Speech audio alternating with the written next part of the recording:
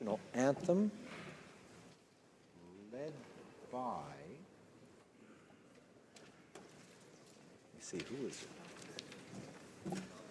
Oh yes, led by the honourable member for Nanaimo, Ladysmith. Oh, Canada, our home and native land, true patriot love, in all life's just command, cartographe se porter la paix, il se porter la croix, ton histoire est une épopée des plus brillants exploits. God keep our land glorious and free.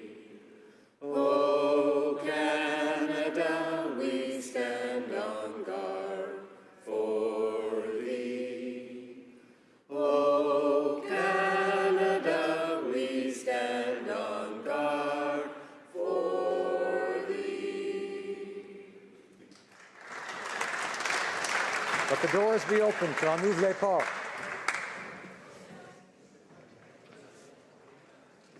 Statements by members. Déclaration de députés. Alors.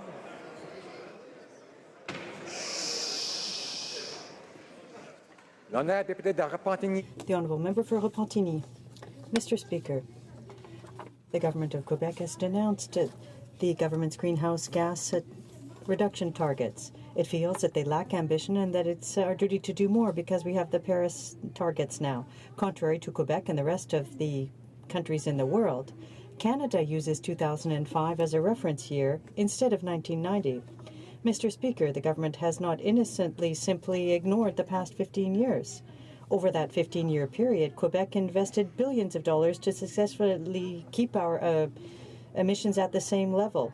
Out west, however, emissions from the dirty oil industry increased by 124%, and in Saskatchewan, they've shot up by 76%. While we are taking steps to reduce our emissions, Canada doesn't seem to give a hoot. So if the government wants to be taken seriously, it must start by putting an end to Energy East. Honourable member for Fundy Royal. Thank you, Mr. Speaker. I stand here today to remember the sacrifices and contributions made by British home children in the building of this great nation. It is estimated that 10% of Canadians are descendants of these home children, and a large number of those descendants live in New Brunswick and in my riding of Fundy Royal. Between 1868 and the 1930s, over 100,000 British boys and girls were sent to Canada for a brighter future. Some were orphans and many were poor. Once in Canada, many home children were sent to live on farms. Some found loving families, but others unfortunately suffered neglect, abuse, and intense loneliness. There are monuments erected in several provinces in commemoration of these sacrifices, including one in New Brunswick at King's Landing Historical Settlement. Thank you, Mr. Speaker, for allowing me the opportunity to share this piece of our history with this House and to remember the sacrifices made by British home children. The honourable member for Tobique-Mactaquac. My riding of Tobique-Mactaquac is home to a spirited rural agricultural region which contributes year over year to a strong agricultural and agri-food industry through innovation, trade, and food processing, and in turn contributing to a robust economy for Canada and Canadians. And with the Canadian harvest upon us, today I would like to thank the farmers who feed us and the industry that supports them. Je suis fier de l'engagement. I'm proud of the commitment our government has made to all those working in the agricultural industry. I recently had the honour of attending the National Canadian Federation of Agriculture member organization meeting to make an announcement on behalf of Minister Macaulay. A federal investment of $400,000 to help the CFA explore the potential of credit insurance for farmers. Celebrate the harvest season, a bit of our hometown history, and our great memories of events such as Potato Break in my home riding. Thank you to our agricultural leaders, and have a happy harvest. Member for Durham. Mr. Speaker, I'm proud to rise today as the Member of Parliament for Durham, mere days after our community unveiled the Highway of Heroes Durham Lav Monument, remembering the service and sacrifice of Canadians in Afghanistan. The passionate volunteers in this project made it possible. Tom Quigley, Stacey Haley, Logan Caswell, Mayor Foster, and the entire Clarington team. Monsieur le Président, Mr. Speaker, the war in Afghanistan was the longest in the Canadian Armed Forces' history. 40,000 Canadian men and women served there, and 158 lost their lives there. Speaker, it's critical for Canada to recognize and commemorate the service and sacrifice of our citizens. That's why I'm so proud that in Bowmanville, Ontario, next to the Highway of Heroes, there is now our region giving Canada a way to show that we will remember them. For South.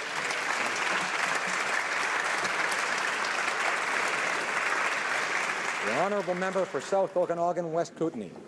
Mr. Speaker, there are 41 communities in my riding, and rather than going on the barbecue circuit this summer, I thought that a cycling circuit, riding the riding, would be a healthier alternative. So for 7 days in late August, I cycled 435 kilometres through South Okanagan, West Kootenay. And each day I had conversations with constituents over breakfast, coffee, lunch, and dinner. It also gave me the opportunity to ride the rail trails of the riding through the Slocan Valley, along the Kettle River, and along the lake shores in the Okanagan. So I'd like to thank the people who joined me, including the volunteer groups who take care of those trails, and I heard their thoughts on how to best fund and maintain these treasures that are so important to the economies of the small communities in my riding. And on a sadder note, I would like to recognize the passing of Fred King of Caledon, British Columbia. Fred served as the MP for Okanagan-Smilkameen from 1979 to 1988. He served well and he will be missed. Bravo.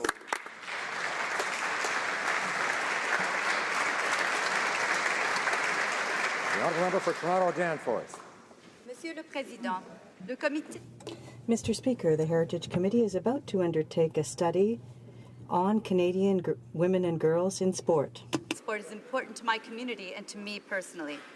In my riding, we have community organizers like Karen Decker, who started a girls' division to the Withrow Park Ball Hockey League. Her efforts have increased participation of girls in the league from 5% to 30% in just 5 years. And because of her encouragement, I have been proud to coach 3 teams to championship wins. Another elite-level sports leader in my riding is a Paralympian rower, Victoria Nolan, who won bronze in Rio just this year. Je suis prêt à commencer à travailler. I'm ready to start working with the committee to learn more and to encourage women and girls to get involved in sport. Thank you, Mr. Speaker. Mr. Brandon Souris. Mr. Speaker, I rise today to honour a great sportsman, the king of golf, Mr. Arnold Palmer. Mr. Palmer passed away last Sunday, September 25th. Golfers and fans around the world, including millions of Canadians, remember him fondly as members of Arnie's Army. Mr. Palmer's first victory in the Professional Golf Association Tour was in Toronto in 1955, winning the Canadian Open. 25 years later, his last PGA win was another Canadian Open in Edmonton. These were just 2 of his 62 PGA and 92 total career victories, which included 7 majors and 6 Canada Cups. He's a member of the World Golf Hall of Fame, the PGA, and the America's Golf Halls of Fame. His business acumen as president of Arnold Palmer Enterprises succeeded in the design and building of hundreds of golf courses worldwide, a golf clothing line, clubs, and even the Arnold Palmer, a popular drink mixture of lemonade and iced tea, to name a few. He was the original chair of the Golf Channel, providing great exposure of the game, and his philanthropic efforts were tremendous. Our condolences to his family, friends, and fans. May he rest with many eagles.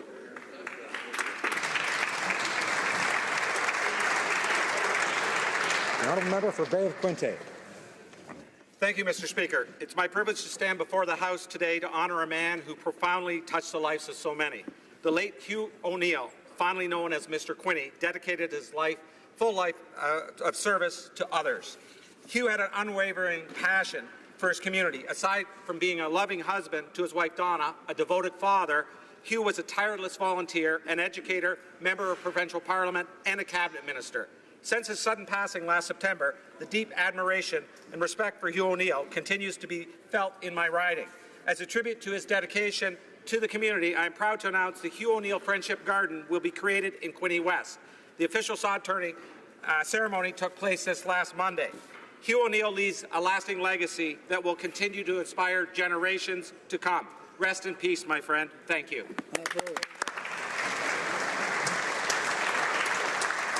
The honourable member for St. John South Mount Pearl.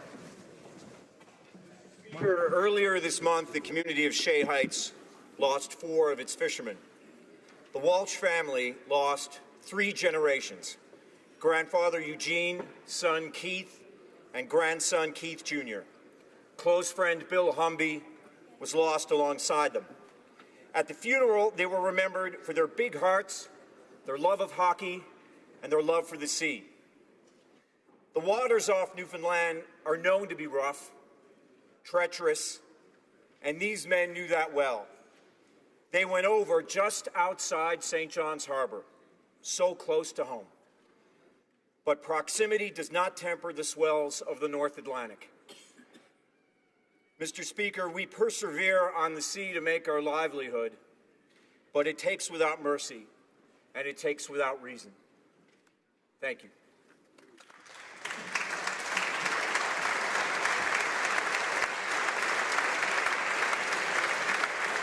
The honourable member for Scarborough Centre. Mr. Speaker, I rise today to pay tribute to Scarborough Centre's own Olympic archer, Crispin Duenas. Competing in his 3rd Olympics for Canada, Crispin did Scarborough and Canada proud by competing in the men's individual archery event in Rio. When Crispin isn't representing Canada at the Olympics, Pan Am Games, or World Championships, he is a physics major at the University of Toronto and a substitute teacher in maths and science with the Toronto District School Board. And he would really like to have lunch with Maple Leafs coach Mike Babcock one day, if anyone could make that happen. I ask the House to please join me in congratulating Scarborough's own Crispin Duenas and all our great Canadian Olympians and Paralympians that made us proud in Rio. Thank you. Mr. Babcock's busy right now, I think. The honourable member for Niagara Centre. Mr. Speaker, young leaders from 196 countries will join global icons for the 2016 One Young World Summit starting today. This annual event's visit, the first in Canada, features top young talent from the world of business, entrepreneurship, policy, social business, and media. Over the next 4 days, they will engage on some of the biggest issues facing our world, including the environment, global business, human rights, Indigenous reconciliation, education, peace and security, and mental health. They will be joined in these discussions by global figures, including Kofi Annan, Professor Mohamed Yunus, Sir Bob Geldof, Emma Watson, and dozens of others. Together, they will formulate and share innovative solutions for pressing issues facing this world. Mr. Speaker, I encourage all MPs to take the spirit and inspiration of One Young World Summit back to their ridings, as I am with respect to Niagara Centre, our Youth Council, meetings being held in October. The honourable member for Carleton. In 1951, a 28-year-old Israeli wearing screeching white socks arrived in Canada with the impossible goal of buying $2 million in artillery equipment and finding the money to pay for it. A few days later, when he departed, he had done both, and he had a brand new pair of socks. Everything that Shimon Peres and his country have done ever since has been impossible. Making the desert bloom, turning salt water sweet, building a world-leading economy from scratch and defending the homeland against countless attacks from all around. Over almost 70 years, Peres' story has been Israel's as finance minister, foreign minister, president, and founder. When former Minister Baird and I met with then-President Peres a few years ago, he was still faithful to his vision of a nation as old as the Ten Commandments and as new as nanotechnology. He leaves a nation that is both and so much more. May he rest in peace.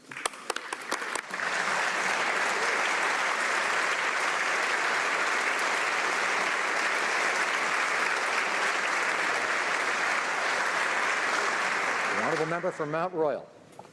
Mr. Speaker, rarely does a man embody a country, but Shimon Peres, who passed away last night, was indeed such a man. He was a part of every bit of Israeli history, big or small, since before the nation was founded. President, Prime Minister, Nobel Prize winner. He was a giant. He was one of the last of Israel's founding generation. Israël et le monde entier ont... Yesterday, Israel and the entire world lost one of its bright lights. This great man, a statesman, devoted his life to promoting peace and dialogue. He was a source of inspiration for many people across the world, including me. Through his ongoing commitment to the principles of justice and human dignity, he worked. He always had the best interest of his people at heart. Canada offers its sincerest condolences to the family and loved ones of Mr. Perez. Exceptional man.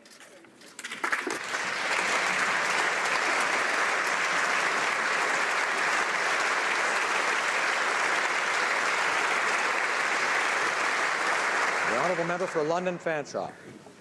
Mr. Speaker, September 26th, World Contraception Day, provides a timely opportunity to talk about the importance of and access to contraception for people around the world. In Canada, there are some who struggle to gain access to necessary reproductive health care. Those most marginalized include youth, immigrants, and those of low socioeconomic status. I believe that reproductive health care and specifically safe and effective contraceptives should be made available and accessible to all. I've put forward a motion, M65, which calls on the government to work with the provinces to provide free access to prescribed birth control. Contraception is a basic life-saving healthcare need for women, transgender, and other persons. Access to contraception supports the right to make healthy reproductive choices. I encourage all members of the House to support M65 and ensure women across Canada have access to the reproductive health services they need. The honourable member for Prince George, Peace River, Northern Rockies. Mr. Speaker, yesterday, after months of indecision, the Liberal government finally made a decision and approved Pacific Northwest LNG. While I am pleased that this important project is now one step closer to becoming a reality, approving a project is one thing, Mr. Speaker, getting it built is another. This project will create thousands of high-paying jobs, billions of dollars in tax revenue, and will help reduce global pollution. I want to thank the residents of my riding throughout this process who continue to work hard to ensure that their voices of strong support for BC LNG were heard. These same residents and their families are counting on the jobs that will result from this project. Mr. Speaker, approving this project is not enough. I call on the Prime Minister and his Cabinet to become champions for this project to ensure that this project is built so that Canadians can access the jobs that this project will create. Thank you, Mr. Speaker. Member for York Centre. Mr. Speaker, the international community has lost a giant. Shimon Peres was a peace builder, a public servant who embodied the boundless energy, optimism, and desire of Israelis to seek peace in a region fraught with immense challenges. In his 66 years in public life, President Peres dedicated himself to fostering peace between Israelis and Palestinians, as exemplified in his leadership role in forging the Oslo Accords. For his efforts, President Peres was awarded the Nobel Peace Prize. But President Perez's contributions extend far beyond peace and diplomacy. He was a driving force for innovation, inspiring Israelis to dream and think big.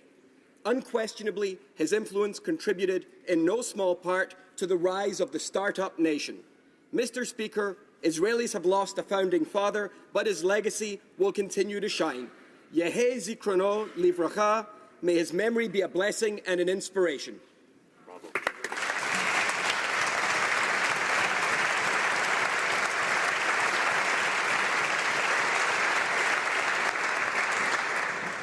Questions orales, oral questions. The honourable Leader of the Opposition.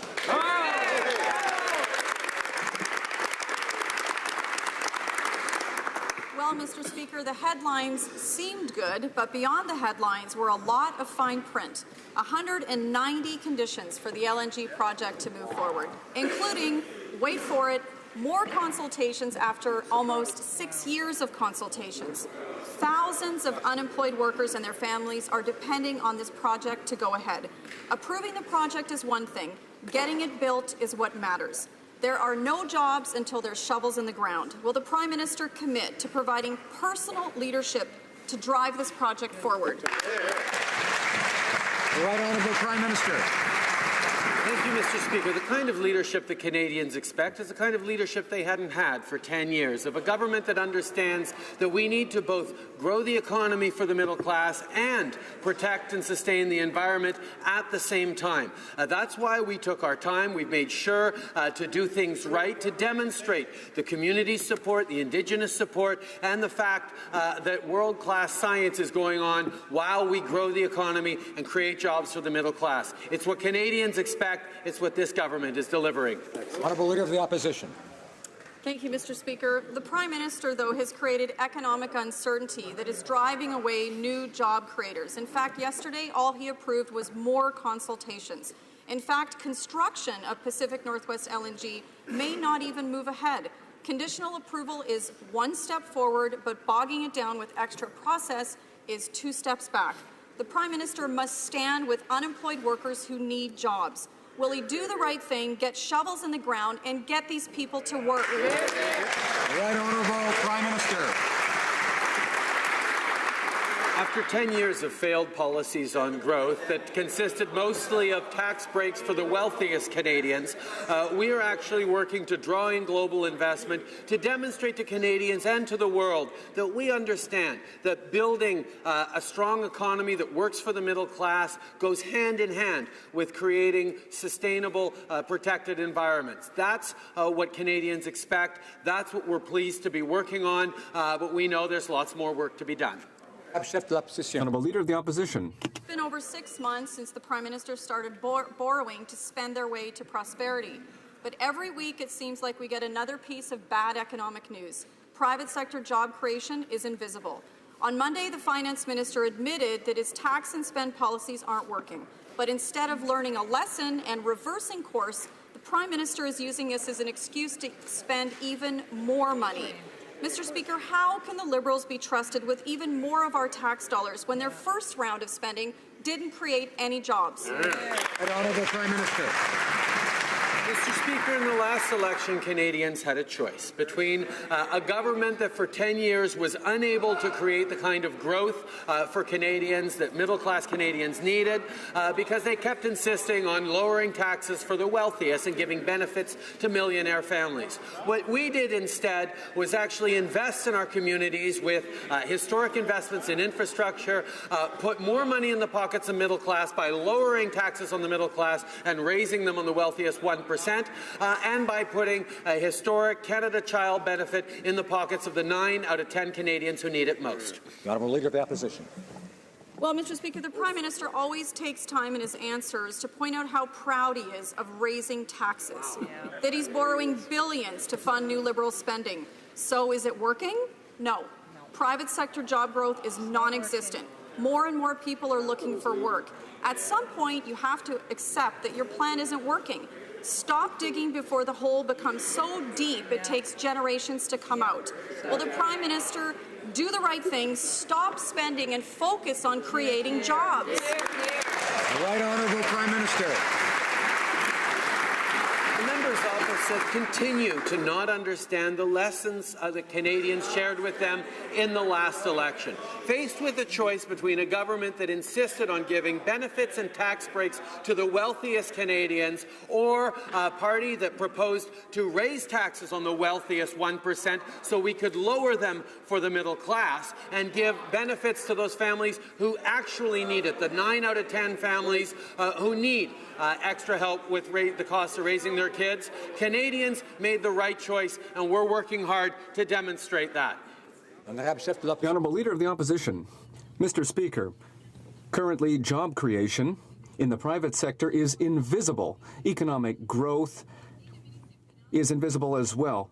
On Monday, the Finance Minister said that his spending and tax plan is not working, but instead of backtracking, the Prime Minister is still spending without counting. Mr. Speaker, how can we trust the Liberals when job creation is missing in action despite the fact that they're spending without counting? The Right Honourable Prime Minister. Mr. Speaker, after 10 years of a government with the worst economic growth record since R.B. Bennett in the Great Depression, Canadians need a government that is ready to invest. ready to invest in their communities, ready to put more money in the pockets of the middle class by asking more from the wealthiest Canadians. We've increased taxes on the wealthiest 1% so that we could drop them for the middle class. We're giving the Canada Child Benefit to Canadians. It's more generous for 9 families out of 10. That's what Canadians want from their government. The Honourable Member for Outremont. Mr. Speaker, consultation means much more than informing Indigenous community that a project has already been approved. 6 local First Nations have opposed this LNG project. And how was this decision announced? The Prime Minister sent 3 ministers to the Vancouver airport, 1,000 kilometres away from the people and territory that will be directly affected by their decision. Does the Prime Minister really consider this to be respect for First Nations? Right Honourable Prime Minister. Mr. Speaker, we've always understood that in order to create the kind of government that people want, we need to both grow the economy and protect the environment. And that means folding in consultations with Indigenous leaders, talking to communities, making sure we get the world-class science done. That's exactly what we did on this project. Unfortunately, the members opposite either think we're not going fast enough or we're going too fast. Canadians know we need to grow the economy and protect the environment right now and do it right. Member for Outremont. I'm not too sure what folding in means, but those First Nations know that they've never been meaningfully consulted and they've never been accommodated, Mr. Speaker. The Liberals have Stephen Harper's targets, Stephen Harper's plans, Stephen Harper's deadlines, and it's just the Conservatives who are applauding that. Let's be clear, they'll never be able to meet our international commitments to reduce greenhouse gas emissions. How can the Prime Minister approve new pipelines if it's already impossible to reduce greenhouse gases because we don't have a credible and complete plan? That's absolute nonsense. An Honourable Prime Minister. The reality, Mr. Speaker, is that we need to grow the economy while protecting the environment and reducing our greenhouse gas emissions. The problem that we've had for a long time is that governments, including previous Liberal governments, had a lot of targets but no strong plan to meet them. And that is why we are working with the provinces, with our partners in industry, to ensure that we reduce our greenhouse gas emissions. That's what the world, that's what Canadians are expecting from this government. Come on. The Honourable Member for Outremont. Mr. Speaker, the Prime Minister has kept repeating that good old Canada is back on the international scene, and that since his government was elected last year. Well, good old Canada, that means committing to protecting human rights internationally. That means that Canada must stop arms sales to those who violate human rights. Does the Prime Minister agree with our plan to create a parliamentary committee to study arms sales to foreign countries before approving them? The Right Honourable Prime Minister. We were very clear, Mr. Speaker. We believe that we need to have greater transparency and greater rigor when it comes to arms sales to foreign countries. And that is why, among other things, we have committed to participating in the Arms Trade Treaty. And we will work with all the members in this House to ensure that Canada participates in that treaty. The Honourable Member for Outremont. Once again, the Prime Minister claims he believes in human rights, transparency and accountability. Well, he's got an opportunity to prove it.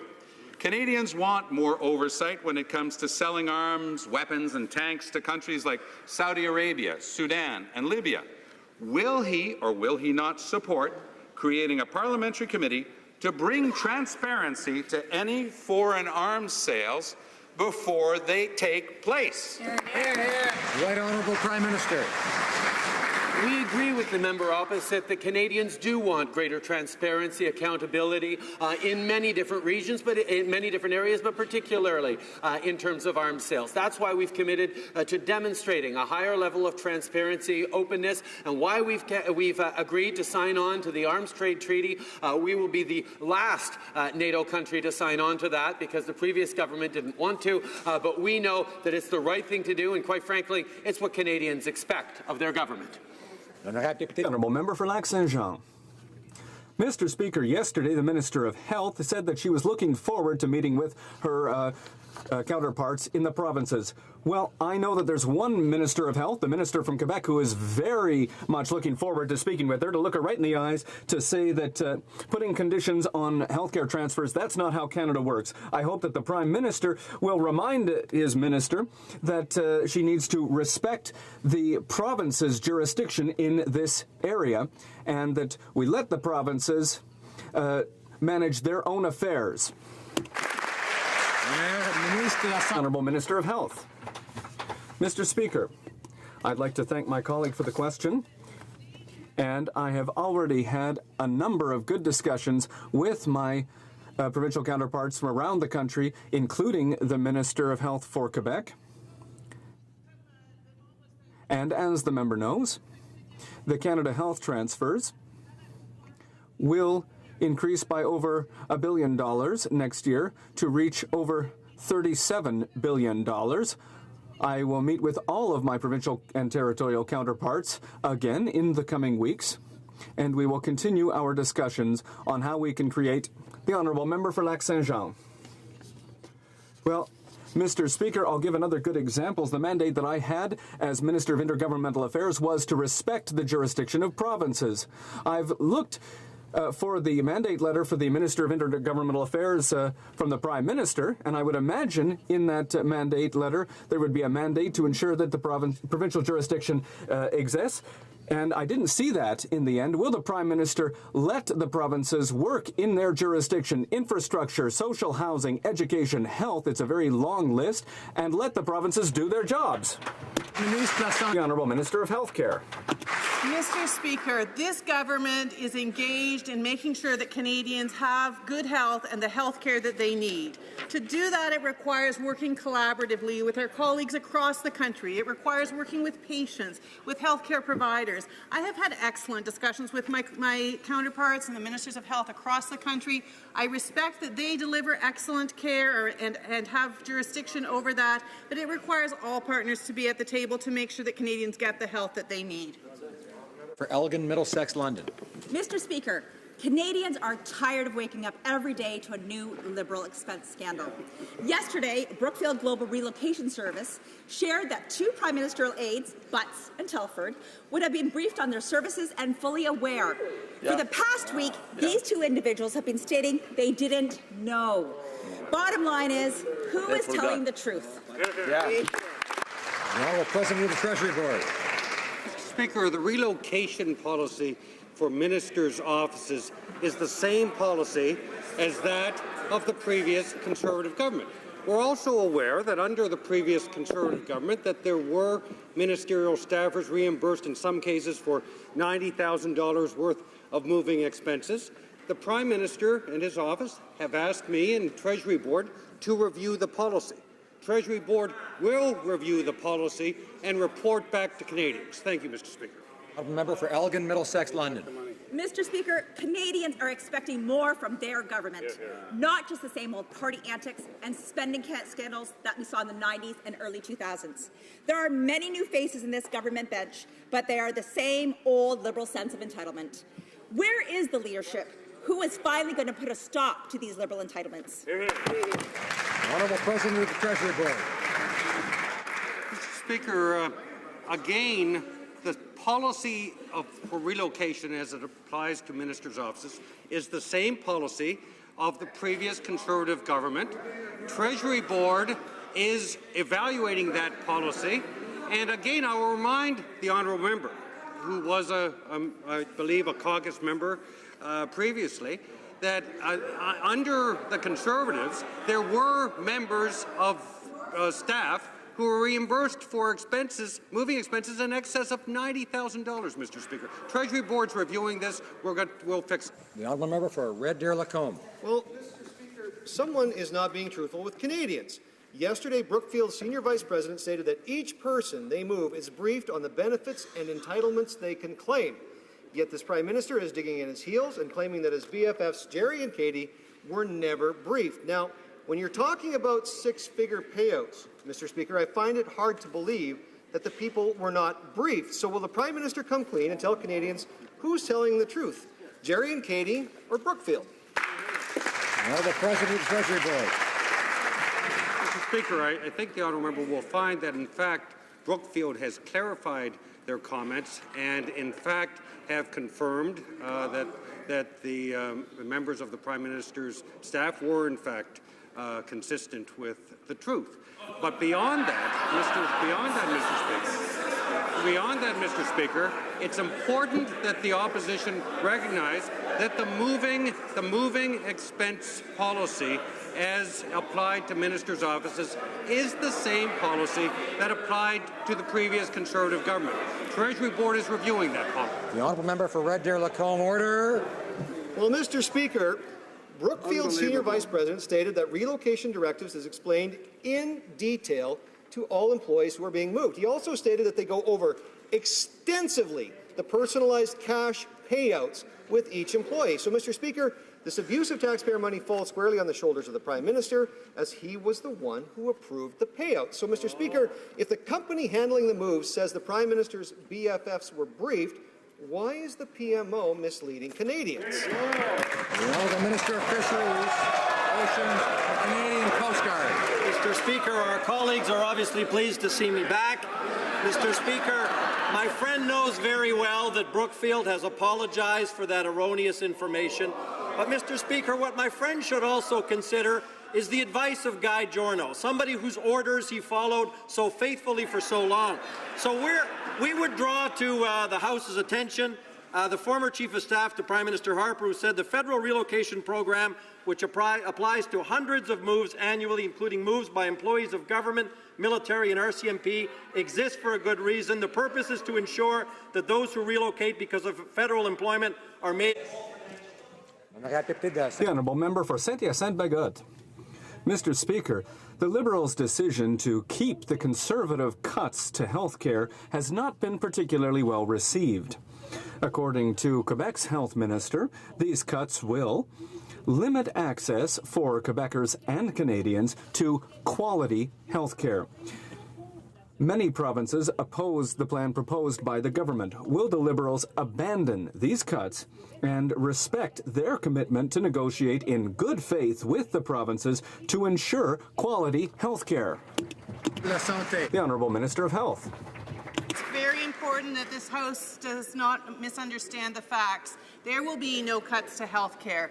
Our government is committed to be a good partner and making sure that Canadians have the health and health care that they need. This year, the Canada Health Transfer was the largest ever, more than $36 billion. It will increase by more than $1 billion additionally next year.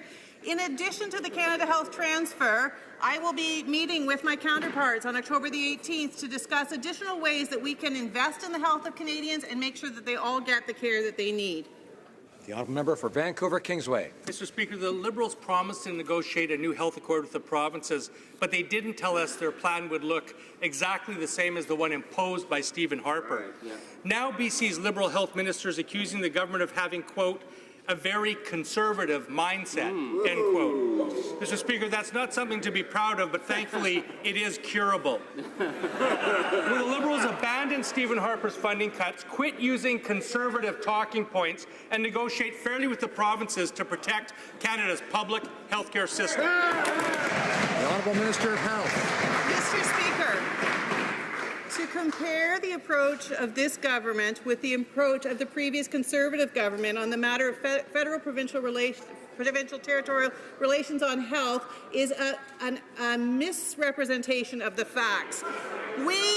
I am meeting with my counterparts. I already met with them in January. I've been given direction from the Prime Minister to negotiate a new health accord with the provinces and territories. That was not done by the previous government. We will do that. We will work in collaboration with the provinces and territories. We will invest in health and make sure that Canadians get the health that they need. Honourable member for Lévis-Lotbinière. Mr. Speaker, the Prime Minister's friends have received so much money that they seem to be completely distracted. After getting caught with their hands in the till, the Prime Minister's best friend and his Chief of Staff have admitted that certain expenses were unreasonable and they pretended that they weren't aware of all the costs. But the moving company has now revealed that they were aware of all the costs. Mr. Speaker, will the Prime Minister's friends finally say once and for all the whole truth and stop taking Canadians for fools? The Honourable Minister of Fisheries. Mr. Speaker, I see that my colleague across the way is on a fishing expedition, so I will reply to that. Mr. Speaker, they know very well that Brookfield has apologized for giving false information. Maybe he didn't hear the answer that I gave to my predecessor. He didn't have time to change his question. But we know that the member followed the orders of Guy Giorno, Stephen Harper's former Chief of Staff, and he approves this program. We will improve this program, and that is why the Prime Minister has asked the President of the Treasury Board to review the program. The Honourable Member for Lévis-Lotbinière. Mr. Speaker, Canadians expect that when they send their money to Ottawa that it will be properly and rigorously managed. But now we know that the Prime Minister's friends were aware of all the expenses that they were claiming, even if they've claimed the opposite. Canadians have a right to know if this Prime Minister is hiding something else. Mr. Speaker, Canadians merit respect from this government. So I would ask them to tell us what other unreasonable expenses are they hiding from Canadians in hoping that they don't get caught with their hands in the till. The Honourable Minister of Fisheries. Well, Mr. Speaker, I will take this opportunity to make my colleague aware of the comments of his former boss, Guy Giorno, who said about the relocalization program that the federal program, which applies to hundreds of people who move every year, including government employees, members of the armed forces, the RCMP, has a good reason for existing. The goal is to ensure that those who move because of their federal job are made whole financially. But we also believe, Mr. Speaker, that we need to review the program that was approved by his government, and that is what my colleague is doing. For Bruce Gray, Owen Sound. Monsieur le President, when the Minister of Immigration first responded to my order paper question, instantly none of my staff got any of this money, or none of this moving expenses were incurred by his staff. But when he was caught with his hand in the U-Haul, in the cookie jar, all of a sudden he remembered that he had okayed the expenses to move one of his staff all the way from Thailand. Can the minister explain his lapse of memory and judgment? Honourable Minister of Immigration. Well, Mr. Speaker, we did make a commitment to Canadians to be open and transparent, and quite the opposite of what the member just said. It was 9 long months ago that we recorded this expense through proactive disclosure. 9 months ago. I discovered only yesterday we'd entered the expense under the wrong column. I immediately corrected that point in the House, and I immediately supplied a new answer to the question. But we have disclosed that expenditure 9 months ago. Nothing at all was ever hidden from Canadians. Order. Order. The member for Bruce Gray, Owen Sound. Well, Mr. Speaker, all of a sudden we've got another minister of cover-up. Mr. Speaker, like my own memory sometimes, I believe the minister's memory seems to be past its best before date. And I mean that, of course, in a very comforting way, Mr. Speaker. But to be serious here, does the minister really think it's appropriate to move one of his staff from Thailand to Ottawa and then expect the taxpayer to pay for it? Honourable Minister of Immigration. Well, Mr. Speaker, I won't claim a perfect memory either, but I would certainly say it is entirely appropriate that when one hires a staff person or a consultant and the person is in Thailand, yes, the government pays for the transport of that individual to Ottawa and for the relevant hotel expenses, which is precisely what we did and which is precisely what we disclosed to the public 9 months ago. So to say that we were hiding anything is entirely ridiculous. Deputy de Sherbrooke. The Honourable Member for Sherbrooke. Mr. Speaker, the Minister has announced consultations on changing the rules around political activities and charities, but CRA is keeping up the Conservatives' witch hunt against 12 organizations. It makes no sense. How can the Minister justify CRA's continued investigation of charities when she herself admits the rules are too vague and will be clarified? Given the rule-changing consultations, will the Minister drop all unfair investigations against charities? Yes or no? The Honourable Minister of National Revenue. Mr. Speaker, the government understands that charities play a key role in society, and I've undertaken to listen to their needs. That's why I'm proud to have announced the official launch of consultations to clarify the rules around charitable politicking. The government knows that we need to work in partnership with charities. That's what we've promised, and that is what we will do, Mr. Speaker. Honorable Député. The Honourable Member for Timmins James Bay. Government can't seem to get their story straight when it comes to their decision to fight a residential school survivor in court. Now, yesterday, the Indigenous Affairs Minister assured the House that if government lawyers are involved, it's only to help sure they get justice. Because Justice Department lawyers are actually in Ontario Superior Court fighting against compensation to a victim of a, quote, perverse misapplication of justice. Now, the Prime Minister promised to put an end to this. So will the Justice Minister please explain to the Indigenous Affairs Minister why her officials are trying to stop this survivor from getting justice in court? The Honourable Parliamentary Secretary to the Minister of Indigenous and Northern Affairs. Thank you, Mr. Speaker. The government is committed to ensuring justice for all victims in this dark chapter in our history. Mr. Speaker, we're concerned about any possibility that some deserving victims may have been denied compensation. We uphold the Indian residential school settlement process, and members know that. We also, Mr. Speaker, protect the integrity of the independent assessment process, and we will continue to do so on behalf of all Indigenous people. Député de Moncton. The Honourable Member for Moncton Riverview Dieppe. Mr. Speaker, today marks Right to Know Day. The goal is to make Canadians aware of their right to access information held by government institutions and to promote freedom of information as pillars of democracy and good governance. President of the Treasury Board, please explain to the House the government's commitment to openness and transparency. The President of the Treasury Board. Mr. Speaker, I thank the honourable member for her question, and I'm proud to recognize Right to Know Day.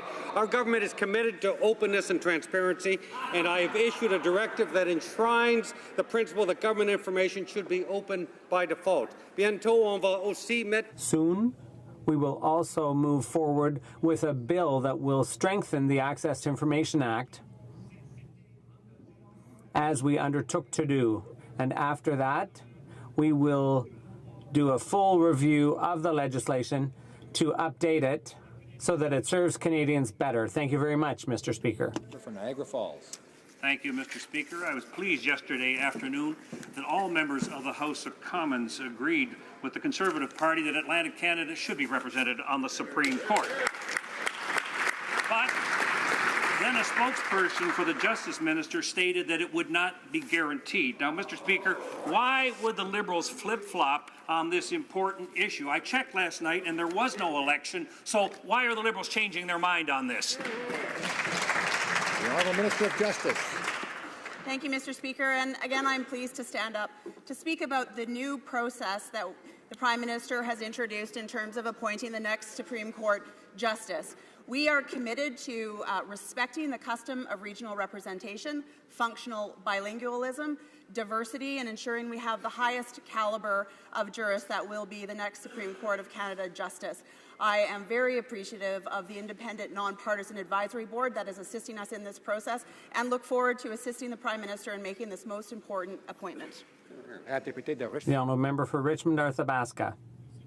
Mr. Speaker, days go by and uncertainty remains when it comes to negotiations with China over extradition. There's a lack of leadership from the Liberals. When files are critical and sensitive, the Liberals are much less open and transparent. Mr. Speaker, the Prime Minister says one thing, but the Foreign Affairs Minister says the opposite. Can they speak to one another and tell us clearly what's the truth? The Honourable Minister of Foreign Affairs. Mr. Speaker, I'd like to congratulate my colleague on his appointment as Deputy Critic for Foreign Affairs. I should tell the opposition that they've been asking questions for 2 weeks about something that doesn't exist. The Prime Minister did not refer to negotiations, and on September 12th, in a joint press release, it says, begin discussion. There's a huge difference between discussions and negotiations. But if my colleague's not sure of that difference, I would invite him to consult our departmental website. Mr. Speaker, that's not good enough. Canadians are still trying to understand the very obvious contradiction between the Foreign Minister and the Prime Minister over the extradition treaty with China. The Prime Minister says discussions have begun. His website says talks have begun. The Chinese Premier as well. The only person who didn't know seems to have been the Foreign Minister. Now, is he simply out of the loop? Is he splitting grammatical hairs? Or is he quite properly challenging the Prime Minister on an unwise initiative?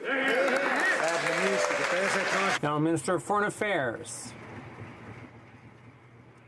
Congratulate my colleague to have been chosen as the spokesperson of his party for foreign affairs, and I want to congratulate him also that he has seen the light, because now we speak about discussions. We have noticed that in his questions. He dropped the word negotiations that he was using for the last 2 weeks. So congratulations to my colleagues. It's quite an improvement, Mr. Speaker, because today, at this very moment, we have a discussions together, but we negotiate nothing. Member for Thornhill. Mr. Speaker, on another matter, an international investigation into the downing of a Malaysian passenger jet MH17 confirms the missile that hit the plane was brought into Ukraine from Russia and fired from Russian-backed rebel territory. Evidence reveals the launcher then returned to Russia. Given 2 Canadians were among the 298 who died in the attack, will the minister now clearly condemn Russia's unrepentant military aggression that has taken thousands of lives and displaced almost 1 million people in eastern Ukraine? Or Minister of Foreign Affairs. I want to thank again my colleague for his question, and I fully agree with what he said. In fact, there is an official declaration done by the government of Canada, and I'm very willing to start to read it in the House. So today, as we consider the interim findings of the independent joint investigation team into the downing of Malaysian Airlines Flight 17, we are reminded of the unspeakable suffering caused by this tragic attack. The interim findings make clear that a Russian-made Buk missile was fired from rebel-controlled territory in eastern Ukraine. In a nutshell, Mr. Speaker, the declarations clearly condemn it. That's it. The Honourable Member for Trois-Rivières. Mr. Speaker, the minister keeps saying rail safety is a priority for his government, a top priority. But when you look at their actions, I hate to imagine what would happen if something wasn't a priority. Communities are concerned because dangerous goods are being carried without consultation or environmental assessment.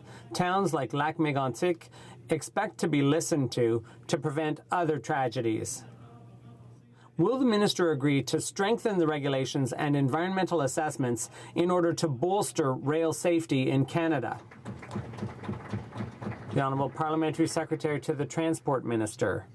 Much, Mr. Speaker, and as my colleague said, the minister has stated multiple times that rail safety is his top priority, and likewise we value the hard work and dedication of first responders in Canada, and that is why the minister issued Protective Direction 36, delivering on our commitment to share more data with communities and first responders, and these new measures enhance transparency on rail safety and dangerous goods. In fact, we understand that the fire chief for the City of Windsor is now recommending that the city signs the non-disclosure agreement by railway companies to get more dangerous goods information. Member for Edmonton Strathcona. Mr. Speaker, so much for making rail safety the #1 issue. Both Conservative and Liberal governments have stated that moving oil and other dangerous goods by rail poses significant risks to our environment and communities. Yet we've seen little action on community demands other than one-off measures such as this. Yesterday, I introduced Bill C-304 to make environmental assessments mandatory and to strengthen regulation of dangerous rail. The Minister of Environment has the power now to order assessment of potentially dangerous rail. What's she waiting for? Honourable Parliamentary Secretary to the Minister. Honourable Minister. I recognize my honourable colleague as the new critic for environment and climate change. Our government is committed to proper environmental assessments that are based on science and evidence. And as we saw yesterday, we applied our interim principles, and I was very pleased to show that we can get resources to market in a sustainable and responsible way by following these principles. And these principles actually were used to engage Indigenous peoples who will now be part of environmental assessments on the Pacific Northwest LNG project. Many of them have benefit agreements. Member for Prince George, Peace River, Northern Rockies. Thank you, Mr. Speaker. Unfortunately, the Liberals' approval of Pacific Northwest LNG project is not all that it seems. The reality is that many residents in my riding woke up this morning in the same circumstances as they were yesterday, unemployed. Unemployment rates in northeastern BC are still the highest in the province. As I said before, approving this project is one thing, building it is completely another. Why did the Liberals put potential poison pills in the approval with unnecessary conditions? The Honourable Minister of Environment. Thank you, Mr. Speaker. As the Prime Minister has said, the only way resources can get to market in the 21st century if they're done in a responsible and sustainable way. I'm very pleased about our decision yesterday, which was based on our interim principles. It was based on science and evidence. It was based on meaningful consultation and accommodation with Indigenous peoples. It was based on hearing from Canadians about concerns. And those 190 conditions are consistent with that, because we need to make sure that any resources developed is done in a sustainable way. But the way this will get to market is actually if the market price goes. Honourable Member for Prince George, Peace River, Northern Rockies. Thank you, Mr. Speaker. As you know, residents in my riding have worked so hard to ensure that their voices of strong support for BC LNG were heard. Yesterday's approval of the Pacific Northwest LNG project was one step forward, but unfortunately the conditions attached were two steps backward. Again, Mr. Speaker, why did the Liberals ensure thousands of Canadian energy workers would remain out of work by adding potentially impossible conditions to their approval of Pacific Northwest LNG? Honourable Minister of Environment. Mr. Speaker, I have to say that I'm puzzled by the question. I'm not entirely sure if the member opposite believes that this project should have been approved with no conditions. Our government is a different government. We believe that the only way resources will get to market if they are done in a sustainable and responsible way. That is what we have done. I'm very proud that this project will create over 5,000 good middle-class jobs, including union jobs. And this is the way we move forward. But let's be clear that we need to make sure that resources are developed in a sustainable way. Honourable Member for Lakeland. Mr. Speaker, the conditional approval of the Pacific Northwest LNG project doesn't mean the Liberals really intend to actually have it built. The vast majority of the assessment was completed under Canada's already world-leading rigorous regulatory system, but the Liberals keep talking about multiple regulatory changes, which means that other energy projects and the livelihoods of hundreds of thousands of Canadians are left hanging in the balance. Now, we hope the Prime Minister will proudly champion LNG, but what about all the other energy projects critical to Canada's economy? The Honourable Minister of Natural Resources. Mr. Speaker, each of these projects will be judged on their own merits, and they're not all the same. Looking at the decision that we made yesterday, a very important decision, will lead to 5,000 new jobs being created in the energy sector across Canada. And for some reason, we're not getting much credit from those opposite. Implicit also is that there will be pipelines that will move to Tidewater, the first time that will happen in more than 10 years. Right on. Honourable Member for Hastings, Lennox and Addington. Mr. Speaker, expanding access into the Chinese market is incredibly important to boost the bottom line for Canadian farmers and agricultural industries. These industries contribute over $100 billion and 2 million jobs to our economy. Can the Minister for Agriculture update this House on our government's recent accomplishments for Canadian farmers and farm families? Thank you. Good job. The Honourable Minister. Mr. Speaker, I thank the member from Hastings and Addington for his question and support. Last week was a great week for Canadian agriculture. Our government gained access for the Canadian canola farmers to the Chinese market until at least 2020, worth over $2 billion a year for Canadian farmers. We also gained access, Mr. Speaker, for bone-in meat under 30 months. That puts another $10 million in the pockets of farmers and ranchers in this country. These successes will create growth and opportunity, and I intend to build on the growth and opportunity when I lead a trade mission to China. The honourable member for Montmagny-Lilac, Kamouraska, Rivière-du-Loup. Mr. Speaker, yesterday the Commissioner of Official Languages decried the fact that French language assessments for potential immigrants to Canada cost up to twice what English tests cost. The Constitution provides that official languages have equal status, rights and privileges in terms of their use in federal institutions. What is this government planning to do at once to enforce the act so that Francophone immigrants don't have to pay twice as much for the exact same service? The Honourable Minister of Immigration.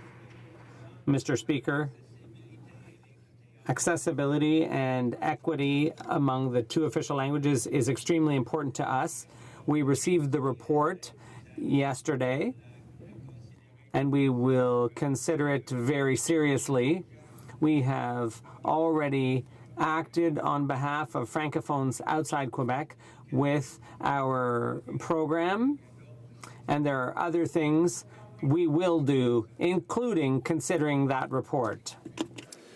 Mr. Speaker, Wood Buffalo National Park in northern Alberta has been a World Heritage Site for more than 3 decades.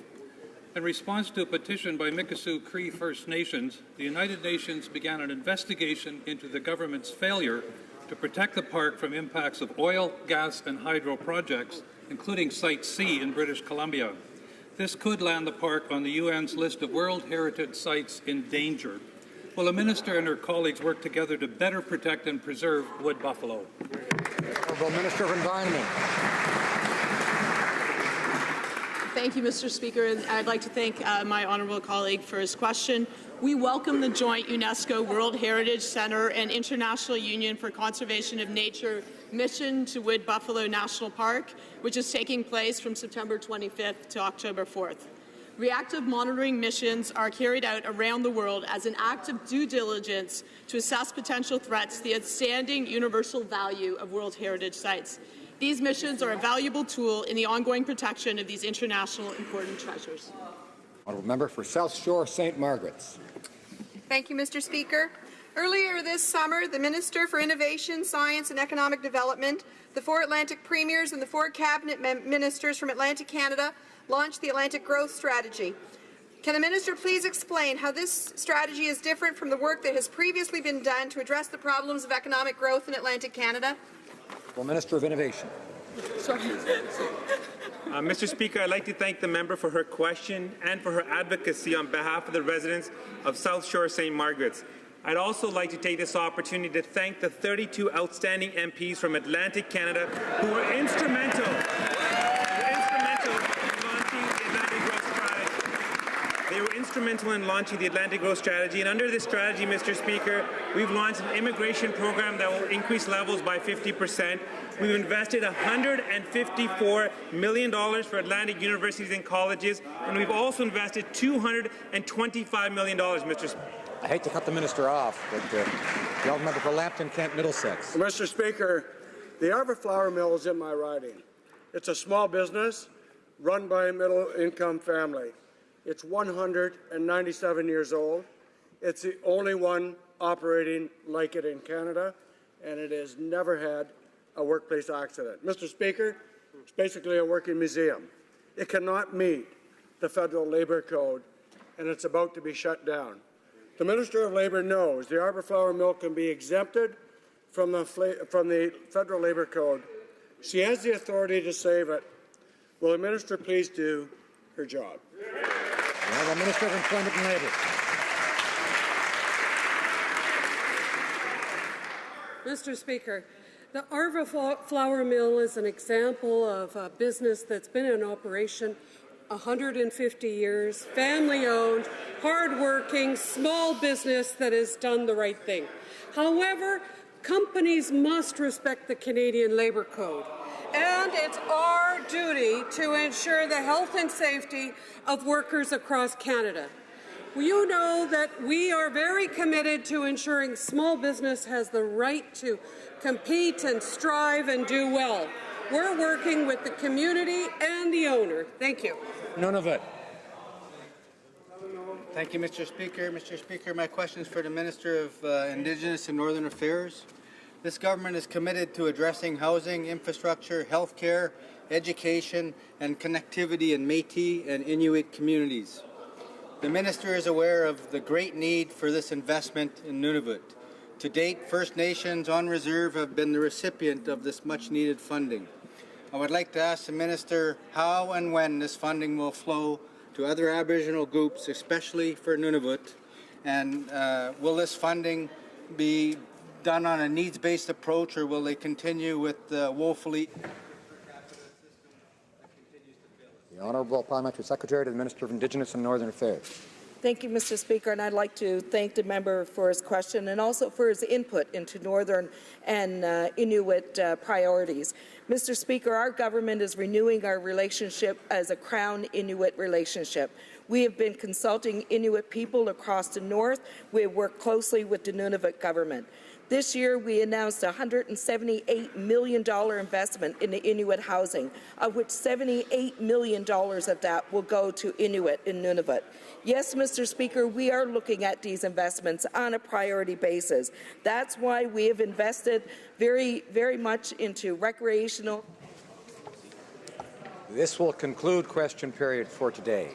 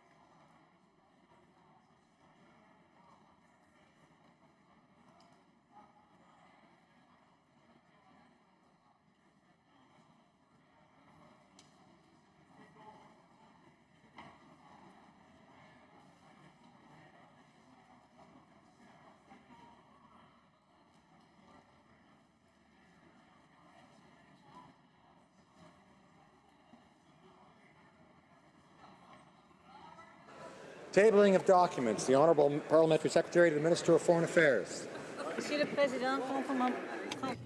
Mr. Speaker,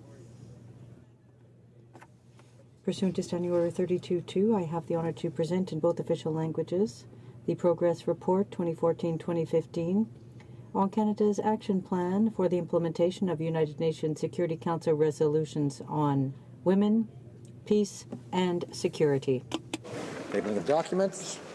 Introduction of government bills. Mr. Bain, seconded by Mr. Sohi, moves for leave to introduce a bill entitled An Act to Amend the Canada Business Corporations Act, the Canada Cooperatives Act, the Canada Not-for-Profit Corporations Act, and the Competition Act. This motion is deemed adopted. Mr. Bain, seconded by Mr. Sohi, moves that the bill be now read a first time and be printed. This motion is deemed adopted.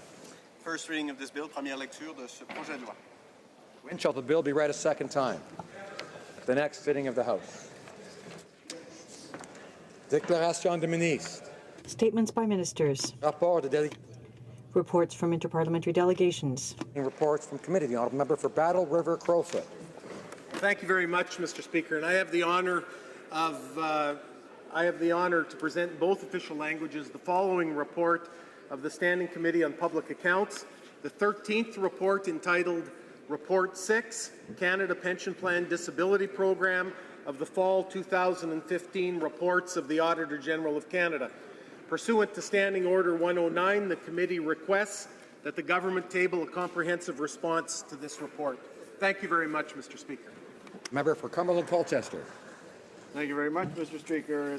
I have the honor to present in both official languages the third report of the Standing Committee on Health in relation to Bill C-224, an act to amend the Controlled Drugs Substances Act. The committee has studied the bill and has decided to report the bill back to the House without amendment. Thank you. Introduction of private members' bills. Mr. Diot, seconded by Mr. Bazan, moves for leave to introduce a bill entitled An Act to Establish a Crimean Tatar Deportation Surgunlink Memorial Day and to recognize the mass deportation of the Crimean Tatars in 1944 as an act of genocide. This motion is deemed adopted. The honourable member for Edmonton-Griesbach. Thank you, Mr. Speaker. Today I rise in the House to indeed introduce my private member's bill, an act to establish a Crimean Tatar Deportation Memorial Day and to recognize the mass deportation of the Crimean Tatars in 1944 as an act of genocide.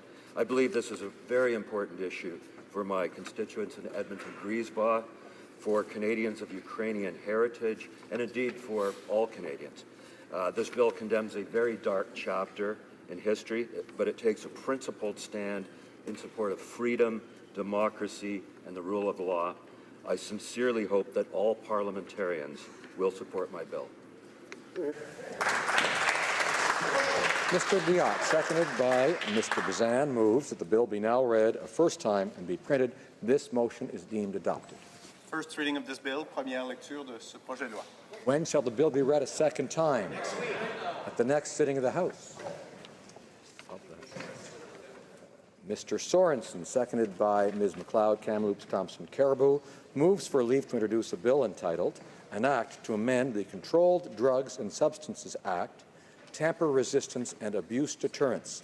This motion is deemed adopted. The honourable member for Battle River Crowfoot. Thank you very much, Mr. Speaker. And I have the privilege to rise and introduce my private member's bill that will help Canadians deal with the scourge of drug abuse that is confronting many communities in Canada. And I want to thank the seconder of this from Kamloops, Thompson, Caribou, who as a registered nurse and working in the healthcare and being from British Columbia, certainly understands the abuse within the fentanyl issues that we face. Every day, media across Canada have reports of deaths by fentanyl or other powerful opioids. The cost to our society of drug abuse is unbelievably high. Drug abuse is killing and hurting too many Canadians, including the drug abusers, their families, and their friends. This bill proposes to allow for specifying controlled substances or classes of controlled substances that must have abuse deterrent and or tamper-resistant properties and would expand the government's regulatory powers in this regard.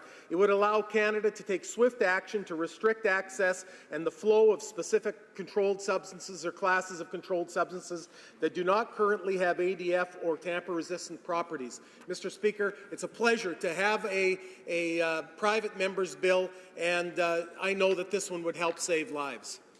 Mr. Sorensen, seconded by Ms. MacLeod, moves that the bill be now read a first time and be printed. This motion is deemed adopted. Première lecture de ce projet de loi, first reading of this bill. When shall the bill be read a second time? At the next sitting of the House. Première lecture du projet. First reading of Senate public bills. Motion. Motions. Station de pétition. Presenting petitions. Conestoga. Thank you, Mr. Speaker. This petition is relating to the fate of Mary Wagner, who was a prisoner of conscience. These petitions come from almost 1,300 residents of the Greater Toronto Area, the large majority from the riding of Mississauga East Cooksville. The petitioners are asking Parliament to amend the Criminal Code of Canada to prohibit the detention before trial or custodial sentencing of anyone accused solely of a nonviolent offence consisting of the presence or the words of the accused occurring in the course of the free exercise of speech by the accused or the free exercise of conscience by the accused. Thank you, Mr. Speaker. The honourable member for Kingston and the Islands.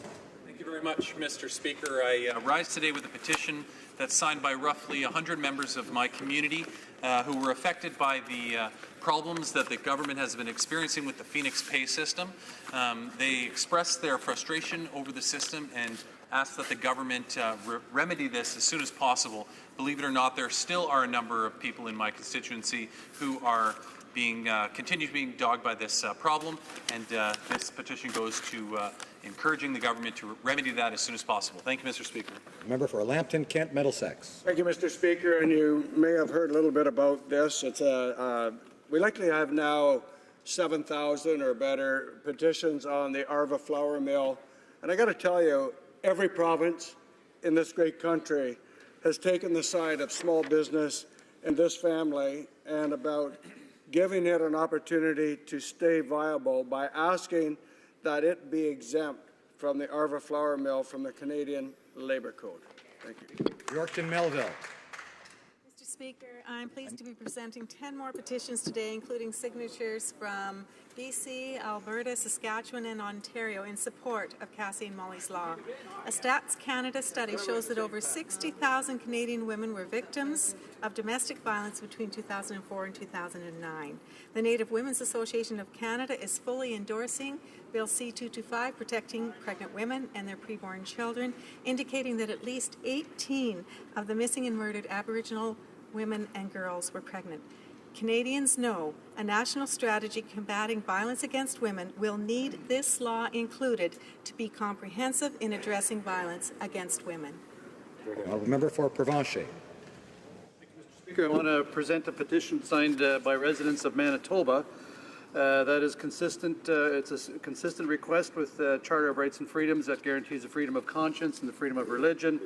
And what they're asking for is for Parliament to establish conscience protection for physicians and healthcare institutions.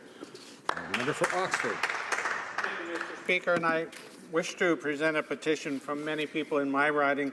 Amongst other things, they request the government pass a resolution to establish measures to stop the Chinese communist regime of crime of systematically murdering Falun Gong practitioners for their organs and publicly call for an end to the persecution of Falun Gong in China. Thank you, Mr. The honourable member for Peace River Westlock. Thank you, Mr. Speaker. I'm pleased to present today a petition signed by Canadians from Saskatchewan and Alberta. The petitioners are concerned about the accessibility and the impacts of violent and degrading sexually explicit material online and the impacts to public health, especially the well-being of women and girls.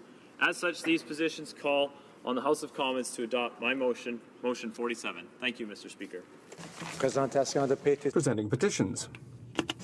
Questions in the order paper. The Honourable Parliamentary Secretary to the Government House Leader. Yes, Mr. Speaker, if revised, response to question number Q258, originally tabled on September 19, 2016, could be made an order for return. This return would be tabled immediately.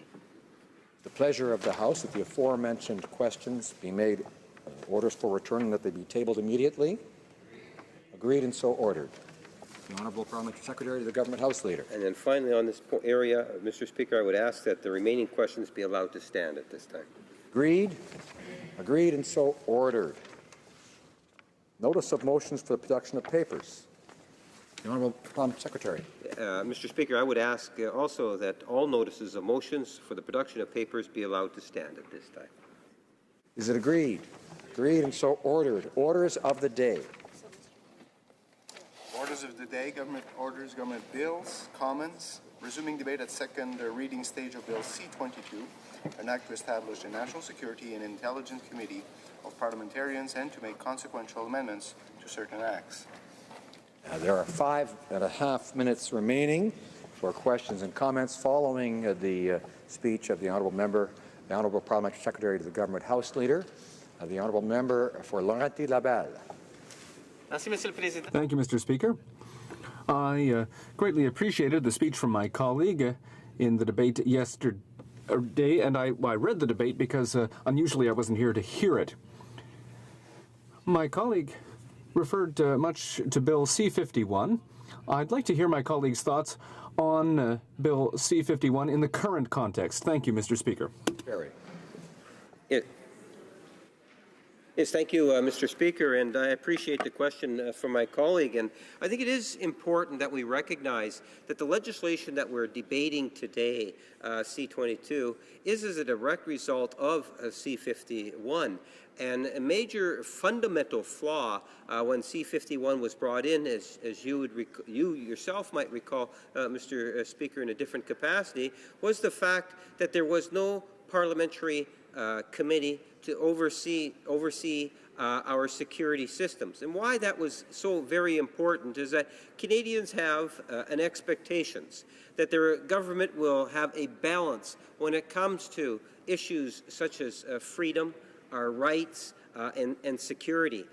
We believe that C-22 delivers what it is that Canadians want to see. And in fact, Mr. Speaker, it is a fulfillment of a commitment that was made by the Prime Minister and the government that we would, in fact, bring in a parliamentary oversight committee, and that's what Bill C-22 is all about. Thank you, Mr. Speaker. Questions and comments? The Honourable Member for New Westminster Burnaby. Thank you very much, Mr. Speaker. And you'll, of course, recall that last year in this House, when Liberals and Conservatives voted for C-51, only the NDP caucus stood up for Canadians and voted against the impact that has on the rights and freedoms of Canadians, at the same time as offering very solid suggestions, not taken up by the former Conservative government or by the current Liberal government, to enhance security while maintaining our rights and liberties. Now, Mr. Speaker, we have a bill in front of us that contradicts how many of our allies proceed. Many of our allies, in fact, all of our allies, have oversight committees with an independent chair, a chair that is selected by the committee, not selected by the government.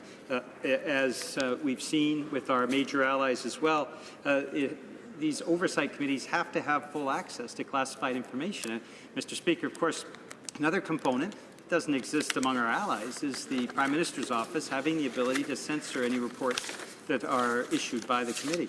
So I'm wondering how the Liberal government justifies these three fundamental weaknesses when they are not in common with practice of our major allies and certainly not in common with the oversight committees that exist in other countries. Honourable Parliamentary Secretary.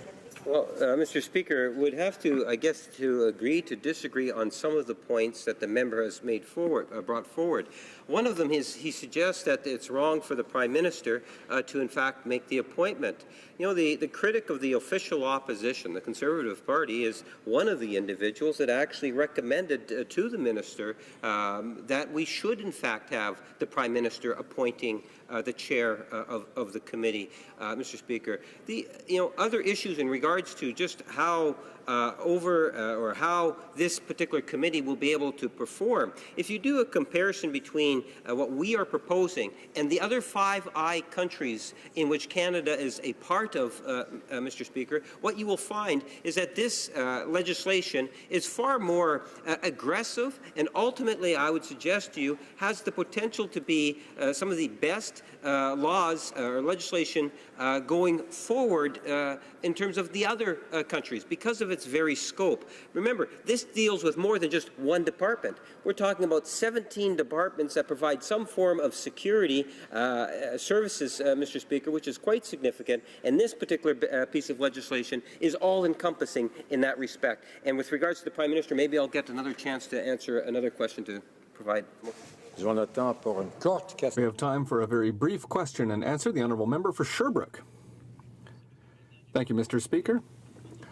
I I have a great difficulty understanding or hearing my colleague refer to this as a parliamentary committee, because the Prime Minister will be appointing the chair of the committee, and the Prime Minister will have a veto on what is in the reports that are tabled in Parliament. So I have a hard time reconciling the difference between true parliamentary committees, where there's no interference from the Prime Minister's office, not only for the appointments of the chair, but there's certainly no interference when it comes to reports and decisions in the reports. So how can the honourable member call this a parliamentary committee when the Prime Minister's office directly interferes in the committee's work? Short response, very short. Speaker, the committee is made up of parliamentarians. It's important to note that the committee will consist of 9 members, with 7 members of the Parliament and 2 senators. Up to 4 members will in fact be government MPs from the governing party. The Prime Minister will be required to consult with opposition party leaders before naming opposition members, and with the Senate before naming the senators. It's also important that we recognize that the Prime Minister is not authorized to alter the findings or recommendations of the reports table. The Prime Minister's role is solely to review the report to ensure that it does not contain classified information. Resuming debate, the honourable member for Portage Lisgar. Thank you very much, Mr. Speaker. I'm very happy to be able to stand today and join in the debate on C-22, which would establish a National Security and Intelligence Committee of Parliamentarians. I will be sharing my time today with the member from Shelburne, Hoot St. Charles. Mr. Speaker, Madam Speaker, national security has taken on even greater importance over the last number of years. Abroad, we have seen horrific jihadist attacks, even just months ago, and in fact, month after month in countries like France, Belgium, and even the United States. Right here in Canada, we saw a jihadi attack, inspired attack, in October 2014. Warrant Officer Patrice Vincent was killed in Quebec, and Corporal Nathan Sorella was killed while he was on guard at the National War Memorial, just steps away from where we are standing today. I know many of us who served in the last Parliament will recall being locked down and not knowing what was going on, and we remember that day. It's important that our national security agencies have the tools that they need to do their job and keep us safe from terrorists. That's why the previous Conservative government passed the Anti-Terrorism Act in 2015, more commonly known as Bill C-51. Bill C-51 is good legislation that struck an appropriate balance between protecting national security and protecting the privacy of others. In fact, the director of CSIS recently told a committee in the other place that CSIS agents have used the powers created under that legislation at least 24 times. Madam Speaker, that record speaks volumes. But today, I'm not here to talk about that bill, but I'm here to talk about C-22 and how to ensure that the rights and liberties of Canadians are appropriately protected through extensive review and oversight of our national security agencies. While our men and women in these agencies do excellent work each and every day to keep us safe, it is always important to have a third-party watchdog. Currently, national security agencies have a substantial review mechanism. CSIS is reviewed by the Security Intelligence Review Committee, which is composed of former parliamentarians and other prominent Canadians. The Communications Security Establishment is reviewed by the CSE Commissioner, and the RCMP is reviewed by the Civilian Review and Complaints Commission. However, we know that the Liberals in their platform promised that they would, and I quote, create an all-party committee to monitor and oversee the operations of every government department and agency with national security responsibilities. Now, unfortunately, or maybe fortunately, depend on how you look at it, that is not the bill that we have before us today. First of all, the bill does not provide for any oversight of national security agencies. In fact, the word oversight isn't even in the bill. It's nowhere in the description or in the body of the bill.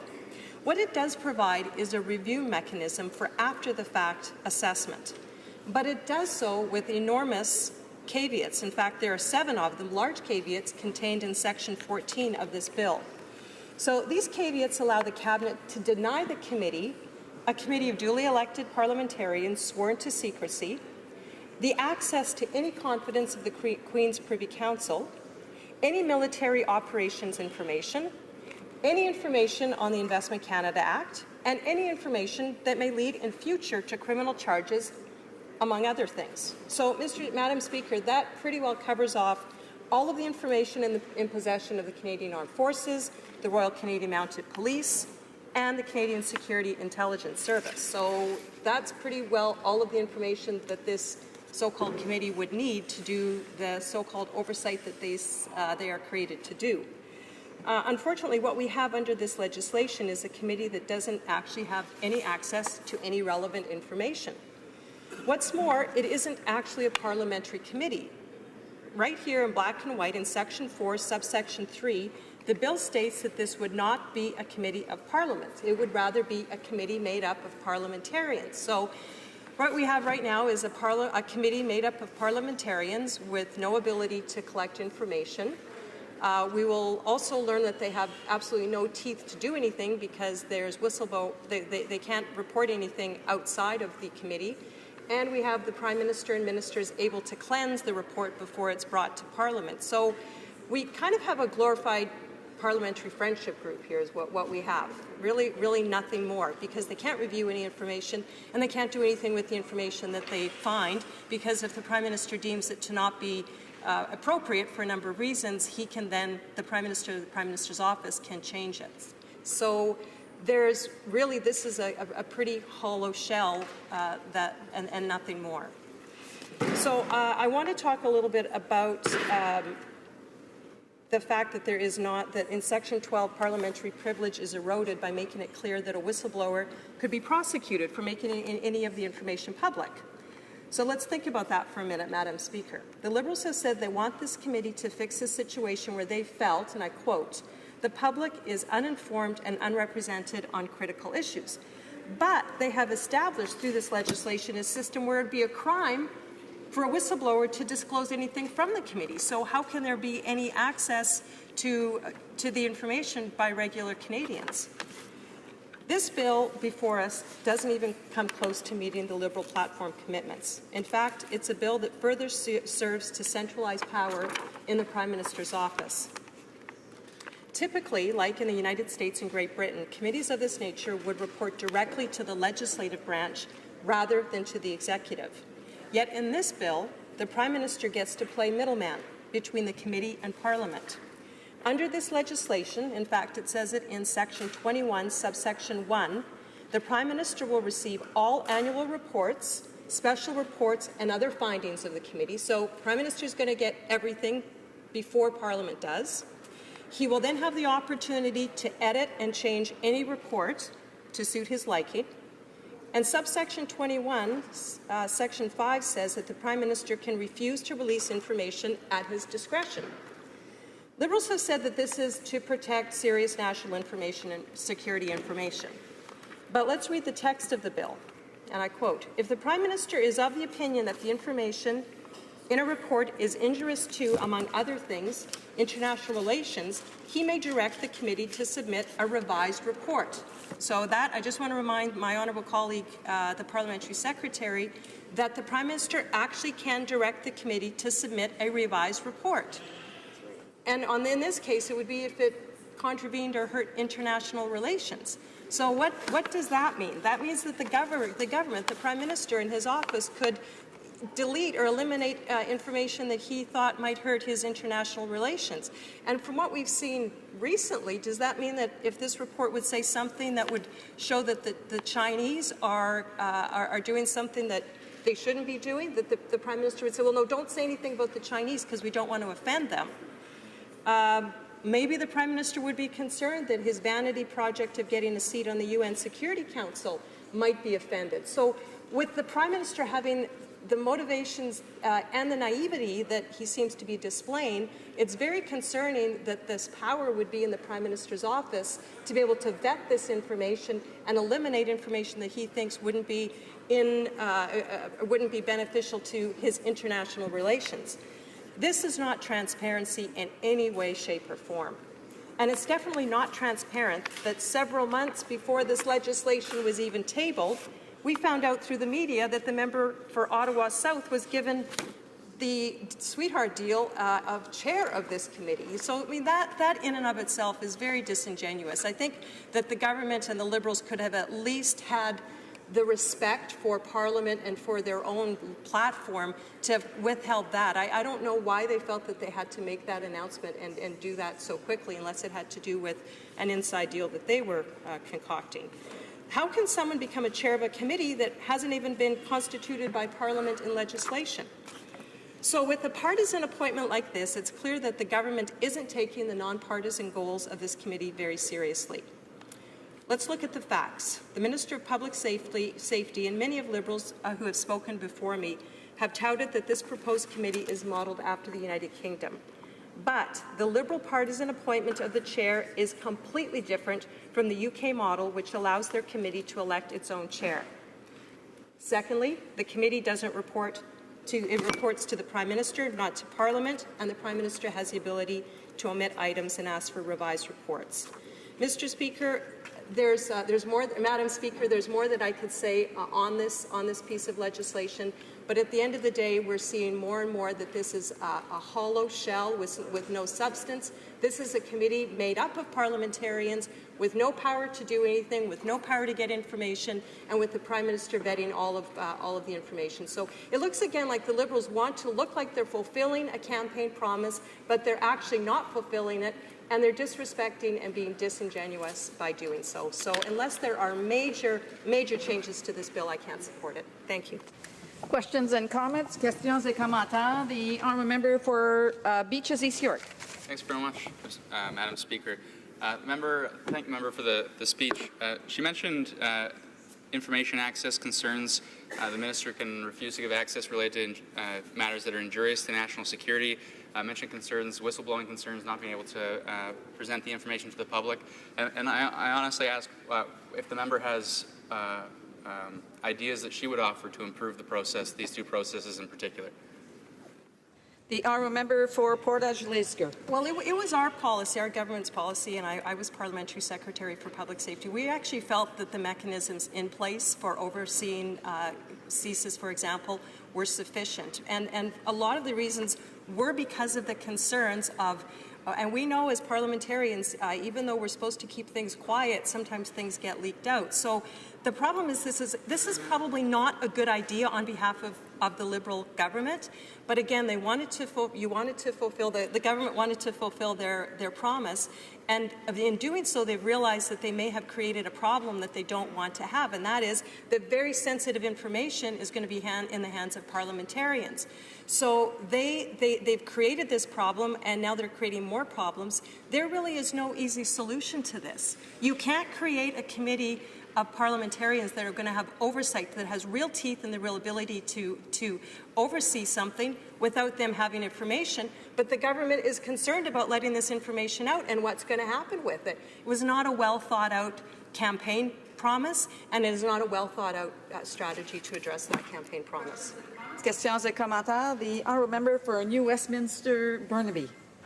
Madam Speaker, I'd like to thank the member for her speech. The member from Portage-Lisgar has taken on new responsibilities as the official opposition House Leader, and I certainly appreciate working with her. We disagree on some things, there's no doubt. We disagreed on C-51. Conservative government brought it forward. Liberals all voted in favour of C-51, despite the impact on civil rights and liberties. And now we have a piece of legislation where I think all members of the House are surprised to learn that there is an oversight committee that is under double censorship. Censored in terms of the information that the Oversight Committee that the Liberal government is proposing, and censored in terms of what the Prime Minister's office will actually permit the committee to put out. And at the same time, as the member from Portage-Lisgar has pointed out, we're talking about a partisan chair of the committee, something that all of our major allies have not done for the simple reason that it is inappropriate. So I'd like the member from Portage-Lisgar to comment on whether she agrees with the NDP analysis that this committee is being handcuffed by the Liberal government. Member for Portage-Lisgar. Thank you, and I want to thank my honourable colleague for his good wishes. And so far, to date, it's been almost 2 weeks. I've very much enjoyed working with my honourable colleague, and looking forward to continuing that. I would agree, and I think it goes back to what I was saying to the previous question.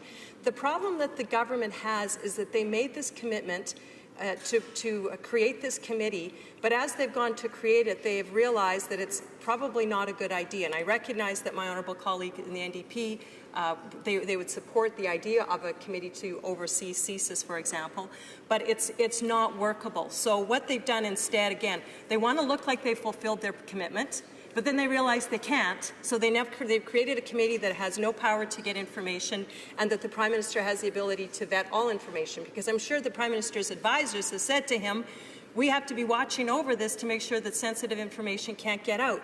But instead of the Liberals saying, we made a mistake and this committee isn't going to work, they have come forward with legislation that is disingenuous, and it creates, which is what we're seeing over and over with so much of the Liberal policy, it ends up creating more confusion and more chaos and more problems than fixing any problem that might exist. The resuming debate, reprise de débat, the honourable member for l'honorable député de Charlebourg. The honourable member for Charlebourg, Haute-Saint-Charles. Thank you, Madam Speaker. And I'd like to thank my colleague from Portage Lisgar for her speech, which leads to mine. I'm pleased to rise today to speak about my concerns about Bill C-22, an act to establish the National Security and Intelligence Committee of Parliamentarians. The first concern I have, I'm not the only one to mention this, is that the bill is entitled Committee of Parliamentarians. But when you read the bill, you quickly realize what type of committee is actually being created. Section 3 reads, the Governor and Council may designate a member of the Queen's Privy Council for Canada to be the Minister for the purposes of this Act. So it's a committee of parliamentarians struck by the Governor and Council, or the government, or by the Prime Minister himself. Similarly, Section 5.1 stipulates that the members of the committee are to be appointed by the Governor and Council on the recommendation of the Prime Minister to hold office during pleasure until the dissolution of Parliament following their appointment. Same thing goes for the appointment of senators to the committee. The Prime Minister has to agree, as it says in Section 5.2. A member of the Senate may be appointed to the committee only after the Prime Minister has consulted with one or more members of the Senate. So the Prime Minister comes up a lot in this bill. Same thing when somebody wants to resign, committee members have to inform the Prime Minister under Section 5.5, which reads, a member may resign by notifying the Prime Minister in writing. Since we have a Prime Minister who has the greatest of respect for this institution and elected officials that make it up, guess what? The Prime Minister has also reserved a right of refusal when it comes to the committee chair. That's what 6.1 says. The Governor and Council is to designate the chair of the committee from among members of the committee on the recommendation of the Prime Minister. So you realize quite quickly just how this is going to work. It's a committee that the Prime Minister is going to choose, not parliamentarians. He chooses who will be members, who will be the chair. It's not a committee of parliamentarians. It's a Prime Minister's committee to show that his government is taking action on something that he has trouble forming a clear position on. The best answer is to say that this committee will be controlled by the Prime Minister. Parliamentarians will not report to Parliament, as one might have expected. I hope you're ready for this. The committee will report to the Prime Minister himself. That's what Section 21.1 says. Each year, the committee must submit to the Prime Minister a report of the reviews it conducted during the preceding year. 21.2 sub 2 says, if, in the committee's opinion, a special report on any matter related to its mandate is necessary, it may at any time submit such a report to the Prime Minister. All the committee's work will not be tabled in the House because, as you've understood, it all has to go through the Prime Minister's office, and they will control everything the committee does.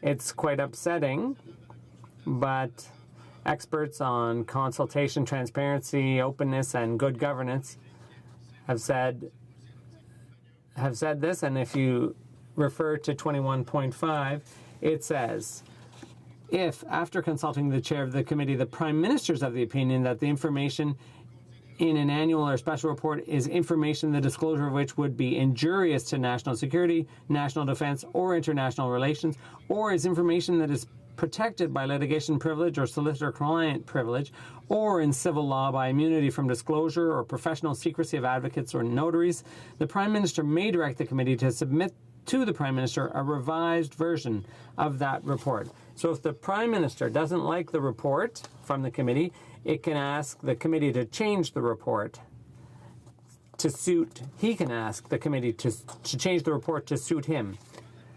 Tabling, subsection 6, subject to subsection 4, the Prime Minister must cause to be laid before each House of Parliament on any of the first 45 days on which that House is sitting after a report is submitted under subsection 1 or 2, a copy of the report, or if the committee was directed to submit a revised version, a copy of the revised version. So only the revised version will be tabled in Parliament, and that may be far from the truth. Maurice Duplessis could have done no better if he had been drafting this bill. Now that I've shown sufficiently that this is not a committee of parliamentarians, but in fact a committee of parliamentarians chosen by the Prime Minister to do his bidding, let's look at another problem with C-22. In addition to choosing who will be on the committee that will oversee activities of a number of major intelligence gathering agencies in Canada, the Liberal government is not giving the committee much leeway to do its work. In theory, the committee could have access to a whole host of very sensitive information, national security information. The government has reserved the right to refuse a number of requests that the committee might make. That's what section 16.1 says, which reads as follows.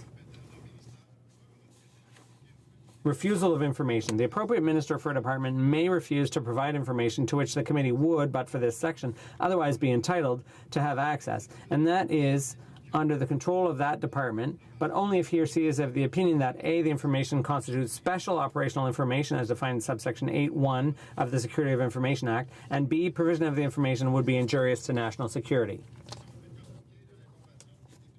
And this refusal is not appealable under section 31.1. The appropriate minister's determination that a review referred to in paragraph 8b would be injurious to national security, or the appropriate minister's decision to refuse to provide information under subsection 16.1 is final. So C21 provides no mechanism to allow the committee to appeal from a questionable decision. All the government has to say is that it's injurious to national security. Under section 31.2, it says, if the committee is dissatisfied with the determination or the decision, the committee is not to bring the matter before the courts, but it may note its dissatisfaction in a report referred to in section 21. So the committee can express its dissatisfaction, but that report is all it can do. The protest would never be tabled in the House either. So, Madam Speaker, all this, the way it's been presented, is going to take a lot of work to garner the support of this House. And I sincerely believe that this type of bill should have unanimous support by members here in the House. We're talking about oversight of national security agencies. We're not talking about partisan politics. The way this bill is presented, it all seems to indicate that the top of the pyramid wants to make sure it retains control of the committee's work. Understand me. Our intent is not to expose secrets or sensitive matters to the public. What we want to make sure is that the committee has the power and the independence necessary to do its job. Any job worth doing is worth doing well. And the very basis of such a committee is rooted in trust. The government members, opposition members, all together, we have to have confidence in this committee, because when we're talking about national security, we have to have full confidence in this new watchdog. So I hope my colleagues opposite are listening and paying attention and will heed my criticisms. Thank you. Questions and comments? The Honourable Member for Laurentides-Labelle. Thank you, Madam Speaker. My colleague says it's important for everyone to cooperate, and I think he's right. That's important. But he says it's not a committee of parliamentarians. He says it's some other kind of committee. But doesn't he think it's important that a member sitting on that committee should not have the privilege of leaking privileged information in the House with impunity? Isn't it important to take away that privilege when it comes to extremely secret, sensitive information? Thank you, Madam Speaker. Now, a member for Charlebourg, Haute-Saint-Charles. Madam Speaker, I'd like to thank my colleague for his question. That's why C-22 is so complex. That's why we're working hard to debate and explain what our expectations are. C-22, as I said in my speech, would strike a committee of all members from all parties to deal with national security, very strategic, important, sensitive issues. But the problem here is that the way C-22 was put together, it leaves everything up to the Prime Minister. So if there are opposition members on that committee, they won't be able to express themselves. They won't be able to speak to their party leader because they'll be held to secrecy. So the Prime Minister has kept full control over this committee, and no member will be able to speak freely. If it's supposed to be a committee of parliamentarians, it should be 100% parliamentarian. That power needs to be taken away from the Prime Minister. The committee has to be able to act at arm's length, independently. That's the problem. So secrecy is very important. National security is very important. But parliamentarians have to have some control over this committee. Otherwise, it's toothless. Questions and comments? Sanik Suk.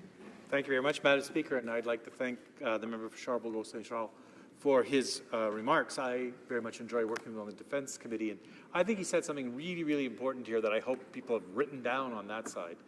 What we're trying to do is create a committee here that'll have the confidence of the public. So the public will believe it's an independent committee, they'll believe it's an effective committee, and they'll believe that the government has no ability to cover up any excesses or inefficiencies in national security. And what the member said was the best way to do that would be have a bill that had unanimous consent of all the parties. And I think that's a really important thing that I hope the Liberals are listening to. The Conservatives have chosen to oppose the bill at second reading. We've chosen to give it conditional support, but I think there's a lot of common ground on this side. And I want to know if the member agrees with me that there's a few things like having an independent chair, having unrestricted access to information, and having it report, the committee report to the House of Commons, not the Prime Minister. It would be easy to get all of us on side if some of those elements were present in the bill. Would the member agree with me on that? Now, member for Charlebourg, Haute-Saint-Charles. Thank you, colleague, for your points. And I'd also like to mention to the House that on March 1st, our public safety critic sent a letter to the minister with 18 recommendations on C-22. And the goal was truly to improve the bill so that we could agree on it. The answer on April 15th was, look, we really worked on your positions. We tried to be constructive to make this committee work. So I would ask the government again to pay heed and work with us. Questions and comments?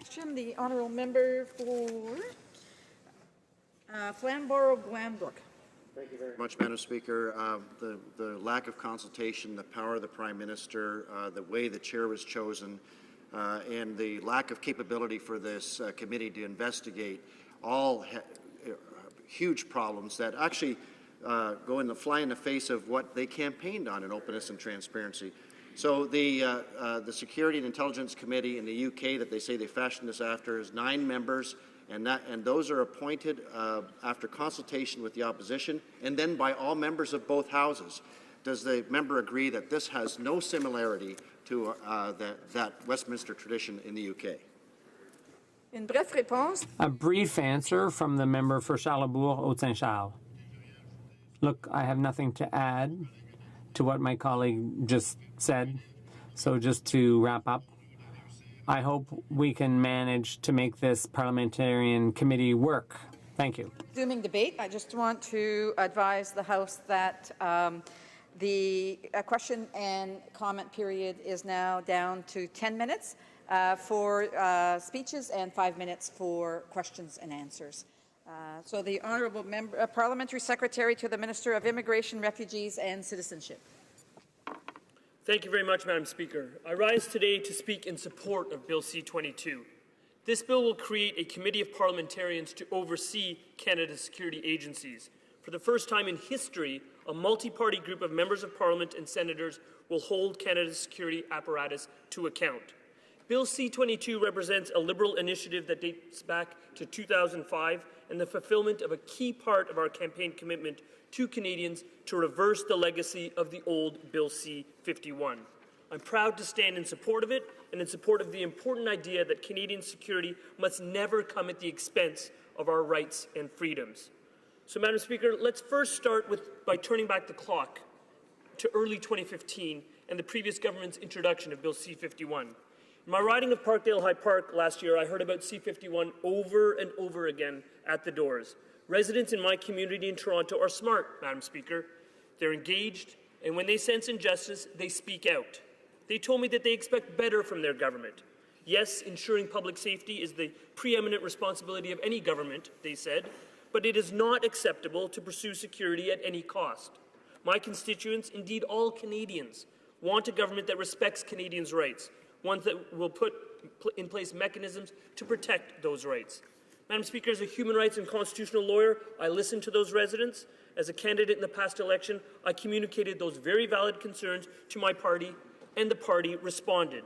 In 2015, we committed on the campaign trail that if we were fortunate enough to earn the respect of Canadians and to foreign government, we would significantly amend that flawed bill and put in place mechanisms Canadians wanted to protect their rights, while simultaneously keeping them safe. That's what Bill C-22 will start to do, Madam Speaker. But we can't take all of the credit. The idea for ensuring parliamentary representatives oversee security agencies like the RCMP, like CSIS, like CSE, didn't come to us like some sort of epiphany, Madam Speaker. It's exactly what our allies have been doing for many years. Every single member of the Five Eyes Alliance, but Canada, has some oversight mechanism in place. That's Australia, the United Kingdom, New Zealand, and the United States. The Auditor General, Madam Speaker, identified the need for parliamentary oversight in a seminal report in 2003.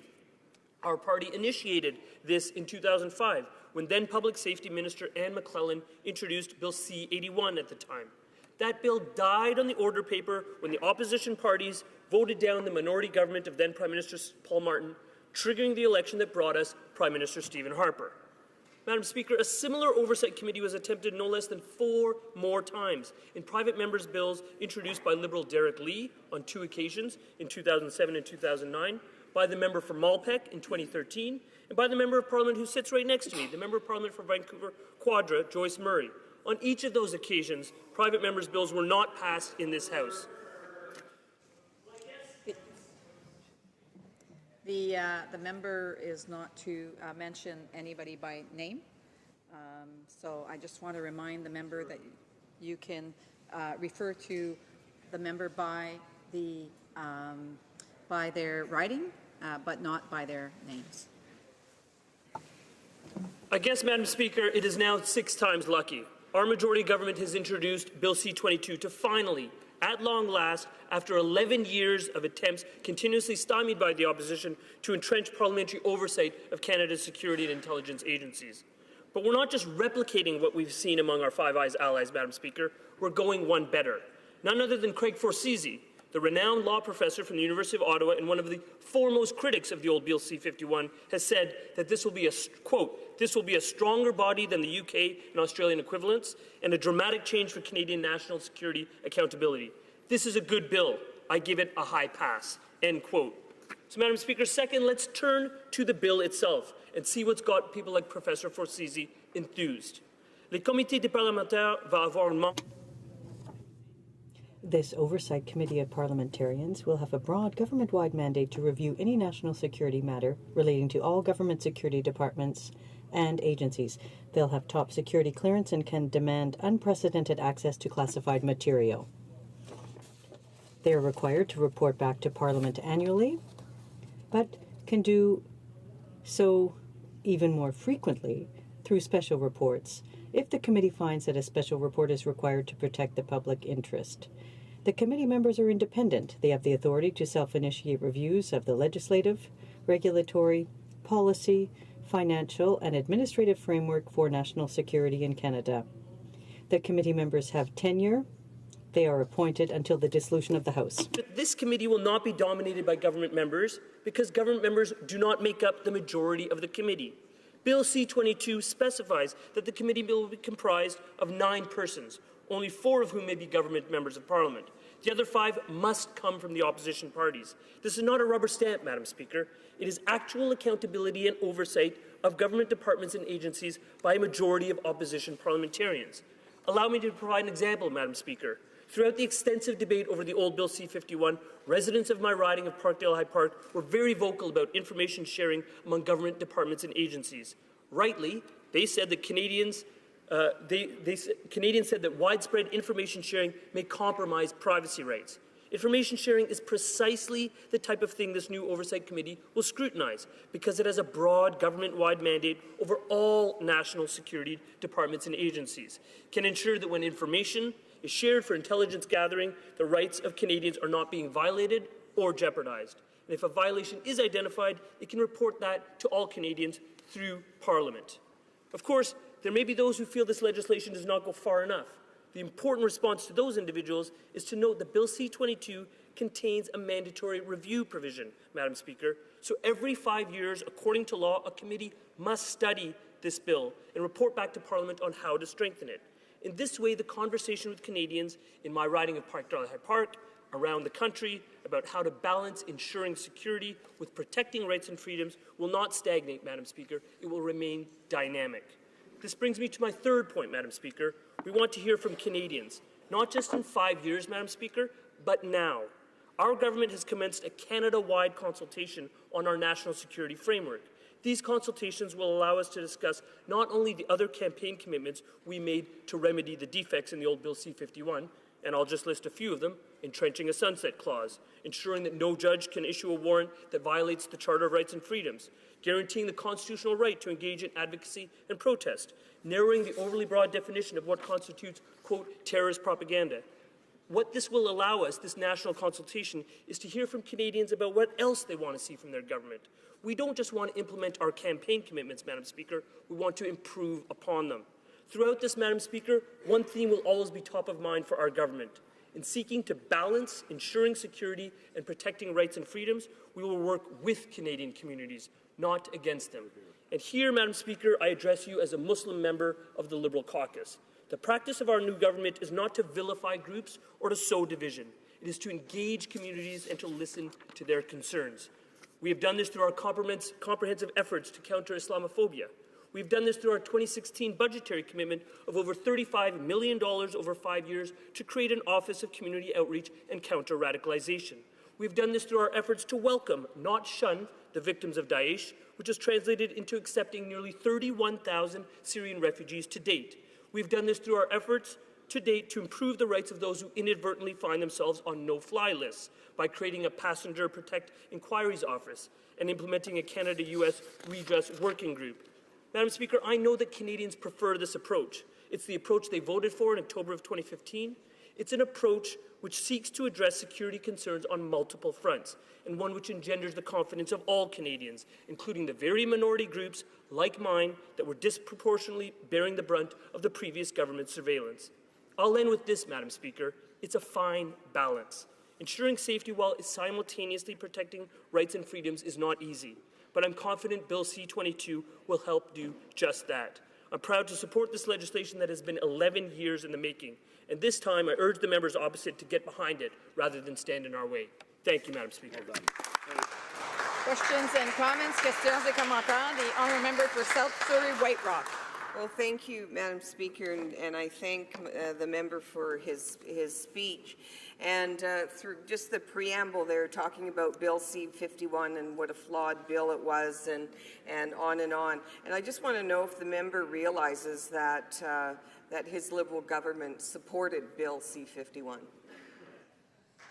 The Honourable Parliamentary Secretary to the Minister of Immigration, Refugees and Citizenship. I thank the member opposite for a question, and of course I'm completely aware of the Liberal Party's position on various bills that were introduced during the previous Parliament, including on C-51. What I will remind the member opposite about is the fact that we tabled 10 amendments at committee stage during the proceedings on that bill, 3 of which were taken up, some of which actually expanded the definition of legitimate protest, which is a change for the good. So we were actively working to strengthen that bill. But I'll reiterate for her and for all members of her party that the point we made in C-51 is that security is a vitally important responsibility of government, but so too is balancing constitutionally protected rights and freedoms. What we committed then and what we are doing now in delivering on that commitment is improving aspects of this bill, that were fatally flawed. And those aspects include oversight through a parliamentary committee that not only replicates what the members of the Five Eyes Alliance are doing, but actually improves upon it. And don't take that from me, Madam Speaker. Take it from Professor Forsizi. Thank you. Comments, questions et commentaires. L'honorable député de... The Honourable Member for Sherbrooke. Thank you, Madam Speaker, and I'd like to thank my colleague opposite for his speech. In the title, there's a nuance that needs to be made. We're talking about a committee of parliamentarians, and that's very different from a parliamentary committee. There's a nuance. It's maybe clearer in one language than the other, in French over English, but c'est une nuance extrêmement importante. it's an extremely important nuance because the title should have been the Prime Minister's Committee. That would have been more accurate.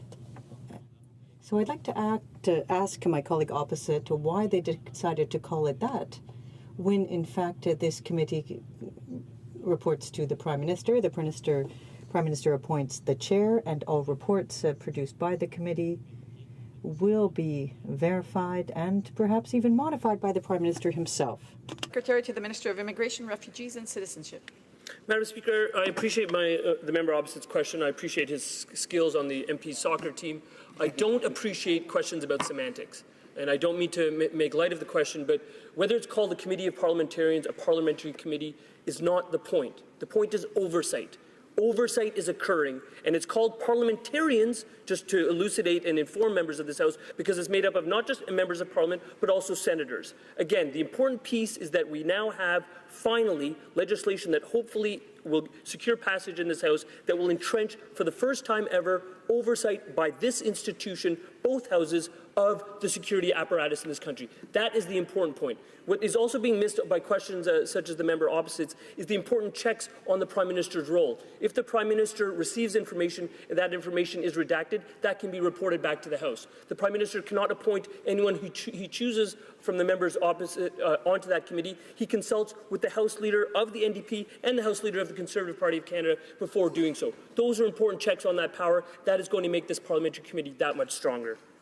Questions and comments, questions et commentaires.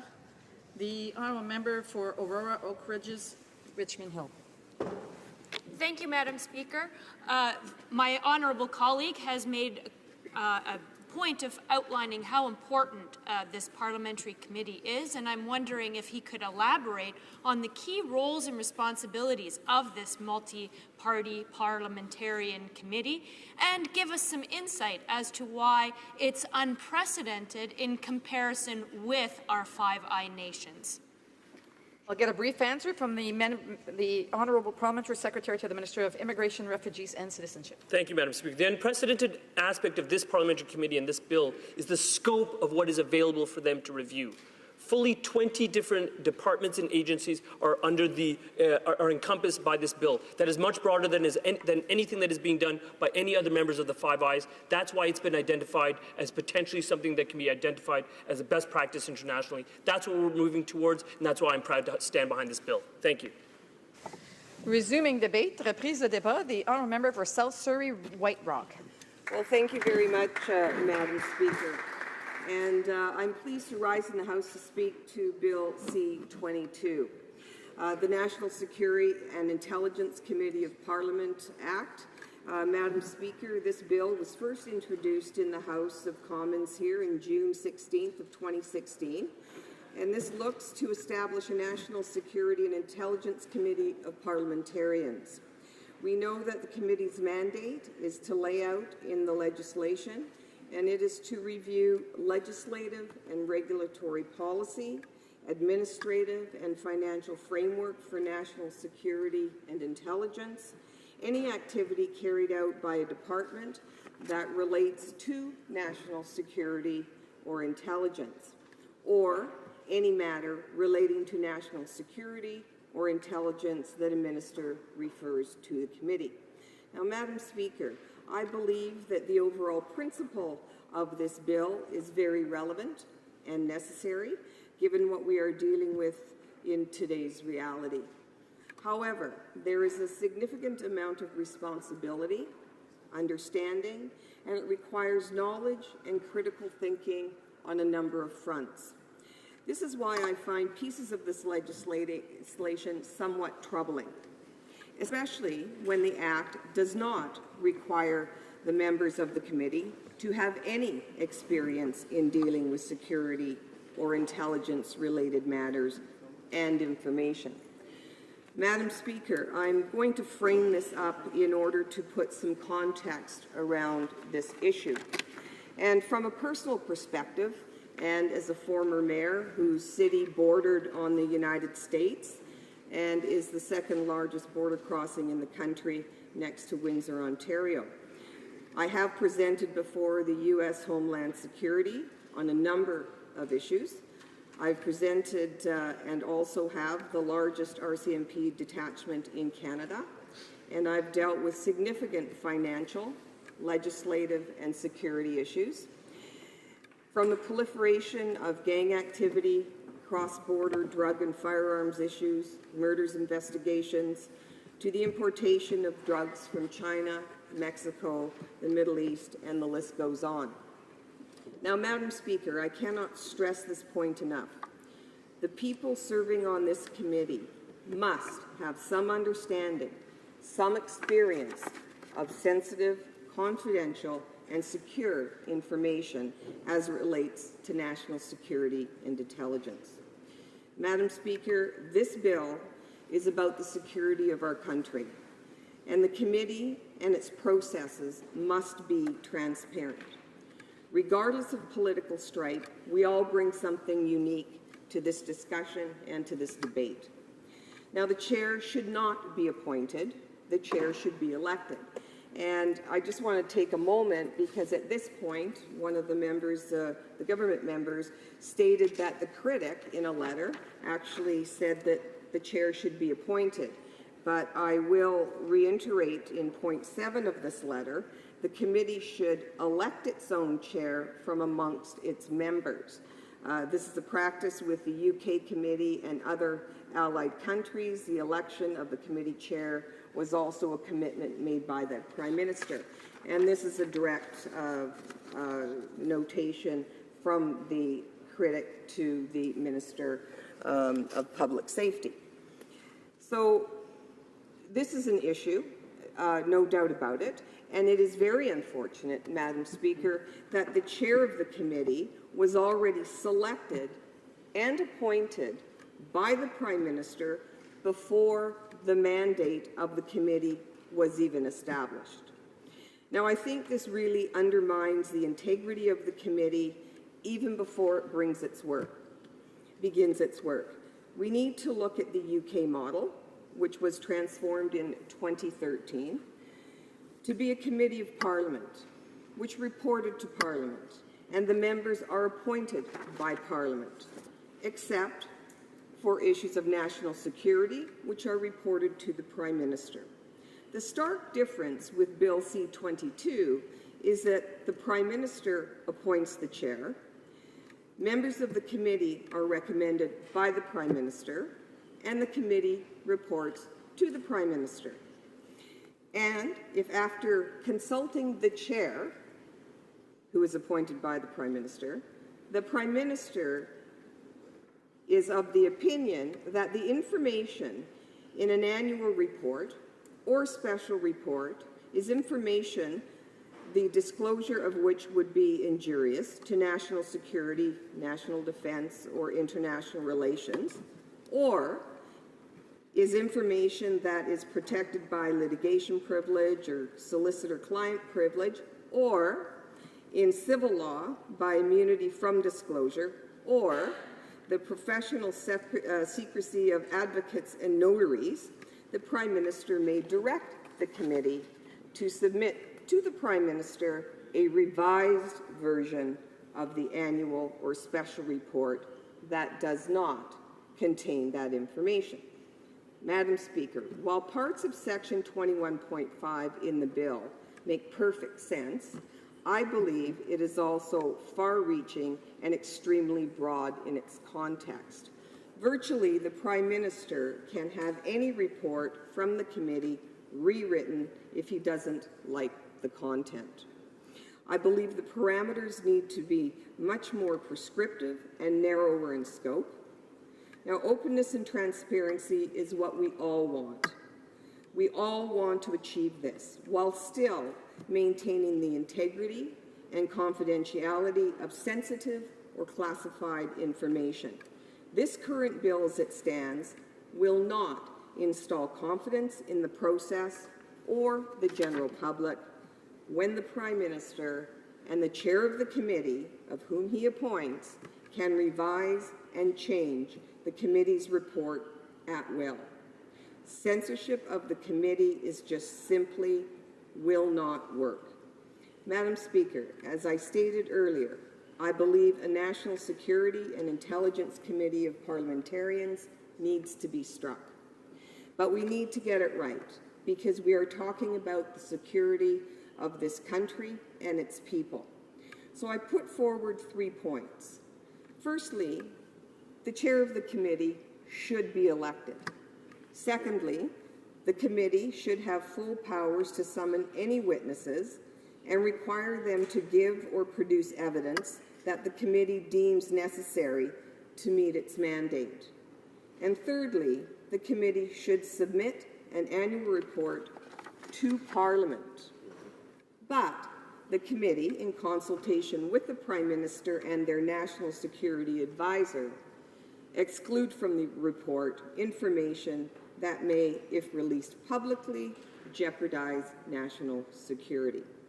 Now, I believe that these 3 points adds a level of transparency, it's arm's length from the Prime Minister's office, and instills a level of confidence within the general public. Madam Speaker, I believe all members support the concept and the principles and really want to ensure that we get this done right. We want to make sure that the safety and security of our intelligence personnel is intact, and we do not want the polarization or politicization, the oversight of our national security operations. Mr. Speaker, therefore, Bill C-22, in its current state, I will not be able to support.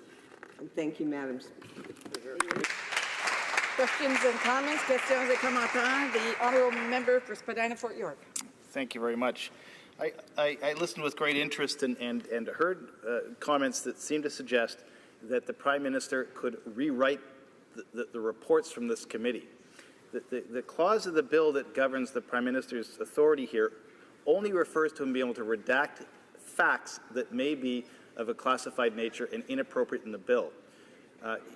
If there is no provision for the Prime Minister to author a new clause or a new paragraph or rewrite the bill, would the member opposite then support the bill as a result of that being clarified? The honourable member for South Surrey White Rock. The election of the chair. Well, thank you very much, Madam Speaker.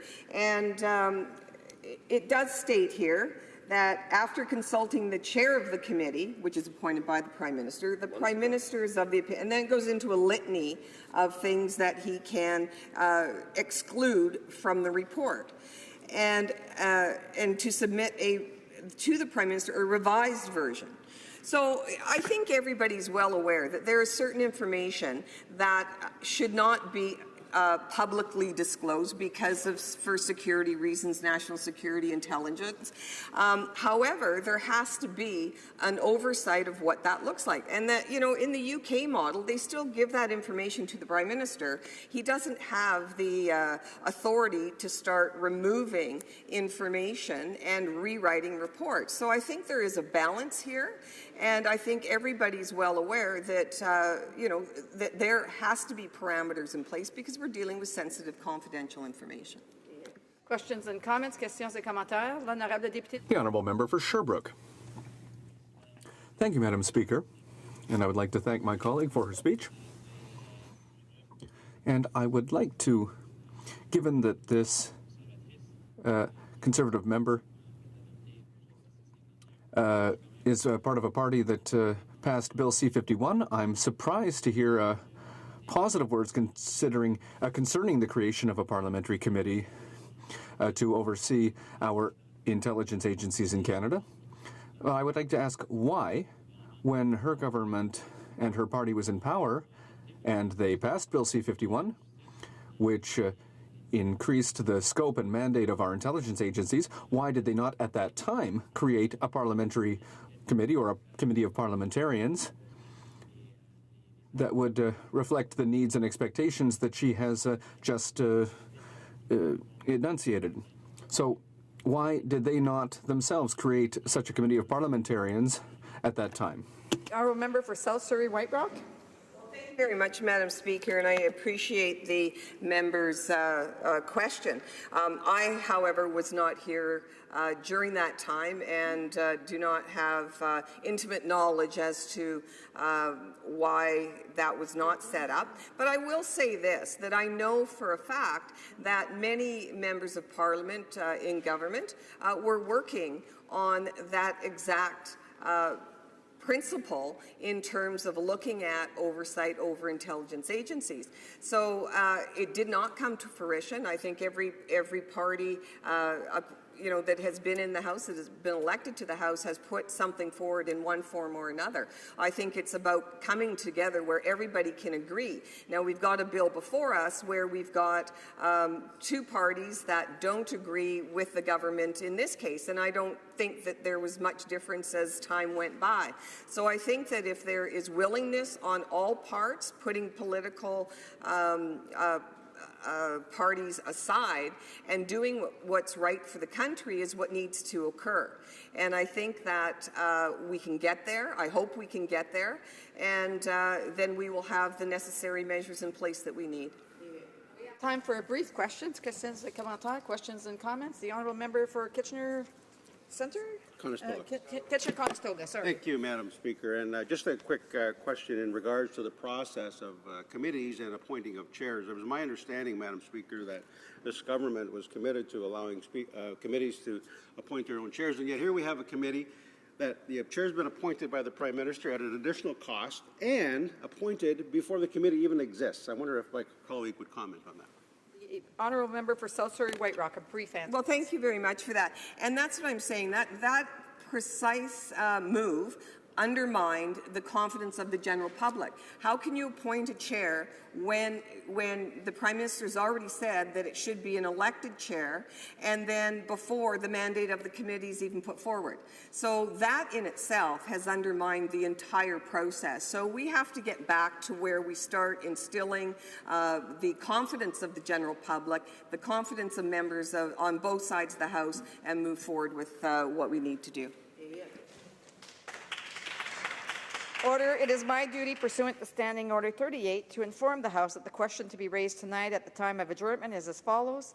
The Honourable The Honourable Member for Rimouski, Nejet, Témiscouata, Basque, concerning the Canada Revenue Agency. Reprise de débat. The Honourable Member for Kitchener Centre. Madam Speaker, for much of human history, threats to a country's security came in the form of other nation-states and state-like entities. While at times the odd vigilante, the lone assassin, or a disaffected group may have posed some threat to a state, these threats were rare and often insubstantial. Consequently, from Roman times until the mid-20th century, those responsible for state security were primarily concerned with threats posed by neighboring states, great powers, and nearby armies. Taken from this perspective, Canada is geographically fortunate. We are protected by shining seas on three sides, and, with the exception of War of 1812, more than half a century before Confederation, our close friendship with our neighbour to the south has meant that Canada hasn't truly faced tangible threats to its borders. However, Madam Speaker, few would dispute the fact that the security landscape in the 21st century looks very different than at any other point in our history. Where we once had vast oceans to separate us from invading armies, modern technology and the alarming growth of violent sub-state and non-state actors means that Canada's security is faced with new types of threats. While our country is still a safe and secure place to live, ensuring that it remains so is much more of a complex challenge than our predecessors could have ever envisioned. As our country has faced new challenges to our security, new tools have arisen to keep Canadians safe. In our modern world, intelligence gathering and analysis has become a critical weapon in the fight against terrorism and other national security threats. In a globalized world where the security threats we face are often shared by our partners and allies, Canada has become a member of a number of intelligence sharing agreements, including the Five Eyes Alliance.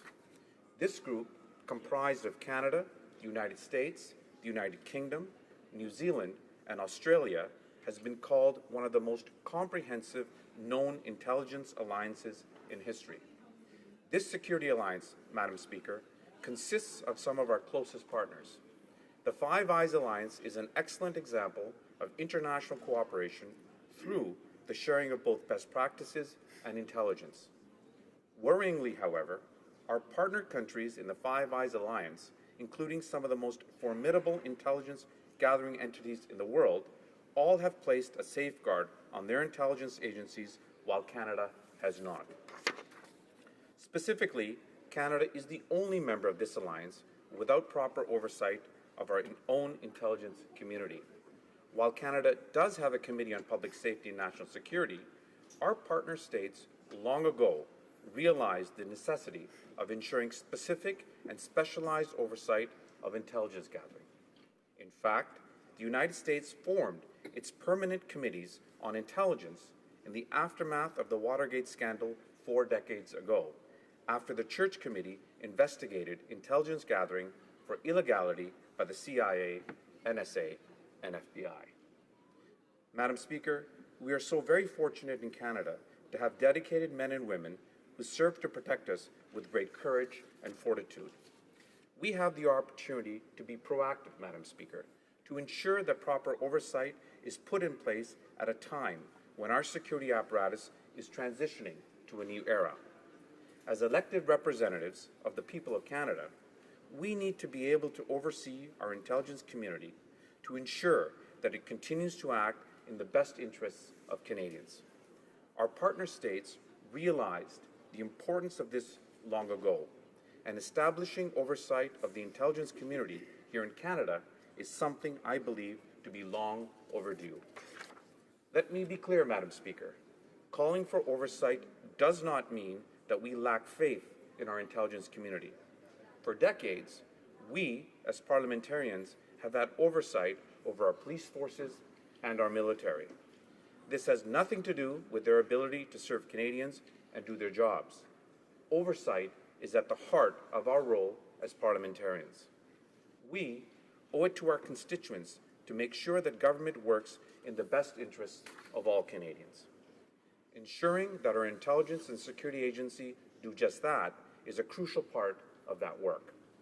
As MPs, elected to represent the views, beliefs, and aspirations of our constituents, we must ensure that we balance the need for an effective security apparatus with the duty to uphold the democratic rights of Canadians. Madam Speaker, the creation of this kind of oversight in this form of a dedicated committee was something that we pledged in the last election. This government is keeping that promise by proposing here today that the development of a committee which would have a wide-ranging mandate and a free hand to review and scrutinize material related to national security. This committee would be able to perform reviews of both national security and intelligence activities, including reviews of matters referred by a minister, strategic and systemic reviews of the legislative, regulatory, policy, expenditure, and administrative frameworks under which these activities are conducted. This committee would have robust powers to access important information to conduct its reviews, information not normally accessible to parliamentarians. Madam Speaker, this government believes in the importance of consultation, of listening to different opinions and points of view. We are here to serve the people that elected us, to ensure that Canadians are being listened to and that their best interests are being promoted and protected. This is an integral part of our duty and public service, of which oversight is an important part. This oversight is one of the best ways we can ensure that our intelligence apparatus continues to remain accountable to Canadians. Accountability is a fundamental aspect of our democracy, Madam Speaker, and in my opinion, striking a permanent committee to keep our intelligence community accountable is one of the best ways that this government can ensure that the organizations meant to protect Canadians and our country are doing their jobs well. This government also understands, Madam Speaker, that accountability in Canada's security apparatus and in all areas of government work best when accompanied by discussions with ordinary Canadians. This is why I am so pleased to see that this committee is being struck at the same time that the Minister of Public Safety is engaging in public consultations on national security. I strongly believe that so long as this government fosters discussion on national security, both within Parliament and throughout our country, that Canada can find the best way forward to face new challenges to national security as we combat terrorism and work to keep our citizens safe. Madam Speaker, we are in the midst of a brand new era of security, one that changes rapidly and in unpredictable ways. As we go forward, we must ensure that we're able to use all the tools that we have at our disposal. Like any good tool, however, it needs to be used properly and appropriately. By establishing this committee, our government is ensuring that our intelligence assets are being used to best serve the interests of Canadians. Madam Speaker, this is a good day for Canadian democracy. This committee will make us safer, stronger, and more secure as we rise to meet the challenges of the 21st century. Thank you, Madam Speaker. Questions and comments, questions et commentaires. The honourable member for Haliburton, Kawartha Lakes, Brock. Thank you very much, Madam Speaker, and I do appreciate the words from my honourable colleague opposite. I do recognize he is, their party is filling a campaign promise, but I also should point out, and I will quote from Chair, if you will, to the Liberals' campaign platform. It stated, to increase accountability, we will strengthen the role of parliamentary committee chairs, including their election by secret ballot.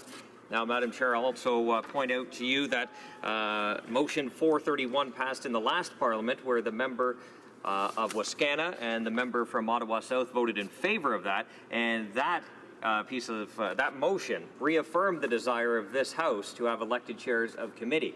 So, having said all of that, we notice that the chair of this committee that hasn't yet been struck has been named. How do you circle this square? Going to remind the member to address the questions to the chair. The honourable member for Kitchener Centre. Madam Speaker, I would like to thank the honourable member for his question. This committee is a committee of parliamentarians that will be composed of 9 members, 7 members from this House and 2 members from the Senate.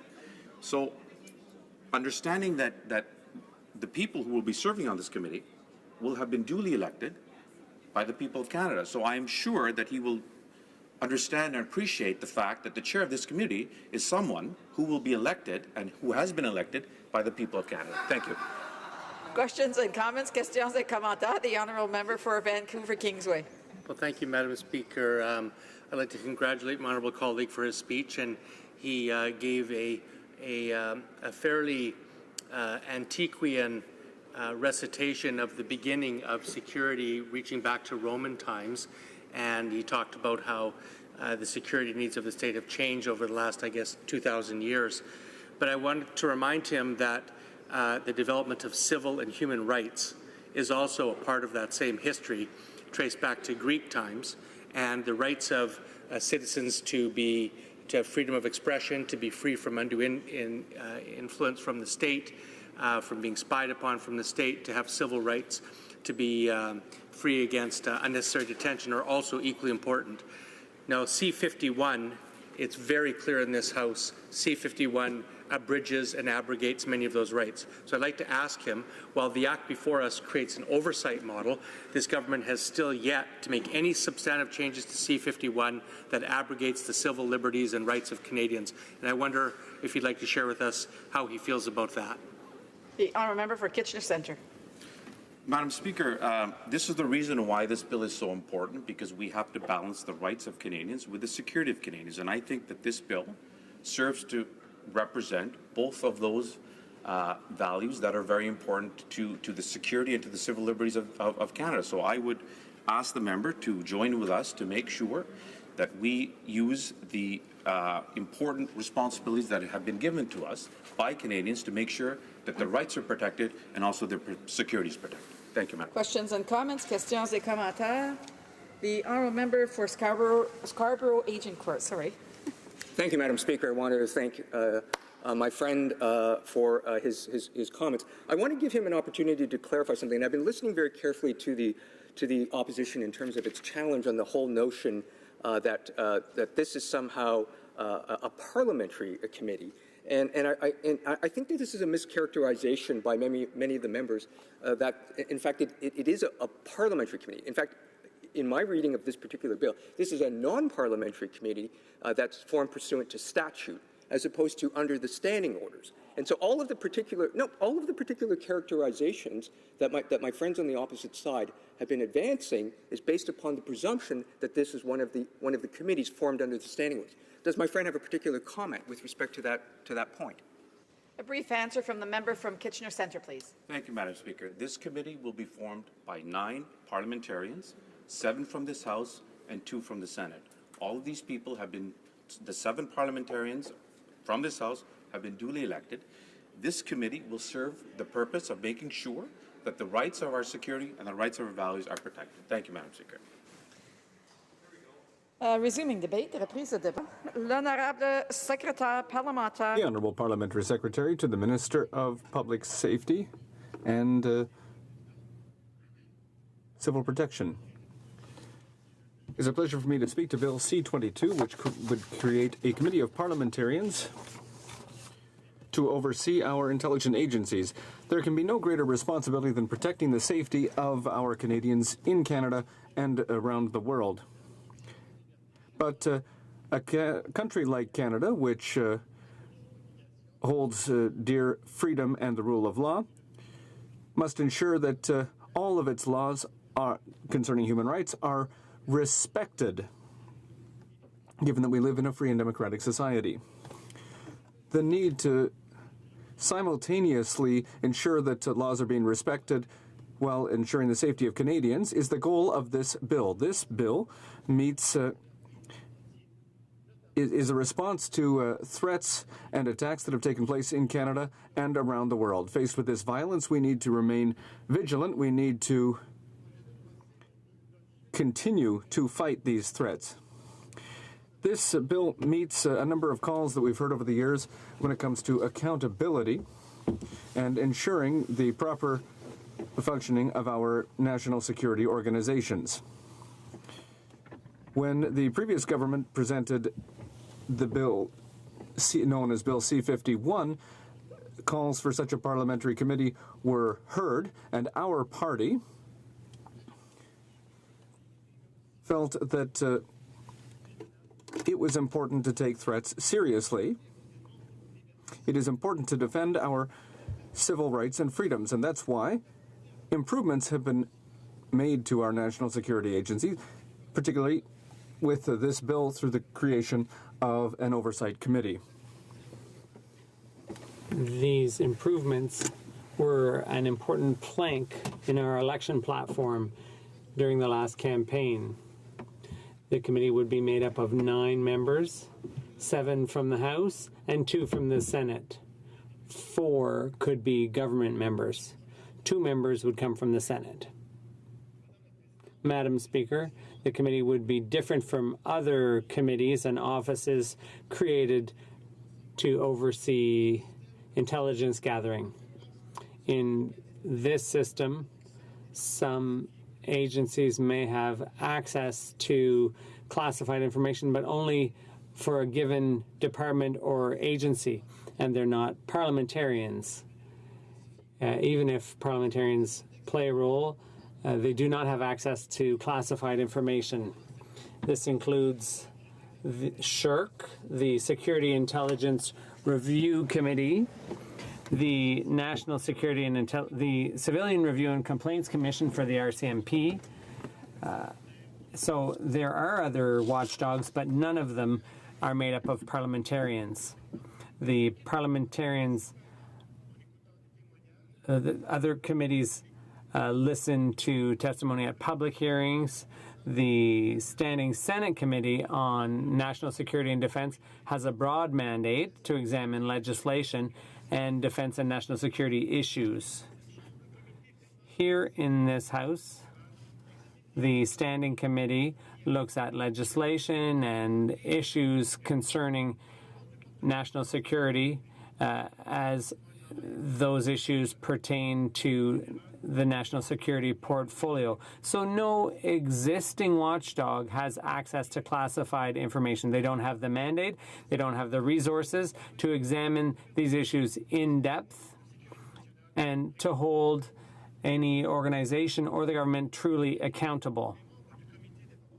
The member of the Committee of Parliamentarians will have the appropriate clearance and will have access to highly classified material about national security activities and intelligence activities all across government in Canada.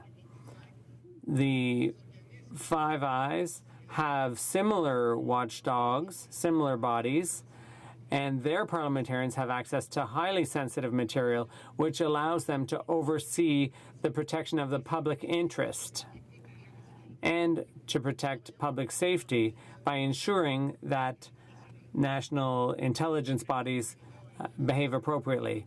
To date, Canada is the only member of the Five Eyes that doesn't have this kind of parliamentarian oversight with access to classified information. And this bill will make up for that shortcoming.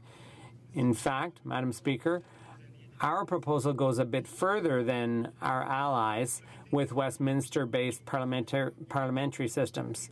We will be able to examine all security and intelligence gathering bodies, including operations that are currently underway. In setting up such a bill, this bill sets a new standard that meets and in fact in some ways exceeds those of our allies, and they may wish to follow our example. The committee will have access to any information necessary to its investigations, and there are some reasonable limits. In other countries, similar watchdog bodies cannot disclose classified information that they've had access to. They can put a lot of pressure on a body or on the government to let the public know of anything that's important. This new committee is an important step in strengthening the accountability of our national security and intelligence apparatus, and it will provide an opportunity to review our policies and priorities and to ensure that Canadians are protected as well as their civil liberties. My colleagues, I hope, will join in supporting this very important legislation. Thank you, Madam Speaker. Questions and comments? Kitchener-Conestoga. Well, thank you, Madam Speaker. I want to thank my colleague for his comments. I want to try the question again as it relates to the issue of the committee structure and its chairmanship. Madam Speaker, it's clear that the Public Safety Minister has indicated that this committee is modeled after the UK committee. However, in the UK, the UK members are the ones who choose their chair. Well, here in Canada, not only does the committee not get to choose their chair, the chair is appointed before the committee exists, appointed by the Prime Minister, and yet somehow we as Canadians are supposed to believe that this is some kind of a non-partisan, all-parliamentary committee that respects democracy.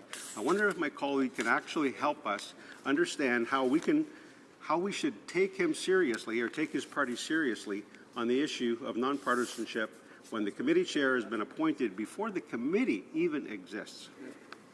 The Honourable Parliamentary Secretary to the Public Safety Minister.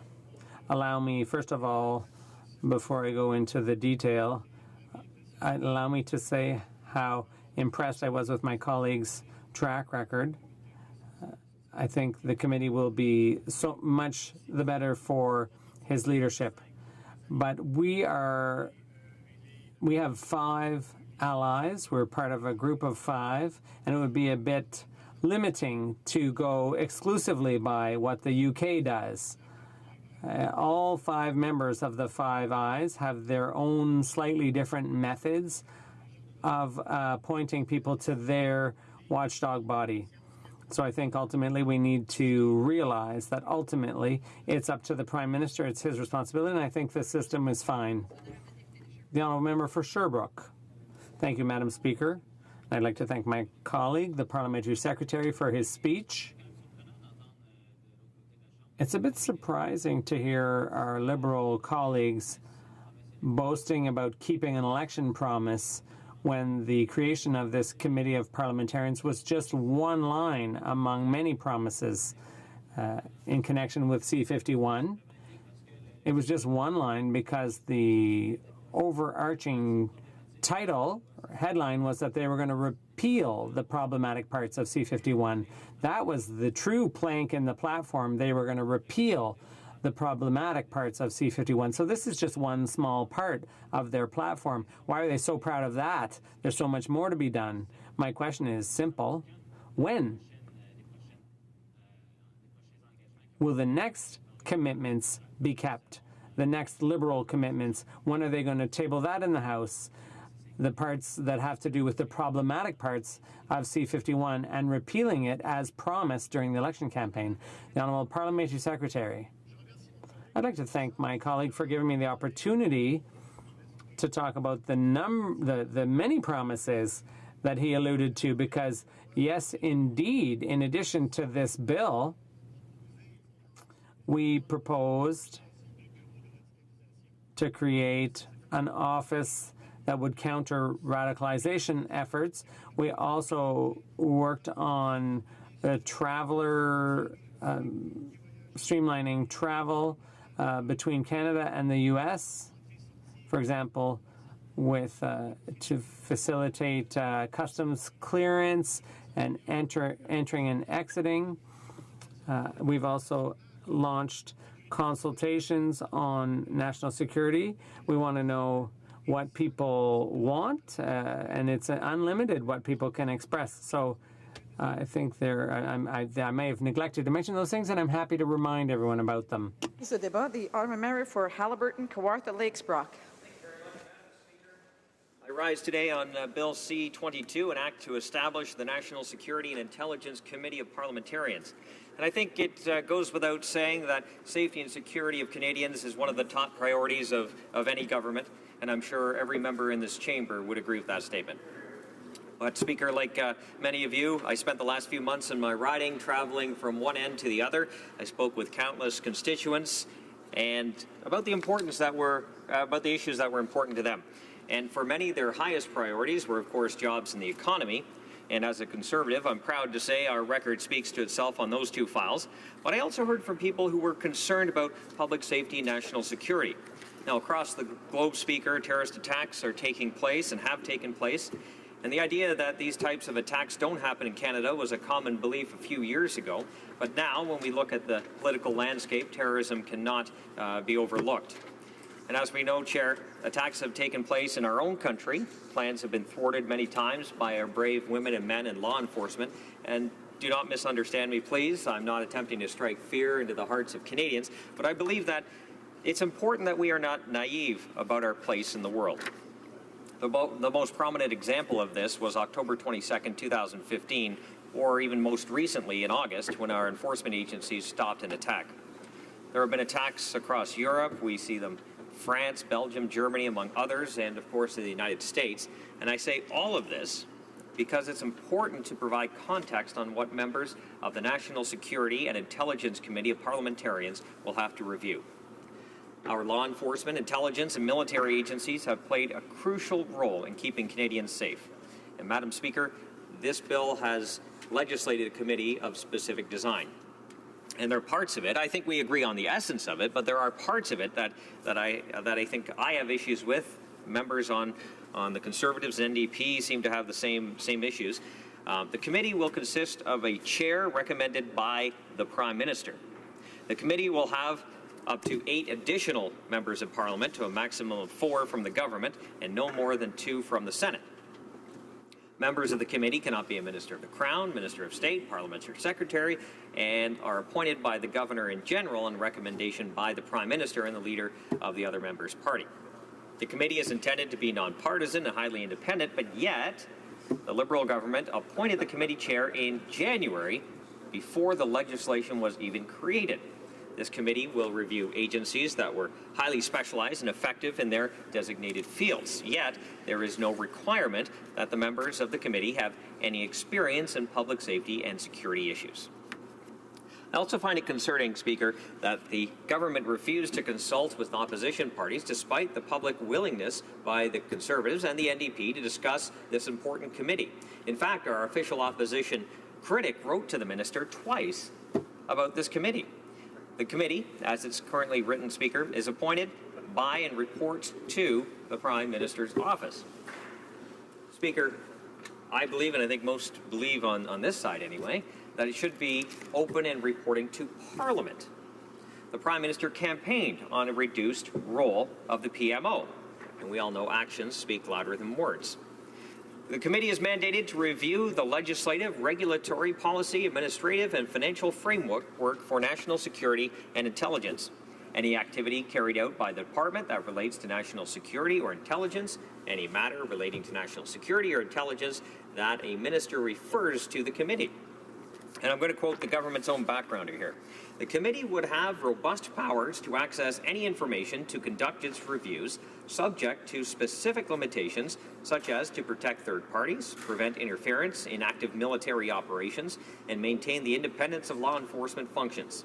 While the committee would have a right to access to information requests, the legislation would allow ministers to withhold special operational information, but only if the disclosure would harm national security.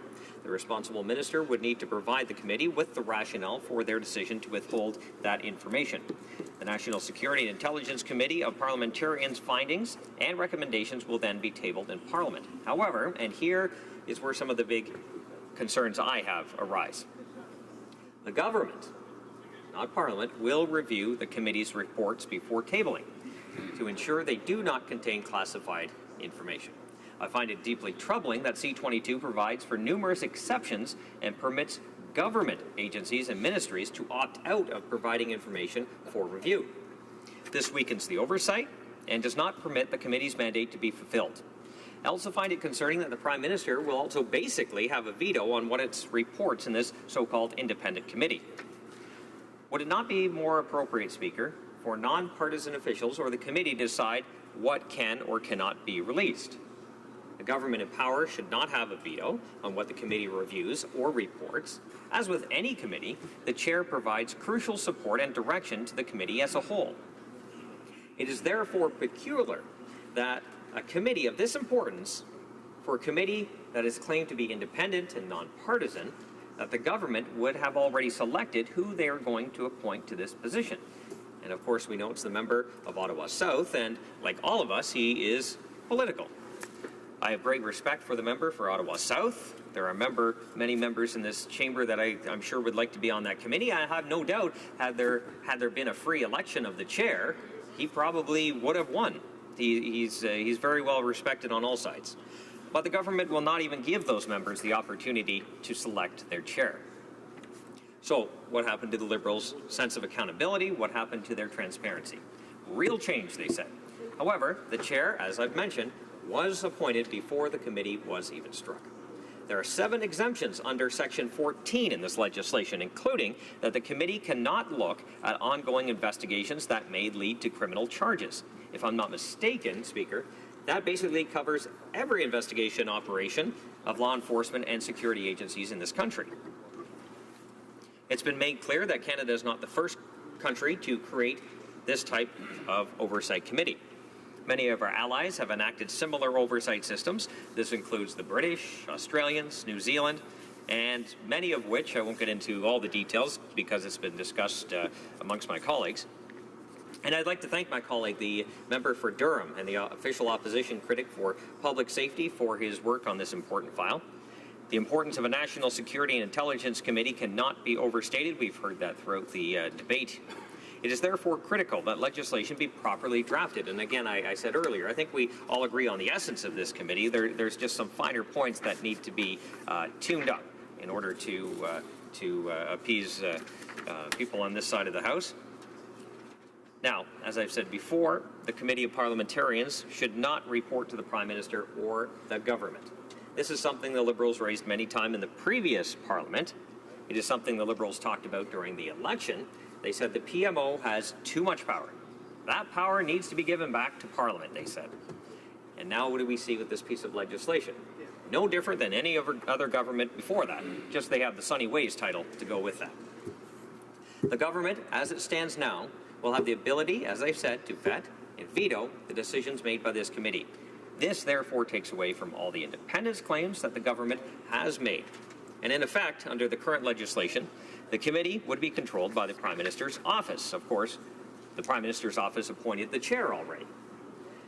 And this is an issue, I think, and I hope all members on both sides of this House should agree that the politics should be left out of it. After all, they campaigned on it. And we as parliamentarians need to continue to ensure that our enforcement agencies have the tools and equipment they need to keep Canadians safe. And I'd like to take a moment, if I could, Speaker, to thank the men and women who put their lives on the line every day, and those who currently serve, have previously served, home or abroad, conflict or peacetime. I appreciate their sacrifices. We should never forget. And it's all in the protection, Speaker, of our rights and freedoms. Members of the Canadian Armed Forces, our intelligence agencies, police, firefighters, first responders, we thank you for your service. And Speaker, I see you're giving me the wrap-up sign, so I look forward to questions from my honourable colleagues.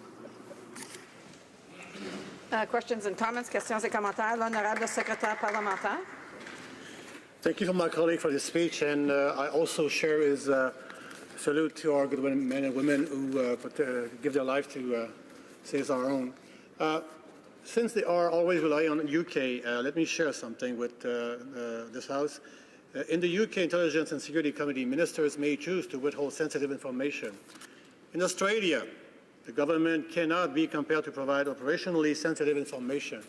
What is so difficult to understand, and some information is so sensitive that by disclosing that may put the very good men and women who save and protect our life at risk.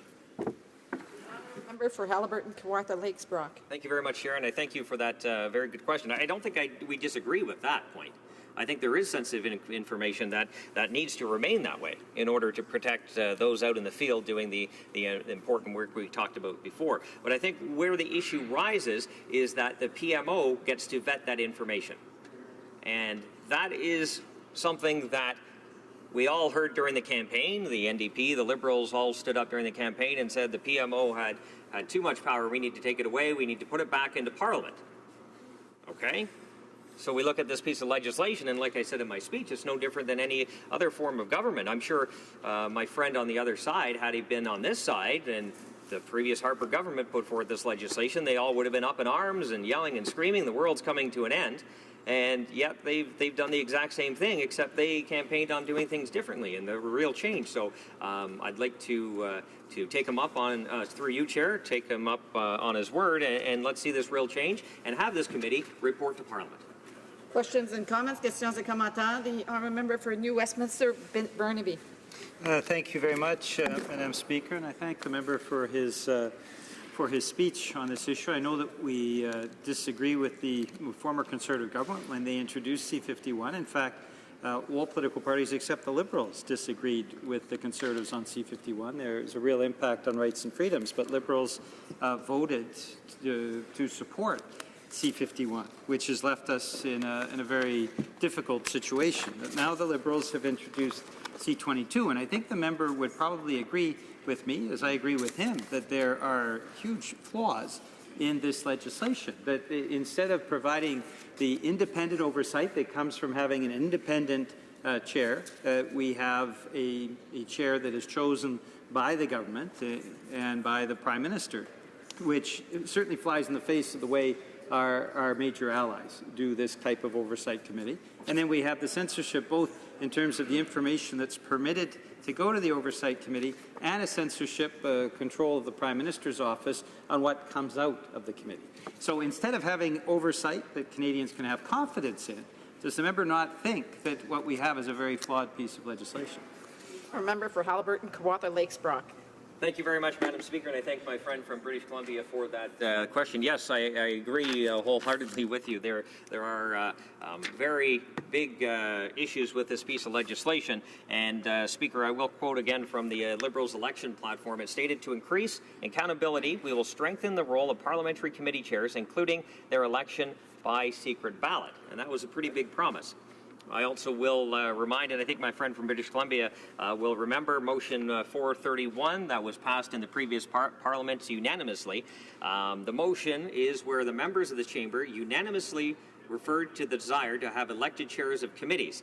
And I think that the fact that the Minister of Public Safety and Emergency Preparedness, the member from Wascana and the member from Ottawa South, both voted for that, but yet we see that they're doing completely opposite on what they voted on in the previous Parliament, what they campaigned on, and now we see that they get on the governing side of the House, and their views immediately change just like that. So I think we'd like to see, and I think my friend from British Columbia would agree, we'd like to see some of that real change that they campaigned on. Otherwise, they're no different, and it's just another broken campaign promise. Resuming debate, reprise de débat. The honourable member for Scarborough, Agincourt. Thank you, Madam Speaker. I'm very pleased to rise and join the debate on Bill C-22. I want to use my time, Madam Speaker, to focus not so much on why I'm supporting Bill C-22. I think the arguments have already been advanced quite significantly by the members of the government. I want to use my time instead to address what I think are some of the substantive concerns that are coming from the opposition parties.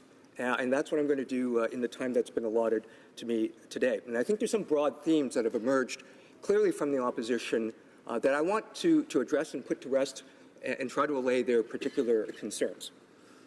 The first, and this has been basically advanced by the official opposition, is primarily the concept that the architecture of Bill C-22 undermines the independence of parliamentarians because of the apparent supremacy of the executive branch over the legislative branch. And of course, they've cited the various provisions in the Act that deal with the Prime Minister's capacity to appoint the members of the committee under Section 5. It deals with the ability of ministers of the Crown to withhold information in certain situations under Section 16. They've highlighted issues with respect to the ability of the Prime Minister, in consultation with the chair of the committee, to redact certain portions of the proposed report coming from the committee that might be injurious to national security or might disclose information that might be subject to solicitor-client privilege or might be injurious or impact international relations. And I would note that, and I appreciate this particular point because we do live in a Westminster model in which our branches of government, both our executive branch and our legislative branch, are fused into the same body. And in that particular system, the primacy or the supremacy of the executive branch is particularly exacerbated in this type of model. Unlike, for example, in the United States under a congressional model where you have very clear separate branches of government in which the executive is specifically divorced from the legislative branch. But I remind my colleagues, and this was a point that was specifically highlighted by the Minister of Public Safety and Emergency Preparedness in his address to the House on this particular bill.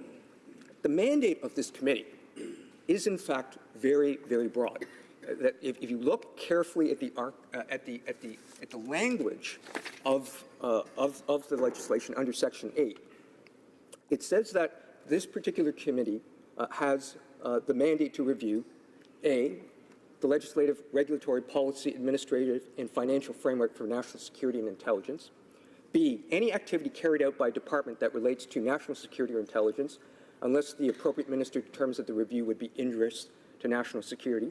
Or C, any matter that is referred to it by a minister to the committee.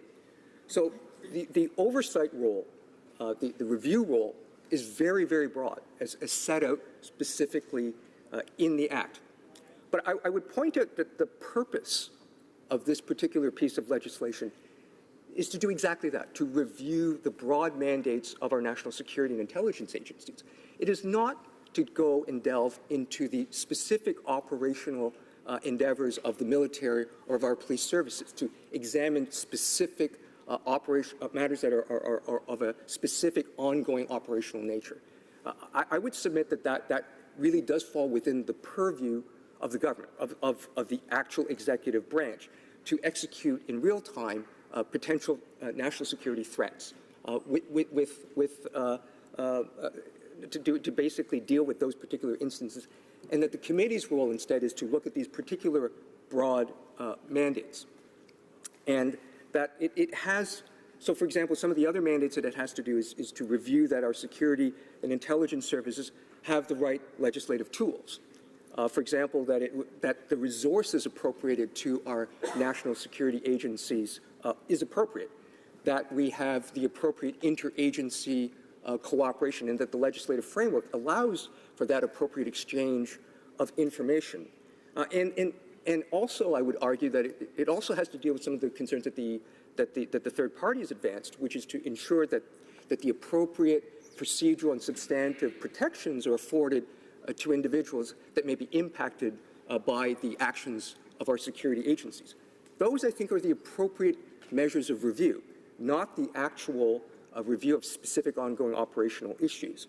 The way I would basically frame it, the role of the committee is not to play M in MI6 in a James Bond movie. Its role is to provide oversight and to provide a check on the exercise of executive authority. The second theme I wanted to address that I think has been, overplayed, by the opposition, is with respect to the ability in terms of both access to information and the ability to redact information. I again would invite my colleagues on the opposite side to carefully review the actual language in the bill as it relates to those specific limitations. Let me take, for example, the provisions that are dealt with under the access to information provisions in sections 13 and 14, particularly as it relates to the exceptions under section 14. My colleagues on the other side have noted that there are 7 exceptions, and they've referred to them as being problematic. But if you examine them very carefully, they are very narrowly construed. They are basically construed with respect to other rights and immunities and privileges of other classes of persons other than parliamentarians. And the point I want to make is that, and again, I think this is a bit of a mischaracterization, that somehow that the supremacy of parliaments and the role of parliamentarians somehow supersedes the rights, privileges, and immunities of other classes of persons. And I don't think that's a fair characterization. I think we have to always constantly engage and make sure that there is a balance. So, for example, if you take a look at the 7 specific provisions in section 14, for example, let's take the first one.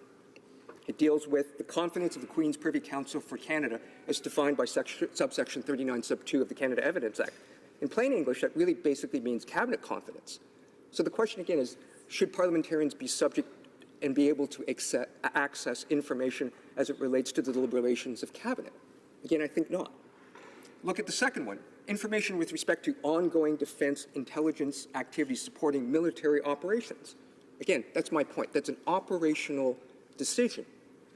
Again, I don't think that it's within the purview of the committee to be reviewing an ongoing military action. C, information of which the disclosure which is described under subsection 11.1 of the Witness Protection Program. Again, if somebody goes into the Witness Protection Program, I don't think we need to particularly know the identity of who that particular individual is. D, the identity of a person who has basically been approached to provide assistance in providing or a confidential source of information or intelligence assistance to the government of Canada. So if somebody's prepared to spy on behalf of Canada, again, I don't think we need to have that specific type of information. E, information related directly to an ongoing investigation. Again, that is an operational matter. We can certainly look at it retrospectively and review if there was a problem, but I don't think, again, that this committee should be in a position to compromise an ongoing active investigation. You look at F, information related to the Investment Canada Act, and G, that deals with financial transactions and reports Analysis Centre of Canada under the Proceeds of Crime Act and the Terrorist Financing Act. Again, if you look at these particular sections, they are very, very, very narrowly construed. And so the exceptions that are actually articulated in the bill are very, very narrow. And so again, I would argue that these are very narrow areas that are carved out, and in fact that the mandate of the committee is in fact very broad.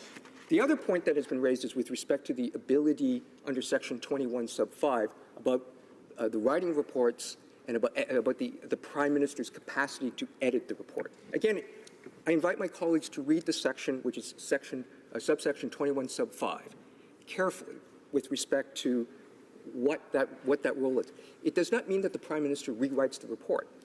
What it means is that a report that has been received by the Prime Minister is reviewed to make sure that there is not sensitive, confidential information that is then subsequently disclosed to the public, and that information alone would be redacted, and that through consultation with the chair be subject to review and allow that information to be redacted on the basis of national security, on the basis that it might be injurious to international relations, or that the information is confidential because of solicitor-client privilege.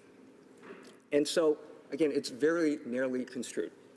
I simply submit that to my colleagues. Unfortunately, the time is up, but I'm sure the member will have an opportunity to finish his thoughts in the question and answer period. So questions and comments. Questions et commentaires. L'honorable député de Provencher. The honourable member for Provencher. Thank you to my friend from Scarborough-Agincourt for his in-depth analysis of the way he perceives Bill C-22 to be. I would suggest, Madam Speaker, that Bill C-22 is a token gesture on behalf of the Liberal government to comply with the campaign promise that they made. I was on the Public Safety Committee last year when Bill C-51 came through, and I think our Conservative government at the time did a very good job of presenting a piece of legislation that was effective and a useful tool for our security organizations, and better enabled them to do the job that they do. And as we can see, we've had very good results here in Canada. And I'm wondering if the member wouldn't agree that the committee could be strengthened in a couple ways. First of all, I see a weakness in the fact that its members are appointed by one individual, the chair is appointed by one individual can redact any information provided by the committee by way of report. And I see that as a weakness, and I'm wondering whether the member wouldn't see a benefit in there being more openness, more transparency, and more electability among Parliament. Member for Scarborough-Agincourt. I want to thank my friend from Provencher for his question. Let me simply say that in looking specifically and I raised this point earlier in questions and comments with respect to I think the mischaracterization of the nature of this committee. I think all of us are thinking that this is a parliamentary committee. It is not a parliamentary committee. It is a non-parliamentary committee. Okay, that admittedly is subject to a check and balance by the political executive, but that membership must be based upon you being a parliamentarian. So up to 7 of the members must be members of the House of Commons, of the current House of Commons, and 2 must be must be senators. So I would argue that at the end of the day, and I take the point earlier that the member for Durham, for example, had advanced, the purpose of this committee is to work in a nonpartisan fashion and to ensure that the ultimate aim is first and foremost the protection of our citizenry and to provide for a strong national security apparatus, while at the same time balancing the important individual rights and freedoms of individuals. Comments, questions et commentaires. L'honorable député de Belleuil-Chambly. The Honourable Member for Belleuil-Chambly. Well, thank you very much, Madam Speaker. The fact that it was okay to give the Prime Minister this discretionary power over redacting reports because it could be done in consultation with the Chair. So I ask my colleague, does that not then raise the concern about the Chair being handpicked by the Prime Minister and not being elected by the members of the committee? We had our brothers and sisters from our cousins from the UK come visit us last week, and the Conservative MP who chairs that committee talked about the successful model they've had and the fight that they had to elect the Chair. Is that not something this member would be willing to consider? The Honourable Member for Scarborough Agincourt. Again, as I said, I want to again clarify that this is not about the Prime Minister having the capacity to edit the report or to edit the findings. It's simply about redacting information that ultimately is deemed to be potentially injurious to national security. And again, it's not to in any way, I think, circumscribe the strength of the committee in terms of its ability to actually engage in a review of the security apparatus of the country. And as it relates to the selection of the chair, at the end of the day, with all due respect, we carry the majority on this side of the House.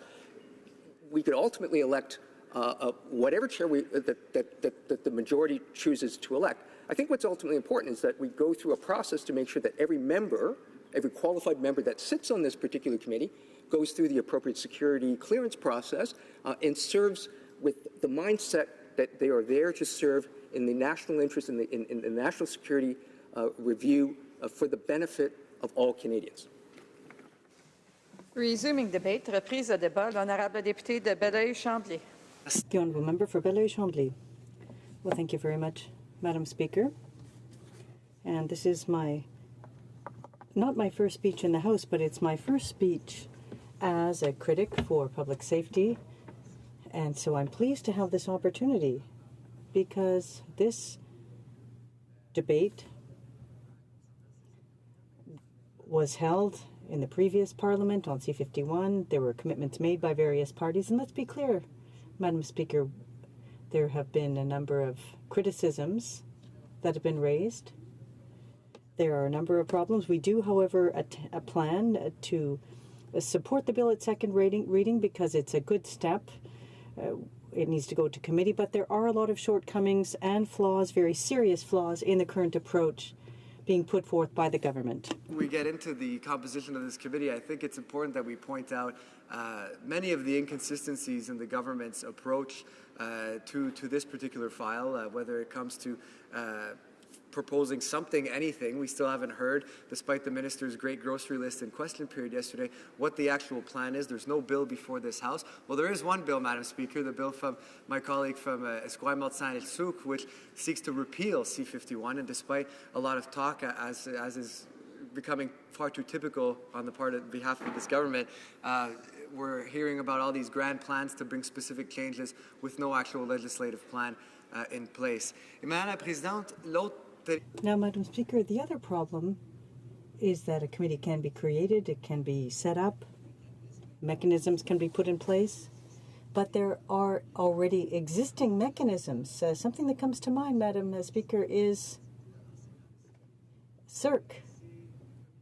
That's the committee that currently exists, that oversees the activities of CSIS, and with the budget that the government brought down in March of 2016, we find ourselves in a situation based on members of that committee that where they will lose $2.5 million per year in funding. And in recent years, that will lead to a loss of 11 people who sit on the CERC committee to oversee CSIS. So when we're jeopardizing the very foundation of something because of a shortage of resources, it seems that we need to change the way we're proceeding. Have here and is one that's come up a few times, and certainly, you know, with all kidding aside, we have been parsing words, and the Minister of Foreign Affairs seems to want us to distinguish between discussions and negotiations. Well, I'd like the government to understand the difference between review and oversight. They are not the same thing, despite some of the speeches we're hearing from our colleagues on the other side of the House. The key to protecting Canadians' rights and freedoms is to have proper oversight, not after the fact review, which is done at the behest of the Minister and the Prime Minister. And the other words that we're going to seem to be having to parse in response to the answer that was given by my colleague in the previous speech. The other distinction that's important to make is, okay, fine, I'll concede the point that the reports might not be edited, but it'll be hard to figure out under all the black Sharpie that's going to be left by the Prime Minister on the grounds of national security. And that's cause for concern, Madam Speaker. Because after all, the MPs will be on this committee are MPs who will swear an oath and who will deserve confidence. And when I see in this bill that so much discretion is left to the Minister of Public Safety and the Prime Minister, well, it reminds me of the Conservatives' arguments when we were debating C-51, the arguments that they put forward, not necessarily explicitly, was to say that, listen, you need to trust the concerned authorities. We can't trust parliamentarians to do this kind of review. There are independent committees that already exist, and that, Madam Speaker, well, I find that particularly troubling because when we see that so much power is being left in the hands of the cabinet, well, that reminds me of the same arguments used by the Conservatives. So once again, we find ourselves in a situation where maybe the government has changed colors, but they haven't necessarily changed their approach. But as I said, we support this bill at second reading so that we can attempt to make important changes to it. Because at the end of the day, well, we can't say no to the creation of this committee, because we have been calling for the creation of this committee, but there are major problems that need to be fixed, and the first of those concerns the election of the chair of the committee. The chair of the committee will determine to a certain extent the independence of the committee, and that's independence that will be very difficult to achieve if the chair is chosen by the Prime Minister. We heard from our cousins from the UK when they came in at the invitation of the Minister himself last week, and they actually shared with us how important it was in the debate that they had in creating a similar committee that the chair be elected. And I heard the argument from my Liberal colleague before saying, well, what does it matter anyways? The composition of the committee gives us the majority anyways. That's not the issue here, Madam Speaker. The issue here is not about which party is the majority. The issue is not leaving it up to Cabinet who's chairing this committee. Parliamentarians from all parties need to have a say, and I have no doubt that the Liberal members of this committee will make a wise choice to ensure the independence of the committee, and much more independence than when it's coming down from the PMO, Madam Speaker. The other major change that needs to be made to C-22, and once again I'll come back to the points I brought up earlier, concerns the discretionary power given to the Minister and the Prime Minister. We have very serious concerns with this, and this is something that we will want to discuss further. But, Madam Speaker, I will take this opportunity to come back to news that came out yesterday and the Commissioner's report, the Privacy Commissioner's report. From the chapter on C-51 in the Privacy Commissioner's report, and he says, while our office welcomed legislation to create a parliamentary committee to oversee matters related to national security as a positive first step, we have also recommended expert or administrative independent review or oversight of institutions permitted to receive information for national security purposes. And what that says, Madam Speaker, is that, and I certainly hope that won't be the case, the government can't sit on its laurels now that it's tabled this bill. This is only one piece of a far larger, more complicated puzzle. Le fait de demeure, Madame la Présidente, c'est quand... And, Madam Speaker, when we saw, for example, there was an Inspector General for one of our intelligence agencies, and that was cut by the Conservatives, we've called for the reestablishment of that position so that there be greater oversight, independent oversight, with expertise that parliamentarians don't necessarily have. These are very closely linked, Madam Speaker, and that's very important. And something that I find very troubling in the government's approach, Madam Speaker, to drive home this point is that we've asked a number of questions to the minister on the directives that currently exist concerning torture, ministerial directives, and I'll take this opportunity to say in the House that the NDP is calling for the abrogation of these directives because it's completely unacceptable that in a country like Canada we allow the use of information obtained through torture, which does nothing to ensure the safety of people and which is, let's be frank, immoral and goes against our international obligations and commitments. But when we asked the Minister or Speaker about it, Madam Speaker, the Minister said, don't worry, we're going to put a committee in place that'll deal with these issues. So, Madam Speaker, that's absurd to tell us that it's all right to maintain these directives in the books because a committee is being created. That's absolutely absurd. With respect to our interpreters, it's worth repeating in both official languages that we absolutely, in the New Democratic Party, want to see this directive, this ministerial directive that allows for the use of information on torture. We want to see that gone off the books because it's completely unacceptable that in a country like Canada that we would even ponder using that kind of information. And let's face it, it's not information that ensures the safety of Canadians, and it's something that goes against our values and that goes against our international commitments. And I'll say once again, Madam Speaker, is when the minister is standing in this House and saying it's okay, we've got C-22, and with C-22, don't worry, these things will all be supervised. That is absurd, Madam Speaker. They're using it as an escape hatch, and we do not want to see that. It's very important, Madam Speaker, to understand that this is a good step in the right direction. It's a good first step. It represents the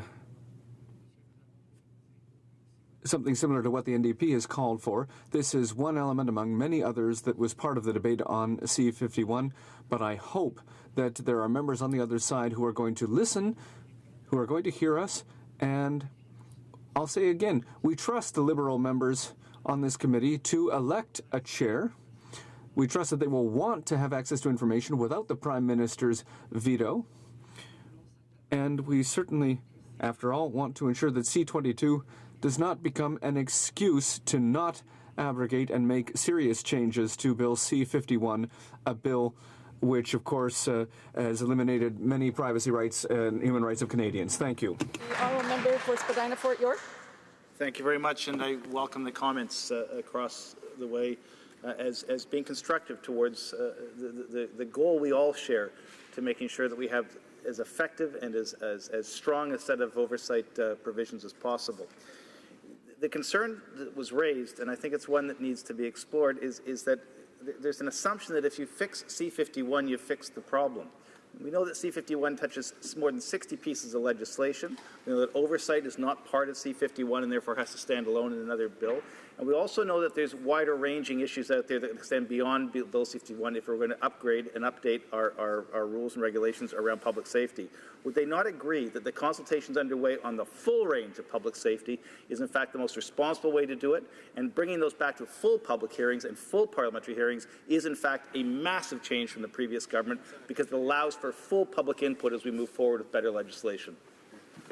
The honourable member for Belleuil-Chambly.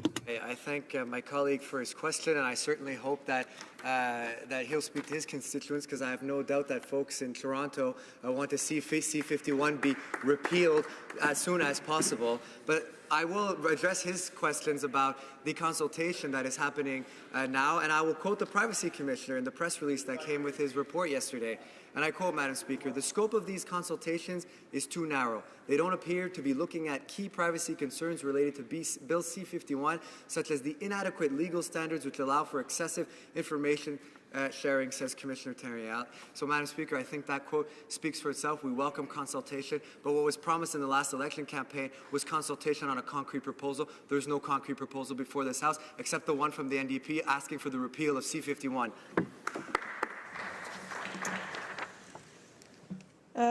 It being 5:30 p.m., the House will now proceed to the taking of the deferred recorded division on the motion at second reading stage of Bill C-247 under private members' business. I just want to advise the member that he will have 3 minutes left in his question and answer period the next time that this item is before the House. Call in the members.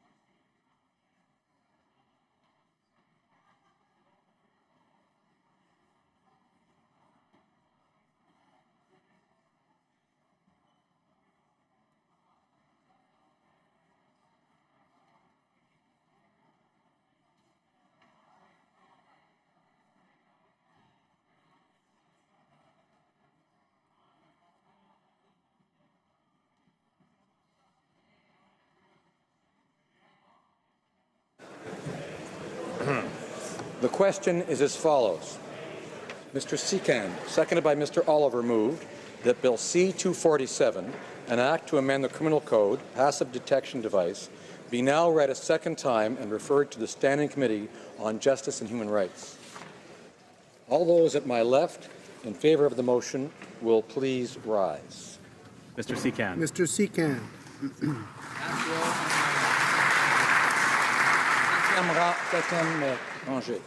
Ms. Tassi. Monsieur Vandal. Monsieur Vandal. Mrs. Zaid. Mrs. Zaid. Mr. Tutu. Mr. Tutu. Monsieur Plamondon. Monsieur Plamondon. Monsieur Marcel. Monsieur Marcel. Madame Posé. Madame Posé. Monsieur Thériault. Monsieur Thériault. Monsieur Beaulieu. Monsieur Beaulieu. Monsieur Barcelou Duval. Monsieur Barcelou Duval. Madame Gill. Madame Gill. Monsieur Boudria. Monsieur Boudria. Quatrième rangée, Ahmad. Fourth row. Sorbera. Mr. Sorbera. Mr. Tabera. Mr. Tabera. Mr. Janis. Mr. Janis. Mr. Blakey. Mr. Blakey. Ms. Benson. Ms. Benson. Mr. Stetsky. Mr. Stetsky. Mr. Cannings. Mr. Cannings. Ms. Malcolmson. Ms. Malcolmson. Mr. McGregor. Mr. McGregor. Ms. Jolibois. Ms. Jolibois. Madame Hughes. Madame. Troisième rangée à ma gauche. Third row at my left. Matsky, Fraser Canyon. Mr. Sidhu, Mission Matsui, Fraser Canyon. Ms. Sidhu, Brampton South. Ms. Sidhu, Brampton South. Mr. Stewart.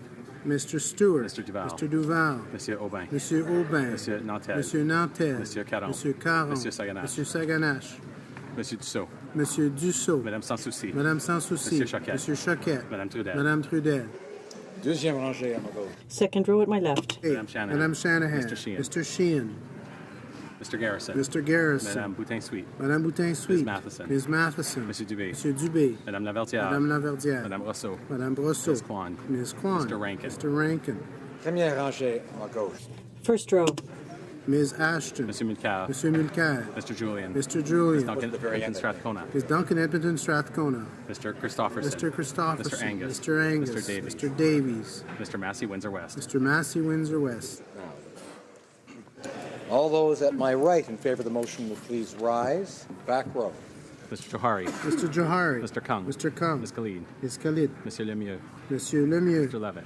Mr. Levitt. Mr. Lightbound. Monsieur Lightbound. Mrs. Lockhart. Mrs. Lockhart. Mr. Long. Mr. Long. Mr. Longfield. Mr. Longfield. Mr. McKinnon, Gatineau. Monsieur McKinnon, Gatineau. Mr. Maloney. Mr. Maloney. Monsieur Massé, Avignon, La Matisse, Matin, Matapédia. Monsieur Massé, Avignon, La Métis, Matane, Matapédia. Mr. May, Cambridge. Mr. May, Cambridge. Mr. McKinnon, Coquitlam, Port Coquitlam. Mr. McKinnon, Coquitlam, Port Coquitlam. Mr. McLeod, Northwest Territories. Mr. McLeod, Northwest Mr. Territories. Mendocino. Mr. Mendocino. Monsieur Miller, Ville-Marie, le Sud-Ouest, Île des Sœurs. Monsieur Miller, Ville-Marie, le Sud-Ouest, Île des Sœurs. Mr. Morrissey. Mr. Morrissey. Madame Nassif.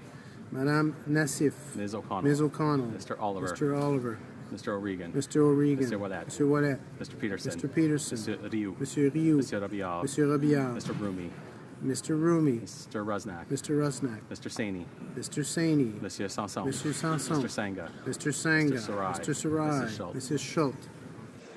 Fourth row on my right. Mr. Aria. Mr. Aria. Mr. Badaway. Mr. Badaway. Monsieur Bayless. Monsieur Bayless. Mr. Biddle. Mr. Biddle. Mr. Bossio. Mr. Bossio. Mr. Bertina. Mr. Bertina. Monsieur Breton. Monsieur Breton. Mr. Chen. Mr. Chen. Ms. Demoff. Ms. Demoff. Monsieur Diorio. Monsieur Diorio. Monsieur Drouin. Monsieur Drouin. Ms. Zerowitz. Ms. Zerowitz. Mr. Assassi. Mr. Assassi. Ms. Petitpas-Taylor. Ms. Petitpas-Taylor.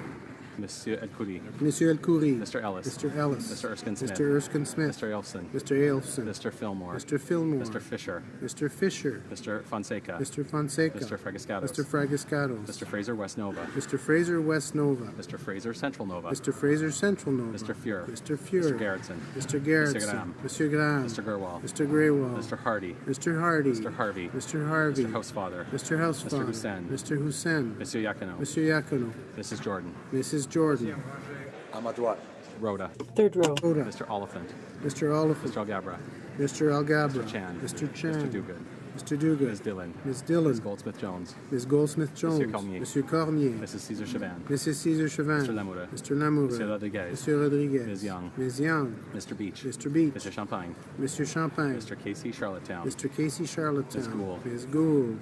Ms. Alislev. Ms. Alislev. Mr. Holland. Mr. Holland. Monsieur Chiefke. Monsieur Chiefke. Mr. Vaughn. Mr. Vaughn. Ms. Hutchings. Ms. Hutchings. Mr. Jesneski. Mr. Jesnevsky. Mr. Amos. Mr. Amos. Mr. Anadasangri. Mr. Nandasangri. Monsieur Arsenault. Monsieur Arsenault. Et à ma droite. Second row at my right. Mr. Casey Cumberland Colchester. Mr. McGinty. Mr. McGinty. Mrs. McCrimmon. Mrs. McKinnon. Monsieur Lauzon. Argenteuil-la-Petite-Nation. Monsieur Lauzon, Argenteuil-la-Petite-Nation. Mr. McKay. Mr. McKay. Ms. Cara. Ms. Cara. Monsieur Picard. Monsieur Picard. Mr. Boissonneau. Monsieur Boissonneau. Mr. Cuzner. Mr. Cuzner. Ms. Haidu. Ms. Haidu. Mr. Carr. Mr. Carr. Mr. Leslie. Mr. Leslie. Mr. Sohi. Mr. Sohi. Monsieur Duclos. Monsieur Duclos. Monsieur Dubourg. Monsieur Dubourg. Ms. Murray. Ms. Murray. Mr. Varani. Mr. Varani. Mr. Wilkinson. Mr. Wilkinson. Monsieur Fergus. Monsieur Fergus. Monsieur Lemedi. Monsieur Lemedi. Ms. Jones. Ms. Jones. Mr. Spengeman. Mr. Spengeman. Ranger à ma droite. Mr. Hare. First row at my right. Ms. Qualtrough. Ms. Qualtrough. Mr. Sajan. Mr. Sajan. Ms. Philpott. Mrs. Philpott. Mr. Goodale. Mr. Goodale. Ms. Mahichuk. Ms. Mahichuk. Monsieur Leblanc. Monsieur Leblanc. Ms. Foote. Ms. Foote. Mr. Bryson. Mr. Bryson. Ms. Wilson-Raybould. Ms. Wilson-Raybould. Mr. Macaulay-Cardigan. Mr. Macaulay-Cardigan. Madame Madame Le Boutillier. Madame Bibot. Madame Bibot. Mr. McCallum. Mr. McCallum. Ms. McKenna. Ms. McKenna. Mr. Baines. Mr. Baines. Ms. Freeland. Ms. Freeland. Monsieur Poisson. Monsieur Poisson. Monsieur Paradis. Monsieur Paradis. Mr. Easter. Mr. Easter. Ms. Scrow. Ms. Scrow. Mr. Nault. Mr. Nault.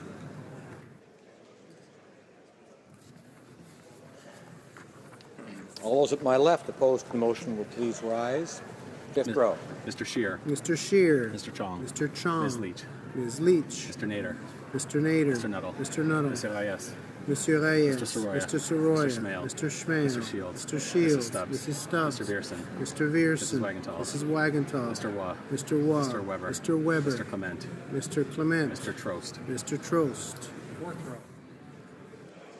Mr. Stanton. Mr. Albus. Mr. Albus. Mr. Zimmer. Mr. Zimmer. Mr. Falk. Mr. Falk. Mr. McGuire. Mr. McGuire. Mr. Barlow. Mr. Barlow. Mr. Yurdega. Mr. Yurdega. Mr. Aglinski. Mr. Aglinski. Mr. Cooper. Mr. Cooper. Mr. Diot.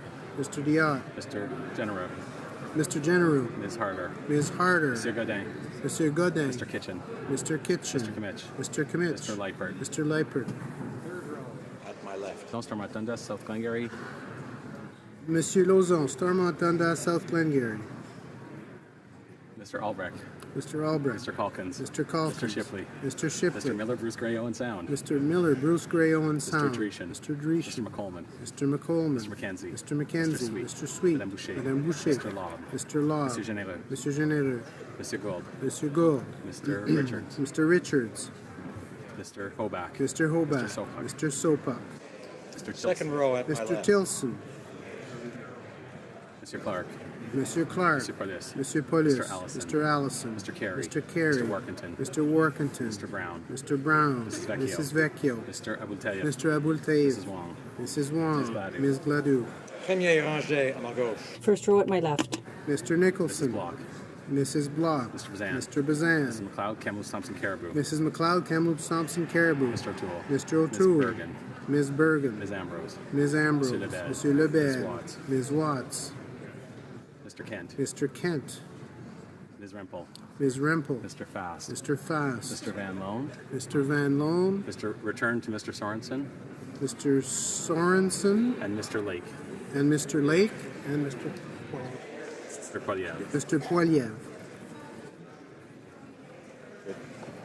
Tous ceux à ma droite qui s'opposent. All those at my right opposed to the motion will please rise. Rangé. Fifth row.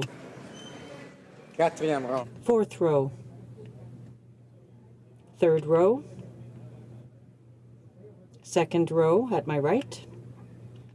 First row at my right.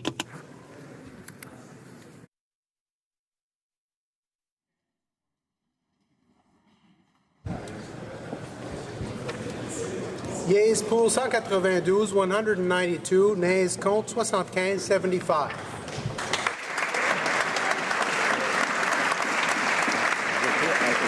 Je déclare la motion adoptée. I declare the motion carried.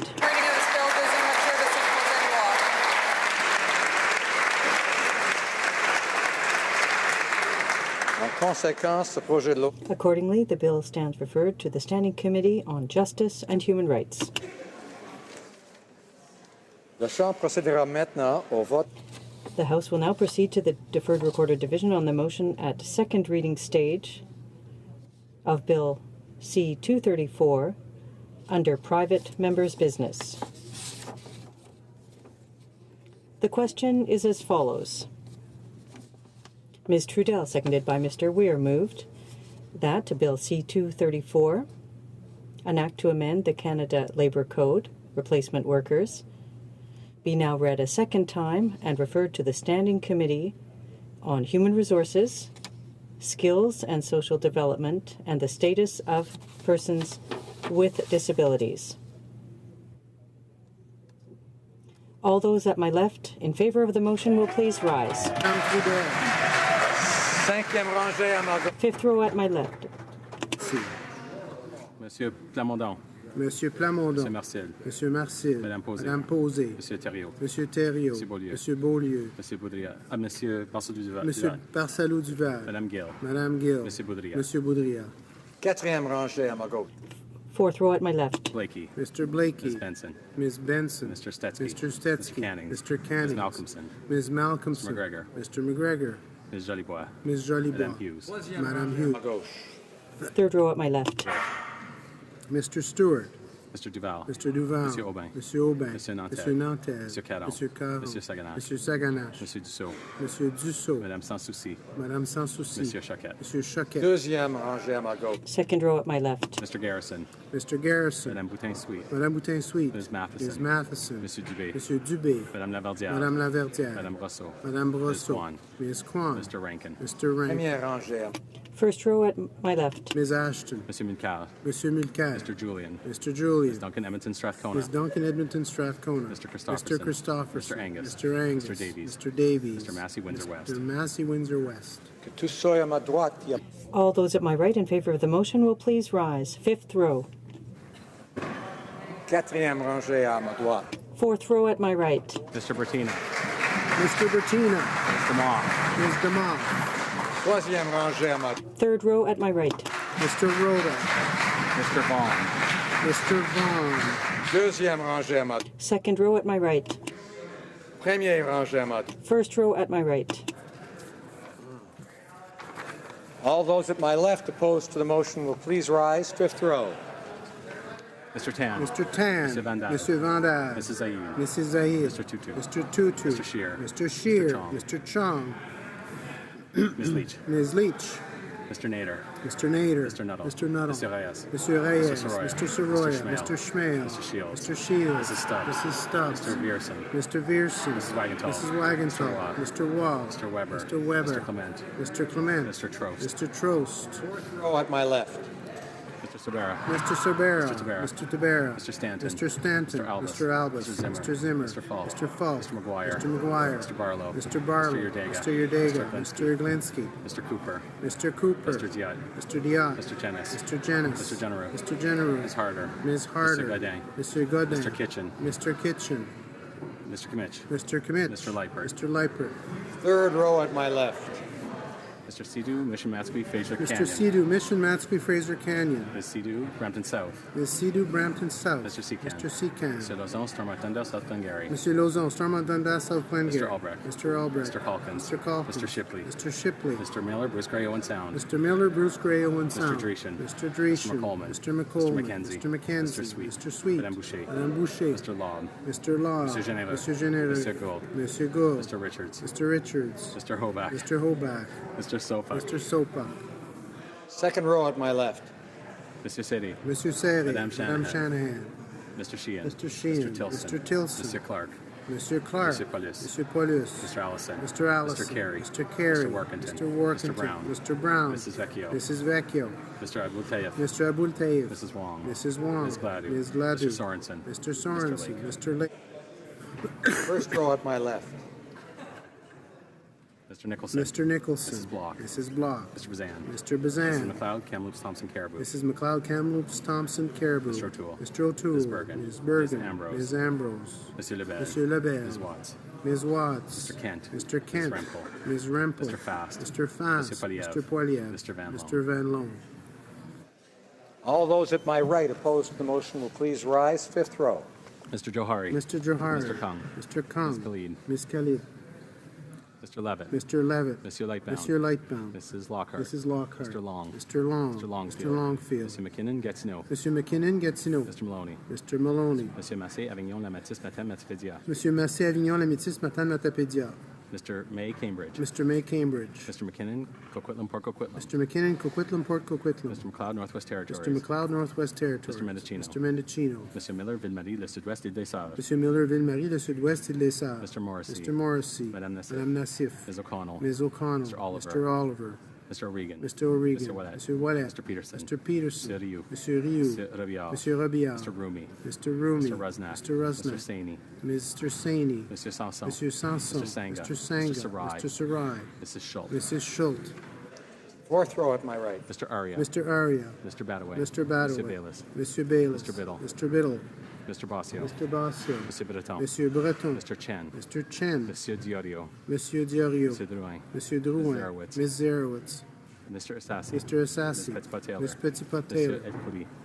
Monsieur El Khoury. Mr. Ellis. Mr. Ellis. Mr. Erskine Smith. Mr. Erskine Smith. Mr. Elfson. Mr. Elfson. Mr. Fillmore. Mr. Fillmore. Mr. Fisher. Mr. Fisher. Mr. Fonseca. Mr. Fonseca. Mr. Fragascatos. Mr. Fragascatos. Mr. Fraser West Nova. Mr. Fraser West Nova. Mr. Fraser Central Nova. Mr. Fraser Central Nova. Mr. Fuhr. Mr. Fuhr. Mr. Garrettson. Mr. Garrettson. Mr. Graham. Mr. Graham. Mr. Gerwal. Mr. Grewal. Mr. Hardy. Mr. Hardy. Mr. Harvey. Mr. Harvey. Mr. Housefather. Mr. Housefather. Mr. Hussein. Mr. Hussein. Mr. Yakino. Mr. Yakino. Mrs. Jordan. Mrs. Jordan.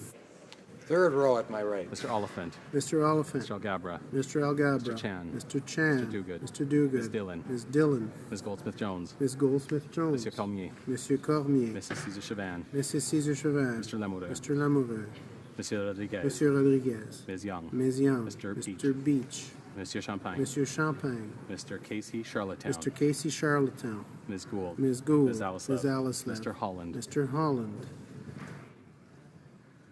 Ms. Hutchings. Ms. Hutchings. Mr. Jesneski. Mr. Jesneski. Mr. Amos. Mr. Amos. Mr. Anandasangri. Mr. Nandasangri. Monsieur Monsieur Arsenault. Second row at my right. Mr. Casey Cumberland Colchester. Mr. Casey Cumberland Colchester. Mr. McGinty. Mr. McGinty. Mrs. McCrimmon. Mrs. McCrimmon. Monsieur Lauzon, Argenteuil, La Petite Nation. Monsieur Lauzon, Argenteuil, La Petite Nation. Mr. McKay. Mr. McKay. Ms. Cara. Ms. Cara. Monsieur Picard. Monsieur Picard. Mr. Boissonneau. Mr. Boissonneau. Mr. Cusner. Mr. Ms. Cusner. Hyder. Ms. Hyder. Mr. Carr. Mr. Carr. Mr. Leslie. Mr. Leslie. Mr. Sohi. Mr. Sohi. Monsieur Duclos. Monsieur Duclos. Monsieur Dubourg. Monsieur Dubourg. Ms. Murray. Ms. Murray. Mr. Varani. Mr. Varani. Mr. Wilkinson. Mr. Wilkinson. Monsieur Fergus. Monsieur Fergus. Monsieur Lemedi. Monsieur Lemedi. Bangaman. First row at my right. Mr. Hare. Mr. Hare. Ms. Qualtrough. Ms. Qualtrough. Mr. Sajan. Mr. Sajan. Mrs. Philpott. Mrs. Philpott. Mr. Goodale. Mr. Goodale. Ms. Mahaichuk. Ms. Mahaichuk. Monsieur Leblanc. Monsieur Leblanc. Ms. Foote. Ms. Foote. Mr. Bryson. Mr. Bryson. Ms. Wilson-Raybould. Ms. Wilson-Raybould. Madame. Mr. Macaulay Cardigan. Mr. Macaulay Cardigan. Madame Le Boutillier. Madame Le Boutillier. Madame Bibot. Madame Bibot. Mr. McCallum. Mr. McCallum. Ms. McKenna. Ms. McKenna. Mr. Baines. Mr. Baines. Ms. Freeland. Ms. Freeland. Monsieur Poisson. Monsieur Poisson. Monsieur Paradis. Monsieur Paradis. Mr. Easter. Mr. Ms. Easter. Scrow. Ms. Scrow. Mr. Nault. Mr. Nault. He saw one.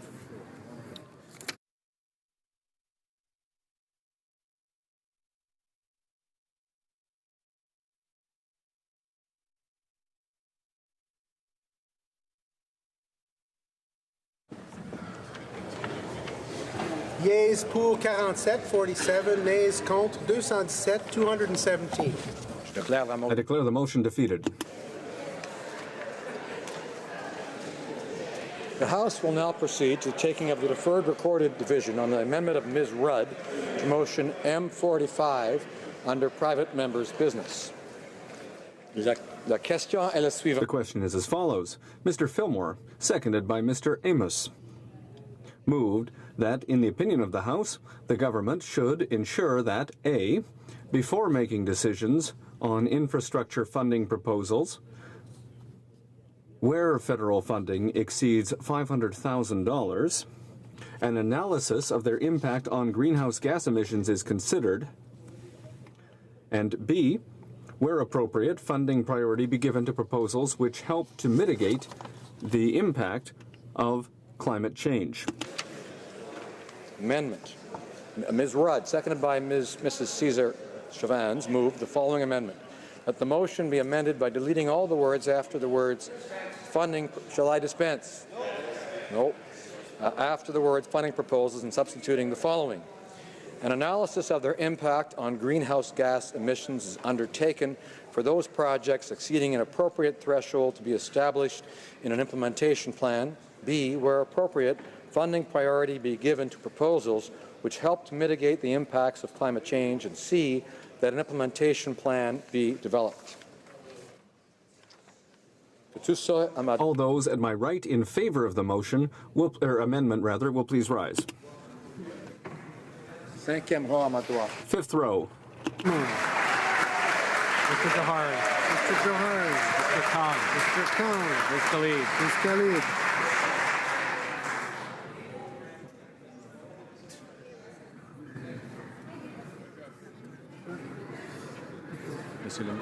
Go ahead. Mr. Levitt. Mr. Levitt. Mr. Lightbound. Mr. Lightbound. Mrs. Lockhart. Mrs. Lockhart. Mr. Long. Mr. Long. Mr. Longfield. Mr. Longfield. Mr. McKinnon gets no. Mr. McKinnon gets no. Mr. Maloney. Mr. Maloney. Monsieur Massé, Avignon, La Métis, Matin, Matapédia. Monsieur Massé, Avignon, La Métis, Matan, Matapédia. Mr. May, Cambridge. Mr. May, Cambridge. Mr. McKinnon, Coquitlam, Port Coquitlam. Mr. McKinnon, Coquitlam, Port Coquitlam. Mr. McLeod, Northwest Territories. Mr. McLeod, Northwest Territories. Mr. Mendocino. Mr. Mendocino. Mr. Miller, Ville-Marie, Le Sud-Ouest, Île des Sables. Monsieur Miller, Ville-Marie, Le Sud-Ouest, Île des Sables. Mr. Morrissey. Mr. Morrissey. Madame Nassif. Ms. O'Connell. Ms. O'Connell. Mr. Oliver. Mr. Oliver. Mr. O'Regan. Mr. O'Regan. Mr. Ouellet. Mr. Ouellet. Mr. Peterson. Mr. Peterson. Mr. Rioux. Mr. Rioux. Mr. Robillard. Mr. Robillard. Mr. Rumi.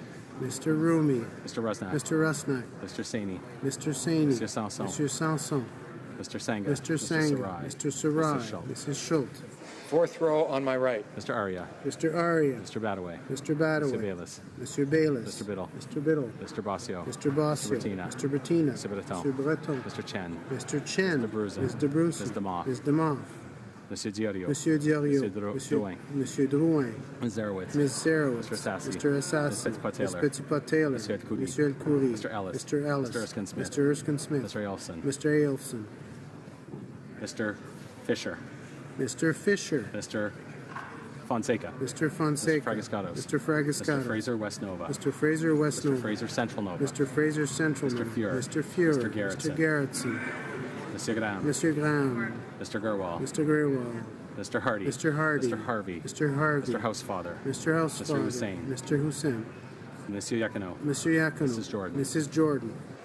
Third row at my right. Mr. Rhoda. Mr. Rhoda. Mr. Oliphant. Mr. Oliphant. Mr. Algabra. Mr. Algabra. Mr. Chan. Mr. Chan. Mr. Duguid. Mr. Duguid. Ms. Dillon. Ms. Dillon. Ms. Goldsmith-Jones. Ms. Goldsmith-Jones. Monsieur Cormier. Monsieur Cormier. Mrs. Cesar Chavan. Mrs. Cesar Chavan. Mr. Lamoureux. Mr. Lamoureux. Monsieur Rodriguez. Monsieur Rodriguez. Ms. Young. Ms. Young. Mr. Beach. Mr. Beach. Monsieur Champagne. Monsieur Champagne. Mr. Casey Charlottetown. Mr. Casey Charlottetown. Ms. Gould. Ms. Gould. Ms. Alisley. Ms. Alisley. Mr. Holland. Mr. Holland. Mr. Vaughn. Mr. Vaughn. Ms. Hutchings. Ms. Hutchings. Mr. Jesnevsky. Mr. Jesnevsky. Mr. Amos. Mr. Amos. Mr. Anadasangri. Mr. Nandasangri. Monsieur Arsenault. Monsieur Arsenault. Second row at my right. Mr. Casey Cumberland Colchester. Mr. Casey Cumberland Colchester. Mr. McGinty. Mr. McGinty. Mrs. McCrimmon. Mrs. McCrimmon. Monsieur Lauzon Argental, La Petite Nation. Monsieur Lauzon Argenteuil, La Petite Nation. Mr. McKay. Mr. McKay. Ms. Cara. Ms. Cara. Picard. Monsieur Picard. Mr. Boissonneau. Mr. Boissonneau. Mr. Cusner. Mr. Cusner. Ms. Haidu. Ms. Haidu. Mr. Carr. Mr. Carr. Mr. Leslie. Mr. Leslie. Mr. Sohi. Mr. Sohi. Monsieur Duclos. Monsieur Duclos. Mr. Dubourg. Monsieur Dubourg. Ms. Murray. Ms. Murray. Mr. Varani. Mr. Varani. Mr. Wilkinson. Mr. Wilkinson. Monsieur Fergus. Monsieur Fergus. Monsieur Lametti. Monsieur Lametti. Ms. Jones. Ms. Jones. Mr. Spengeman. Mr. Spengeman. Row on my right. Mr. Hare. Mr. Hare. Ms. Qualtrough. Ms. Qualtrough. Mr. Sargent. Mr. Sargent. Mrs. Philpott. Mrs. Philpott. Mr. Goodale. Mr. Goodale. Ms. Mahaichuk. Ms. Mr. Mahaichuk. Leblanc. Mr. Leblanc. Ms. Foot. Ms. Foot. Mr. Bryson. Mr. Bryson. Ms. Wilson Ms. Raybould. Wilson Raybould. Mr. Macaulay Mr. Cardigan. Macaulay Cardigan. Madame Le Boutillier. Madame Le Boutillier. Madame Bibot. Madame Bibot. Mr. McCallum. Mr. McCallum. Ms. McKenna. Ms. McKenna. Mr. Baines. Mr. Baines. Ms. Freeland. Ms. Freeland. Monsieur Poisson. Monsieur Poisson. Monsieur Paradis. Monsieur Paradis. Mr. Easter. Mr. Easter. Ms. Scrow. Ms. Scrow. Mr. Nault. Mr. Nault. Tous ceux à ma gauche qui appuient la motion. Those on my left who support the motion will please rise. Fifth row. And Mr. Ms. Tan. Tassi. Ms. Tassi. Monsieur Vandal. Monsieur Vandal. Mrs. Zaid. Mrs. Zaid. Mr. Tutu. Mr. Tutu.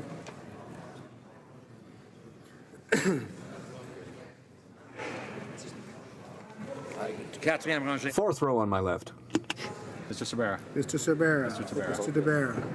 Mr. Blakey. Mr. Blakey. Ms. Benson. Ms. Benson. Mr. Stetsky. Mr. Stetsky. Mr. Canning. Mr. Canning. Ms. Malcolmson. Ms. Malcolmson. Mr. McGregor. Mr. McGregor. Ms. Jolibois. Ms. Jolibois. Madame Hughes. Madame Hughes. Third row on my left. Mission Matsky Fraser Canyon. Mr. Sidhu. Mission Matsky Fraser Canyon. Ms. Sidhu Brampton South. Ms. Sidhu Brampton South. Mr. Seacant. Mr. Seacant. Mr. Stewart. Mr. Stewart. Mr. Duval. Mr. Duval. Monsieur Aubin. Monsieur Aubin. Monsieur Nantel. Monsieur Nantel. Monsieur Caron. Monsieur Caron. Monsieur Saganache. Monsieur Saganache. Monsieur Dussault. Monsieur Dussault. Madame Sans Souci. Madame Sans Souci. Monsieur Choquette. Monsieur Choquette. Madame Trudel. Madame Trudel. Deuxième rang. Second row on my left. Monsieur Serre. Madame Shanahan. Madame Shanahan. Mr. Sheehan. Mr. Sheehan. Mr. Garrison. Mr. Garrison. Madame Boutin-Sweet. Madame Boutin-Sweet. Ms. Matheson. Ms. Matheson. Monsieur Dubé. Monsieur Dubé. Madame Laverdière. Madame Laverdière. Madame Brosseau. Madame Brosseau. Ms. Kwan. Ms. Kwan. Mr. Rankin. Mr. Rankin. First row at my left. Ms. Ashton.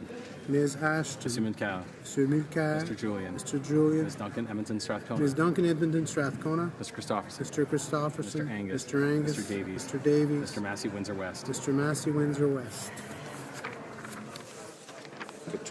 All those at my right opposed to the amendment will please rise. Fifth row. Quatrième rang. Fourth row on my right. Troisième rangée. Third row on my right. Deuxième rang. Second row on my right. Première rangée. First row on my right. À ma gauche, qui s'oppose. All those at my left opposed to the motion, the amendment, will please rise. Here. Mr. Chong. Mr. Chong. Ms. Leach. Ms. Leach. Mr. Nader. Mr. Nader. Mr. Nuttall. Mr. Nuttall. Monsieur Reyes. Mr. Reyes. Mr. Soroya. Mr. Soroya. Mr. Schmale. Mr. Schmale. Mr. Shields. Mr. Shields. Mrs. Stubbs. Mrs. Stubbs. Mr. Vierson. Mr. Vierson. Mrs. Wagenthal. Mrs. Wagenthal. Mr. Waugh. Mr. Waugh. Mr. Weber. Mr. Weber. Mr. Clement. Mr. Clement. Mr. Trost. Mr. Trost. Monsieur Plamondon. Monsieur Plamondon. Monsieur Marcil. Monsieur Marcil. Madame Posé. Madame Posé. Monsieur Thériault. Monsieur Thériault. Monsieur Beaulieu. Monsieur Beaulieu. Monsieur Barcelou Duval. Monsieur Barcelou Duval. Madame Gill. Madame Gill. Monsieur Boudria. Monsieur Boudria. Quatrième rangée. Fourth row at my left. Mr. Stanton. Mr. Albus. Mr. Albus. Mr. Zimmer. Mr. Zimmer. Mr. Falk. Mr. Falk. Mr. McGuire. Mr. McGuire. Mr. Barlow. Mr. Barlow. Mr. Yerdega. Mr. Yerdega. Mr. Glinsky. Mr. Glinsky. Mr. Cooper. Mr. Cooper. Mr. Diot. Mr. Diot. Mr. Janis. Mr. Janis. Mr. General. Mr. General. Ms. Harder. Ms. Harder. Mr. Godin. Mr. Godin. Mr. Kitchen. Mr. Kitchen. Mr. Kimmich. Mr. Kimmich. Mr. Leiper. Mr. Leiper. Third row at my left. Monsieur Lauzon, Stormont Dundale, South Glengarry. Monsieur Lauzon, Stormont Dundas, South Glengarry. Mr. Albrecht. Mr. Albrecht. Mr. Calkins. Mr. Calkins. Mr. Shipley. Mr. Shipley. Mr. Miller, Bruce Gray, Owen Sound. Mr. Miller, Bruce Gray, Owen Sound. Mr. Dreeshen. Mr. Dreeshen. Mr. McColeman. Mr. McColeman. Mr. McKenzie. Mr. McKenzie. Mr. Sweet. Mr. Sweet. Madame Boucher. Madame Boucher. Mr. Laub. Mr. Laub. Mr. Geneva. Mr. Geneva. Mr. Gold. Mr. Gold. Mr. Richards. Mr. Richards. Mr. Hoback. Mr. Mr. Hoback. Sopak. Mr. Sopak. Second row at my left. Mr. Tilson. Mr. Tilson. Mr. Clark. Monsieur Clark. Mr. Paulus. Mr. Paulus. Mr. Allison. Mr. Allison. Mr. Carey. Mr. Carey. Mr. Workington. Mr. Workington. Mr. Brown. Mr. Brown. Mrs. Vecchio. Mrs. Vecchio. Mr. Abultev. Mr. Abultev. Mrs. Wong. Mrs. Wong. Ms. Gladue. Ms. Gladue. Mr. First row at my Mr. left. Lake. Mr. Nicholson. Mr. Nicholson. Mrs. Block. Mrs. Block. Mr. Bazan. Mr. Bazan. Mrs. McLeod, Kamloops Thompson Caribou. Mrs. McLeod. Kamloops Thompson Caribou. Mr. O'Toole. Mr. O'Toole. Ms. Bergen. Ms. Bergen. Ms. Ambrose. Ms. Ambrose. Mr. Lebed. Mr. Lebed. Ms. Watts. Ms. Mr. Watts. Kent. Mr. Ms. Kent. Rempel. Ms. Rempel. Mr. Fast. Mr. Fast. Mr. Poliev. Mr. Poliev. Mr. Van Loan. Mr. Van Loan.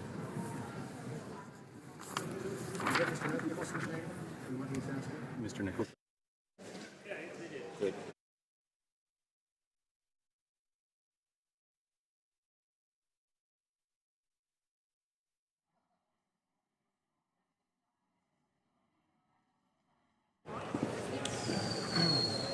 Yeas pour 181, 181. Nays contre 84, 84. Je declare the amendment carried.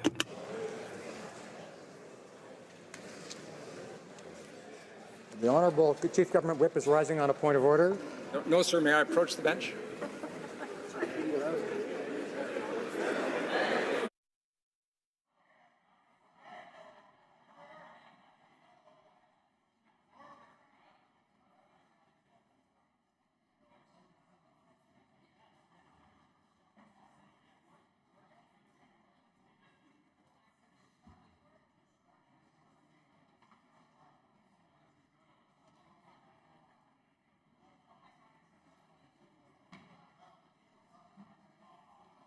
No deal.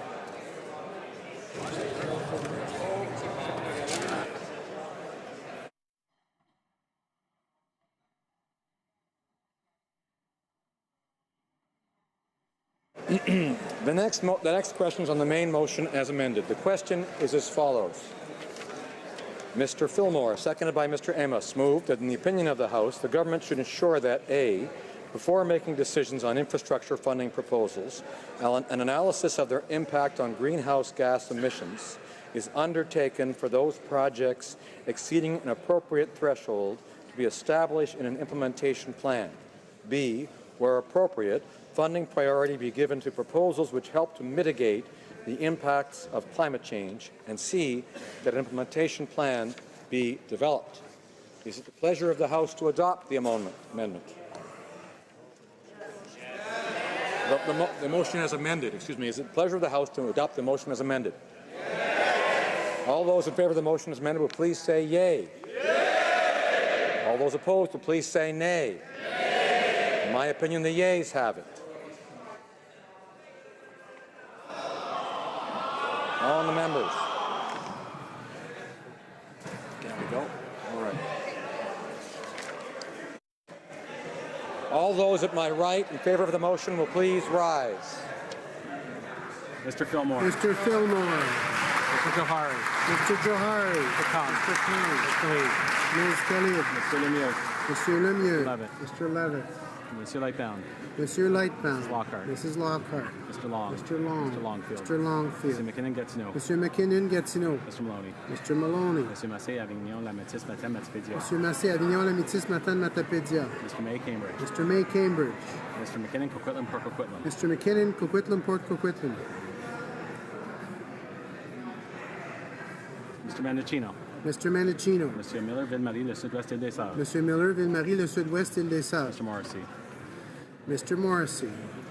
Madame Nassif. Madame Nassif. Ms. O'Connell. Ms. O'Connell. Mr. Oliver. Mr. Oliver. Mr. O'Regan. Mr. O'Regan. Mr. Ouellet. Mr. Ouellet. Mr. Peterson. Mr. Peterson. Mr. Rioux. Mr. Rioux. Mr. Robillard. Mr. Robillard. Mr. Rumi. Mr. Rumi. Mr. Rusnak. Mr. Rusnak. Mr. Saini. Mr. Saini. Mr. Sanson. Mr. Sanson. Mr. Sanga. Mr. Sanga. Mr. Sarai. Mr. Mrs. Sarai. Schultz. Mrs. Schultz. Fourth row at my right. Mr. Aria. Mr. Aria. Mr. Badaway. Mr. Battle. Monsieur Bayless. Monsieur Bayless. Mr. Biddle. Mr. Biddle. Mr. Bossio. Mr. Bossier. Mr. Bertina. Mr. Bertina. Mr. Breton. Mr. Breton. Mr. Chen. Mr. Chen. Ms. DeBruzen. Ms. DeBruce. Ms. DeMoff. Ms. DeMoff. Monsieur Diorio. Monsieur Diorio. Monsieur Drouin. Monsieur Drouin. Ms. Zerowitz. Ms. Zerowitz. Mr. Assassi. Mr. Assassi. Ms. Fitzpat Taylor. Ms. Petitpot Taylor. Monsieur Elkouri. Monsieur Elkouri. Mr. Ellis. Mr. Ellis. Mr. Erskine Smith. Mr. Erskine Smith. Mr. Elson. Mr. Ailson. Mr. Fisher. Mr. Fisher. Mr. Fonseca. Mr. Fonseca. Mr. Fragascatos. Mr. Fragascatos. Mr. Fraser West Nova. Mr. Fraser West Nova. Mr. Fraser Central Nova. Mr. Fraser Central Nova. Mr. Fuhr. Mr. Fuhr. Mr. Mr. Garrettson. Mr. Graham. Mr. Grewal. Mr. Grewal. Mr. Hardy. Mr. Hardy. Mr. Mr. Harvey. Mr. Housefather. Mr. Housefather. Mr. Hussein. Mr. Hussein. Mr. Yakino. Mr. Yakino. Mrs. Jordan. Mrs. Jordan. Troisième rangée à ma droite. Third row on my right. Mr. Rhoda. Mr. Oliphant. Mr. Oliphant. Mr. Algabra. Mr. Algabra. Mr. Chan. Mr. Chan. Mr. Duguid. Mr. Duguid. Ms. Dillon. Ms. Dillon. Ms. Goldsmith Ms. Jones. Goldsmith Jones. Mr. Cormier. Mr. Cormier. Mrs. Caesar Chavan. Mrs. Caesar Chavan. Mr. Lemuda. Mr. Lamoureux. Monsieur Rodriguez. Monsieur Rodriguez. Ms. Young. Ms. Young. Mr. Beach. Mr. Beach. Monsieur Champagne. Monsieur Champagne. Mr. Casey Charlottetown. Mr. Casey Charlottetown. Ms. Gould. Ms. Gould. Ms. Alislav. Ms. Alislav. Mr. Holland. Mr. Holland. Mr. Vaughn. Mr. Vaughn. Ms. Hutchings. Ms. Hutchings. Mr. Jesneski. Mr. Jesnevsky. Mr. Amos. Mr. Amos. Mr. Anand Sangri. Mr. Ananda Sangri. Monsieur Arsenault. Monsieur Arsenault. Second row at my right. Mr. Casey Cumberland Colchester. Mr. Casey Cumberland Colchester. Mr. McGinty. Mr. McGinty. Mrs. McCrimmon. Mrs. McCrimmon.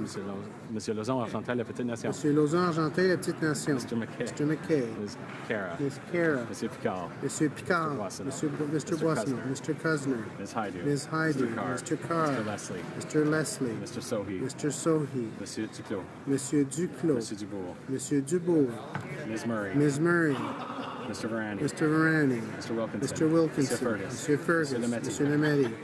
Ms. Jones. Ms. Jones. Mr. Spengeman. Mr. Spengeman.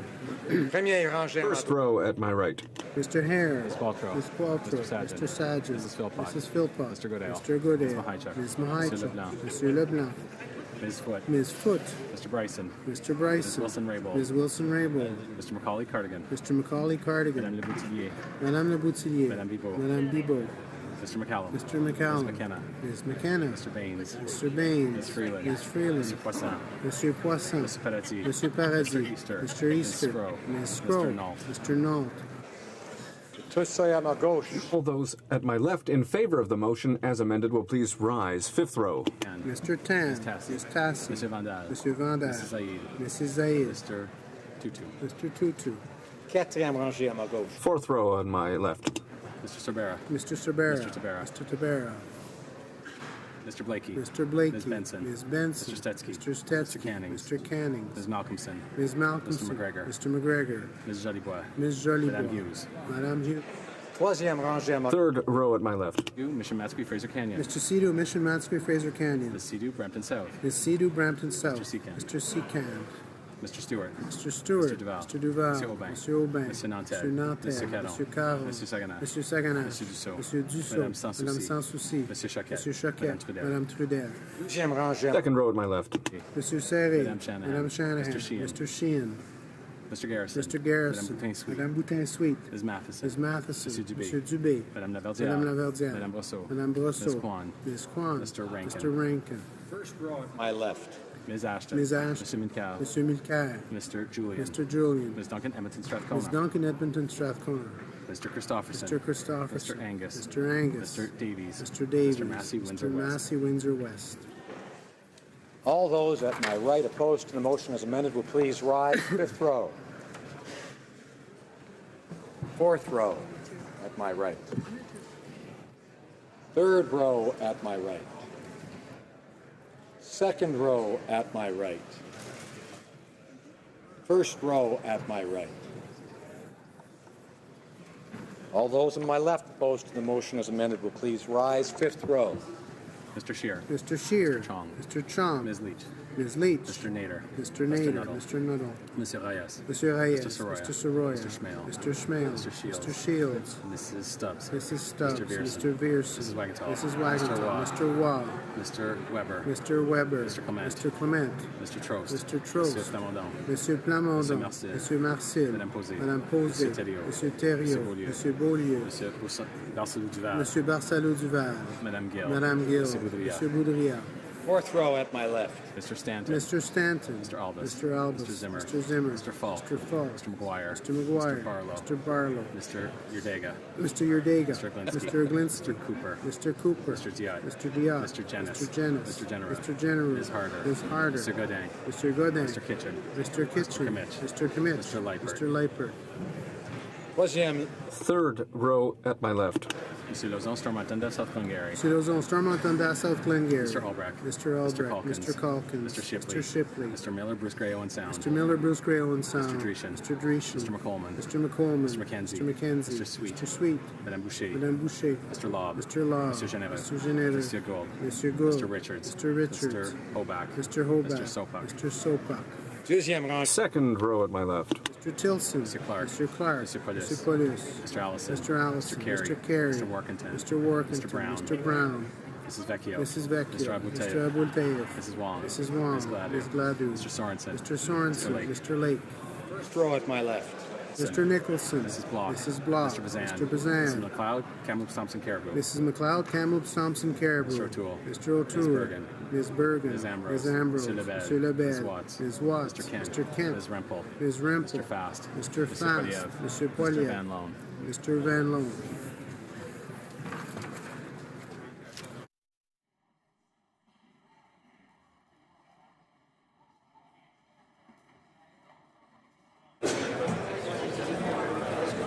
Yeas pour 182, 182, nays contre 84, 84. Declare the motion as amended carried. Order, order, order, order. Immediately before the first vote, I saw on the floor of the House a stranger, and I'm advised that there was another stranger who was also behind the curtains. They quickly left, but I want members, there are new members here since a year ago, I suppose, and there are new staff perhaps. But I want members to make it very clear to their staff that they are not to set foot on the floor of this chamber when the House is sitting.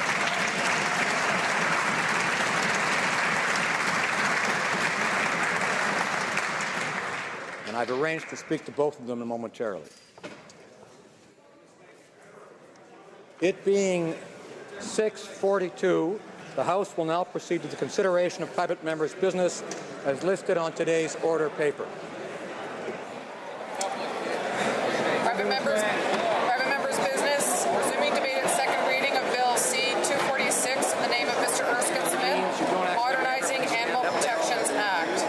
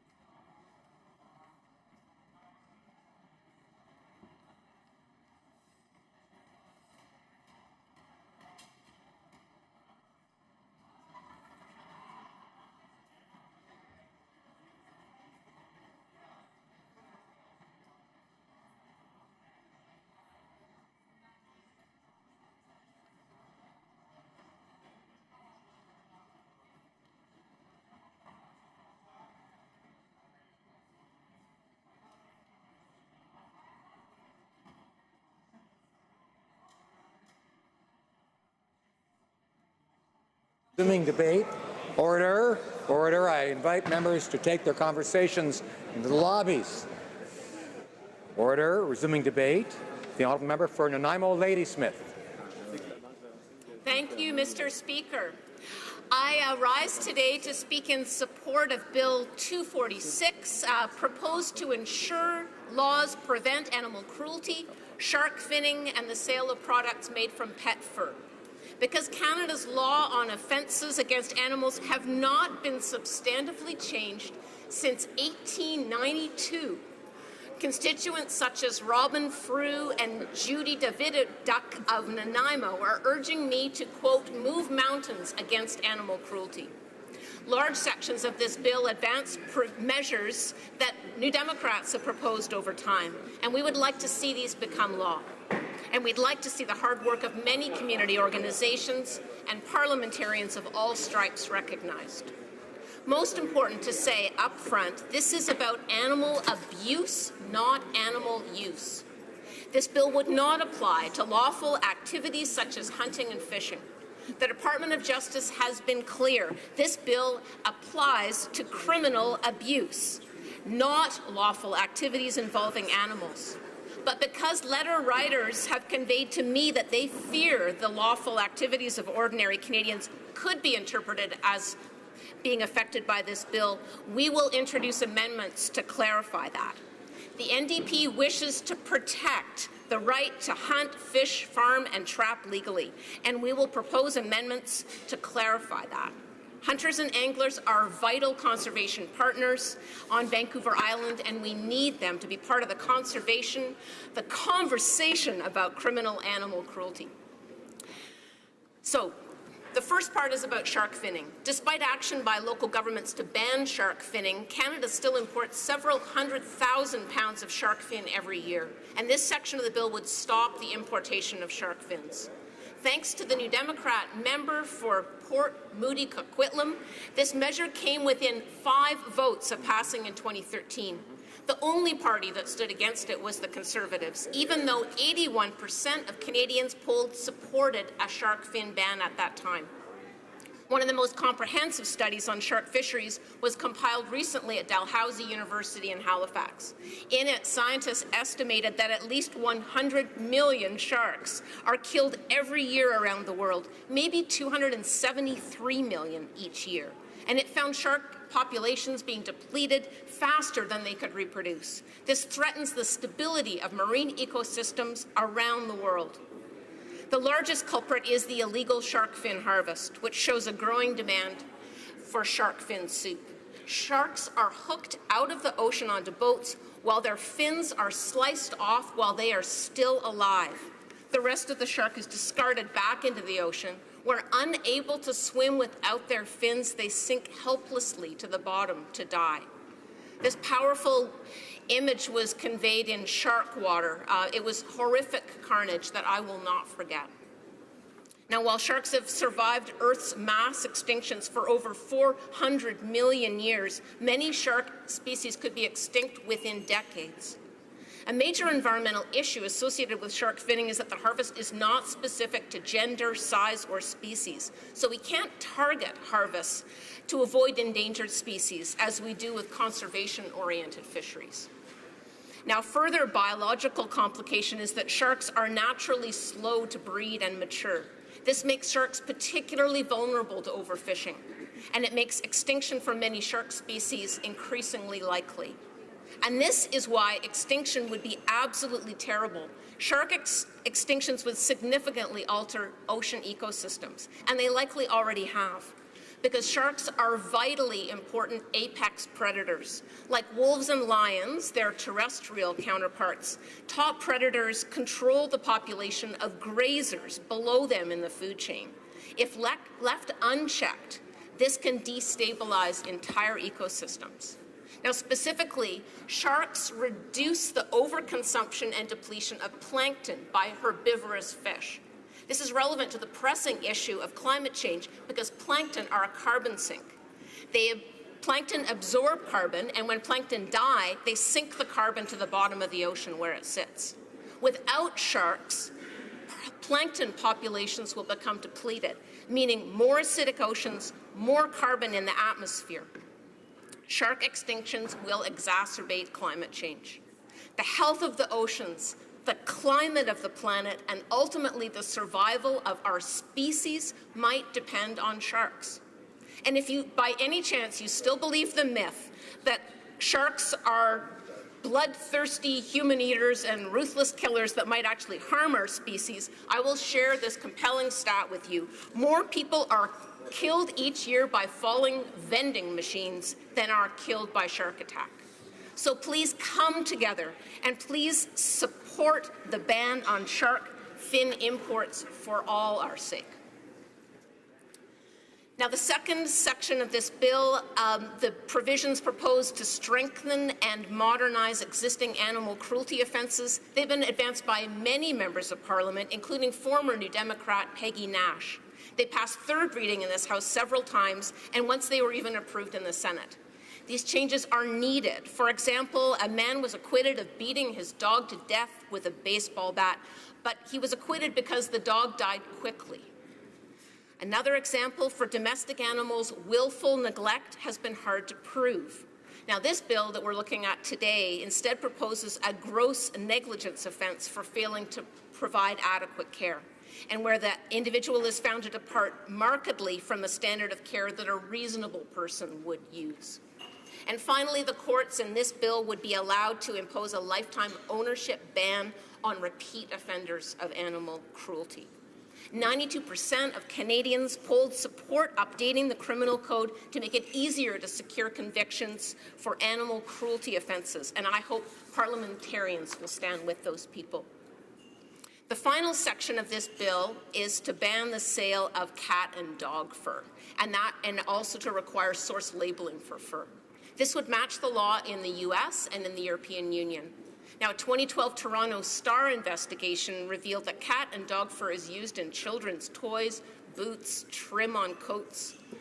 3 NDP MPs have previously attempted the measures contained in this bill to ban the sale of that fur and to require source labeling for cat and dog fur. So in conclusion, I want to say again, this bill is not about hunting and fishing. If it was, I wouldn't support it. This is about animal abuse, not animal use. The bill applies to criminal abuse, not to lawful activities involving animals. And my riding is built on commercial fisheries. It's full of hunters and anglers doing vital preservation work. And our riding is very dependent on recreational and sport fisheries. Because I don't want anyone to fear that the lawful activities like those would ever be affected by this bill, this is an amendment that we will propose in committee to clarify that this does not affect lawful hunting and fishing.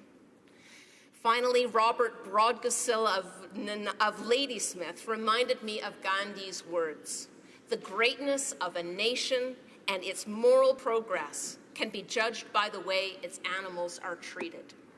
I urge this Parliament to vote together and show leadership to end animal cruelty in Canada. Thank you. Resuming debate, the Honourable Parliamentary Secretary to the Minister of Immigration. Thank you, Mr. Speaker. I'm proud today to rise as the Member of Parliament for Parkdale High Park and speak on behalf of my constituents in support of Bill C-246, legislation that would strengthen animal protection in Canada. And I want to start with a now familiar quote, Mr. Speaker. "The greatness of a nation and its moral progress can be judged by the way its animals are treated."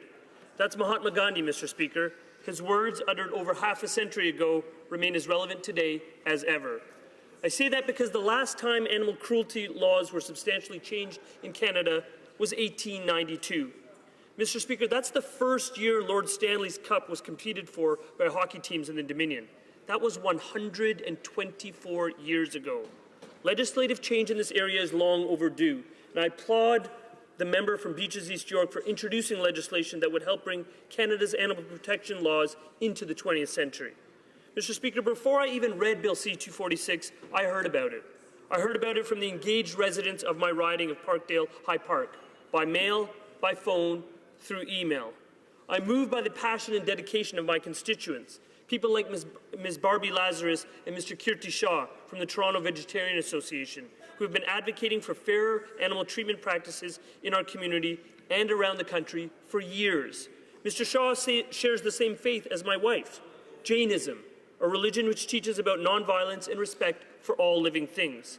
They understand that the kinds of practices Bill C-246 will prohibit have no place in Canadian society. But I do not simply hear from adult advocates, Mr. Speaker. In my riding, I also heard from youth. On a visit to the class of Mr. Davis Mirza at Keele Street Junior Public School, I heard from grade 5 and 6 students about their concerns.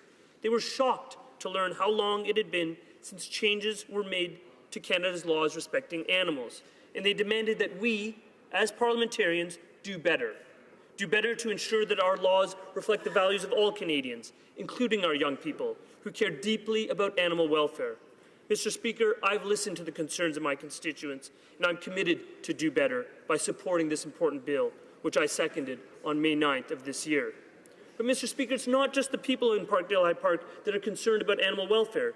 Canadians across the country and across the political spectrum care deeply about this issue. A key indicator of this are a few facts. 5,630 people have been signed a petition, E509, in support of Bill C-246. 13,000 Canadians signed an e-petition number 123 relating to the use of cat and dog fur. And on change.org, 48,000 signatures were collected in support of this bill. So let's turn to the bill, Mr. Speaker. Bill C-246 addresses issues that I consider, to be frank, largely uncontroversial. First, it will ban the sale of cat and dog fur in Canada and require labeling which shows the source of all fur. Amazingly, Mr. Speaker, in this country we do not have labeling requirements for animal fur garments. As I have learned through the advocacy of residents in my community like Josie Candito, a tireless champion of animal rights in Parkdale High Park, cat and dog fur is used for trim on coats, the lining in children's boots, and the exterior of toys. This is all permitted to occur because we don't have the necessary prohibitions in place. Bill C-246 would change this. Second, Mr. Speaker, Bill C-246 will ban the importation of shark fins. I venture to guess that most Canadians are unaware about what actual shark finning involves. So let me explain it briefly, Mr. Speaker. Shark finning is the practice of catching a shark, cutting off its fin, and simply discarding the remainder of the shark's body back into the ocean. The still live, finless shark is completely unable to swim, sinks to the bottom of the ocean, Mr. Speaker, and drowns. Mr. Speaker, this heinous practice has been illegal in Canada since 1994, but the importation of shark fins continues unabated. 318,000 of shark fins were imported to Canada in 2015 alone. Municipalities like Calgary and Toronto have passed bans on shark fins, but those bans were overturned by the courts because they weren't within municipal jurisdiction. The courts held that the power to create such a ban on imports is federal. And that's a clear call on this Parliament to take action. In relation to the bill, Mr. Speaker, Bill C-246 also answers the Supreme Court's call for clarity on the issue of bestiality. Allow me to explain. In the case of DLW, our Supreme Court acquitted a man accused of bestiality, where the sexual conduct involved a dog and the man's teenage stepdaughter. Because the act in question involved a disturbing act of oral sex and not physical penetration, Mr. Speaker, the Supreme Court of Canada overturned the man's conviction. In his majority ruling, Justice Cromwell said, and I'm quoting, "The term bestiality has a well-established legal meaning and refers to sexual intercourse between a human and an animal. It is manifestly not the role of the courts to expand that definition. Any expansion of criminal liability for this offence is within Parliament's exclusive domain." Mr. Speaker, as you can imagine, public response to this decision was incredulous, not because of the judge's interpretation. Justice Cromwell was simply applying the law, but because the actual definition of bestiality was so narrow. You don't need to be a lawyer, Mr. Speaker. You just need to apply some common sense to recognize that bestiality prohibitions ought to prevent all sexual acts with animals that are exploitative. Whether penetration occurs or not is not the issue and should not be determinative.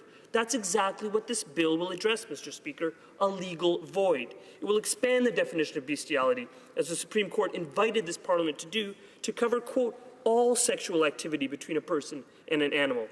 This will improve on an important goal, preventing the sexual exploitation of animals in all of its forms, a goal which I'm confident all members of this House believe in pursuing. Fourth, Mr. Speaker, I'd like to address some misunderstandings about this bill.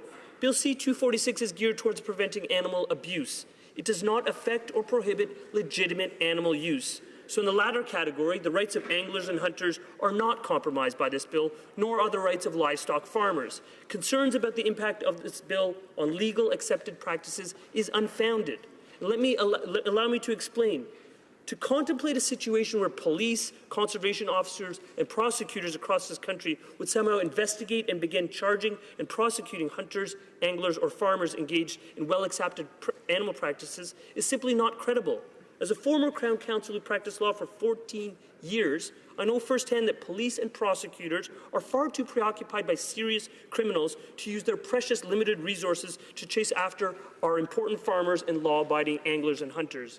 Legitimate, well-accepted animal use practices are not the target of this legislation. The target is animal abuse. And let me provide some examples, Mr. Speaker. Dogfighting. That's not simply a foreign problem. It has reared its ugly head recently in Tilbury East Township in Ontario, where they seized 31 pit bull dogs in a case involving 5 different individuals. Another example of animal abuse is puppy mills, Mr. Speaker. One such mill was discovered in Windsor this past June. A total of 14 dogs were found in the possession of a single woman, and the dog's physical condition had seriously deteriorated. One of the dogs, a Shih Tzu, Mr. Speaker, was found with 6 pounds of dried feces attached to its long matted fur. Those are the types of abuse that are targeted by this bill. The proposed amendments in this legislation to the animal cruelty provisions of the Code would facilitate prosecutions of abusers, moving the criminal standard from willful neglect to gross or severe negligence.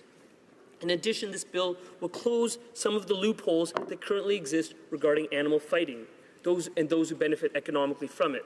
This includes criminalizing receiving money for fighting animals and breeding, training, or transporting an animal in order to fight another one.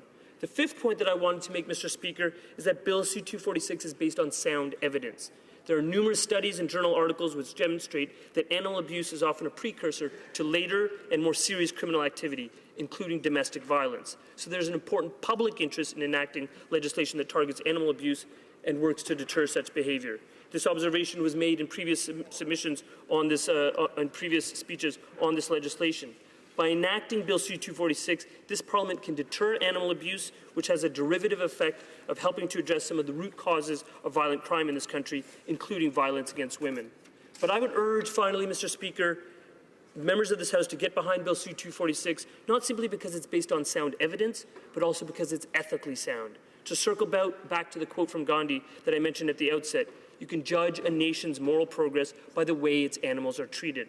This observation rings true because more so than any other unempowered group, animals are truly voiceless, Mr. Speaker. They cannot advocate for themselves. By definition, they require others to take up their cause.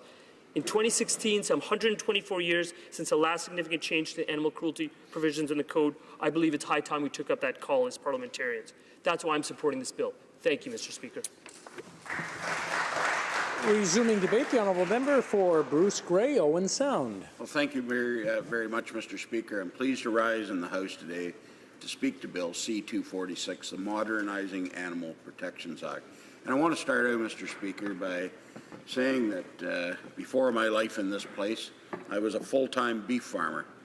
And I can tell you that myself and all the farmers that I know out there who are livestock farmers, they all have pets as well, dogs. I was no different.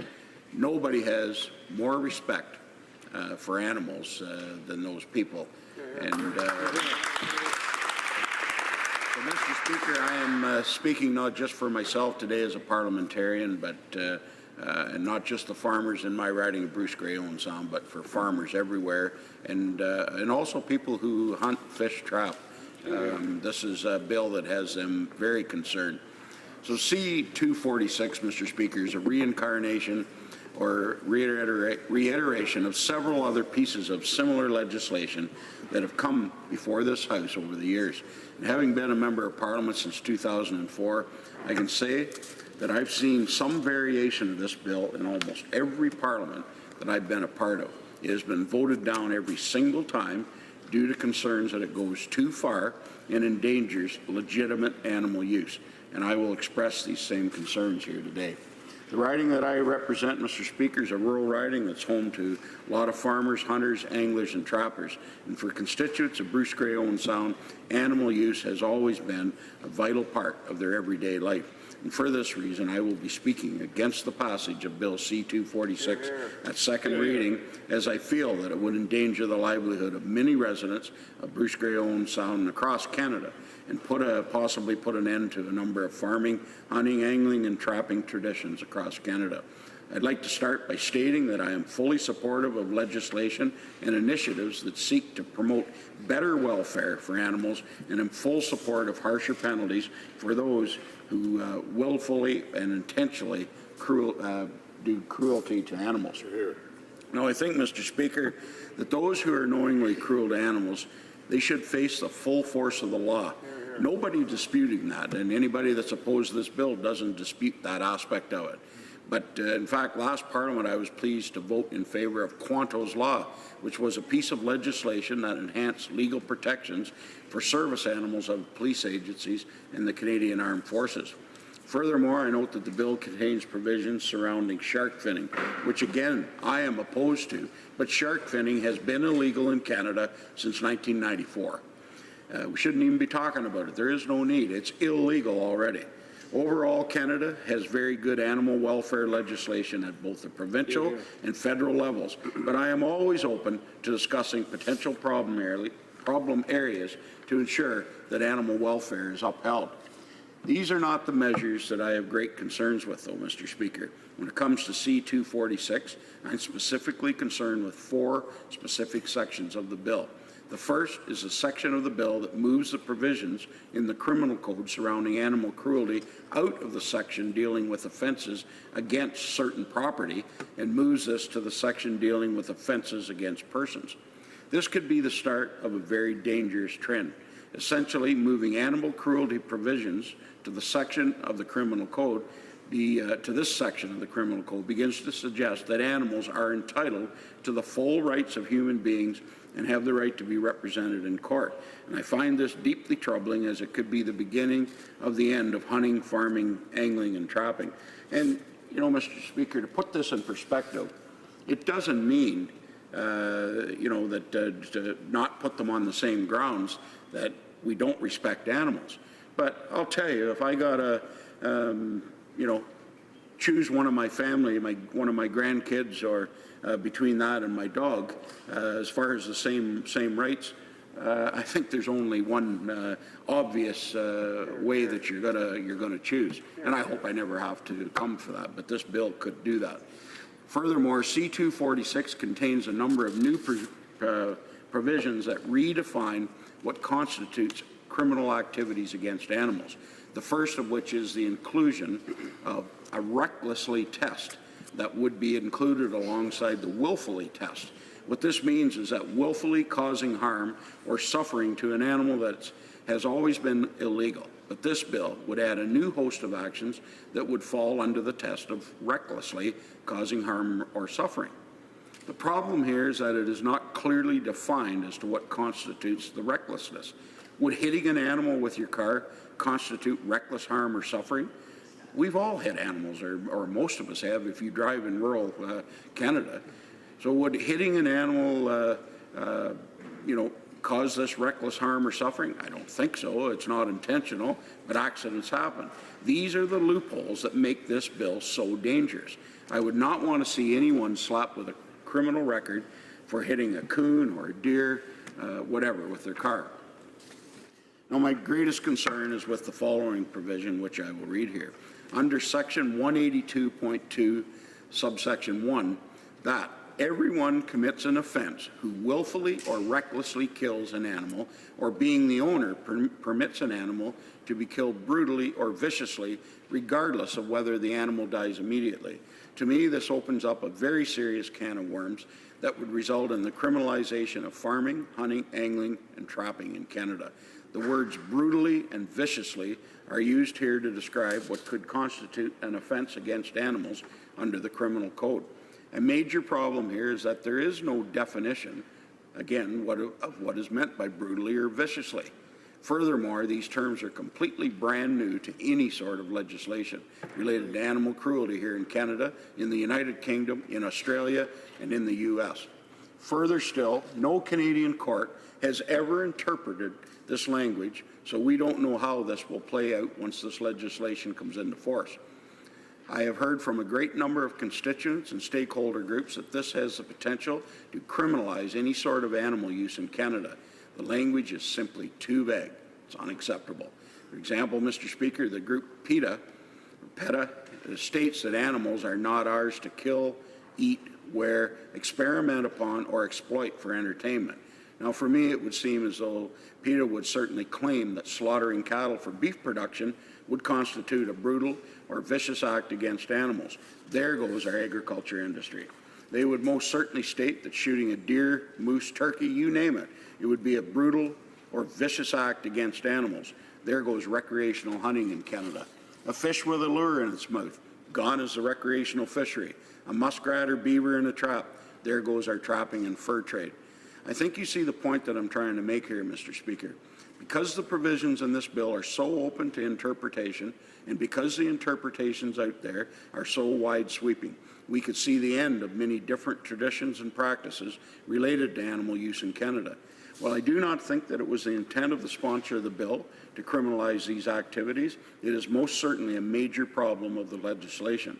Furthermore, a simple solution would have been to clearly state a list of activities that are exempt from the provisions in the legislation. This list should include ranching, farming, hunting, fishing, trapping, and medical research. This would ensure that these legal activities would not result in the handling out of criminal records for otherwise lawful activities. And finally, Mr. Speaker, I want to discuss the host of proposed changes that have been sent to me by the sponsor and that many stakeholders have been talking about. I do appreciate the efforts made by the sponsor to enhance the bill and respond to concerns from the farming, hunting, angling, and trapping communities. However, there's no guarantee that these amendments will be proposed and adopted by the committee. Therefore, at second reading, as the bill is currently drafted, I cannot support it. I did take some interest in what my colleague, the Parliamentary Secretary to the Minister of Justice, said when he spoke to this bill at the first hour of second reading. He stated, "Animal cruelty is an important social issue that deserves a comprehensive legislative response. It needs broad public consultation to allow us to get this right. The best way forward is in the review of the criminal code that will take place in the future. This way we can hear and attempt to address the concerns of Canadians engaged in legitimate activities of hunting, fishing, ranching, medical research, etc. And while I do not always agree with my honourable colleague on all issues, on this issue he has hit the nail right on the head. We need to consult with those who have expressed concerns about the bill so that we can ensure that we protect animal welfare in Canada in a way that does not criminalize traditions that rely on animal use. And in closing, I know I'm almost out of time, Mr. Speaker, I'd like to say to the member, I truly do, that he tried to fix this after the fact, but he could have drafted this bill with the right kind of consultation in advance. I'd be happy to work with him on something like that, and I think there's probably other members of my caucus. So in fact, I know there is that would work, but we just cannot support it in the way it is. Thank you very much. Hear, hear. Resuming debate, the honourable member for South Okanagan, West Kootenay.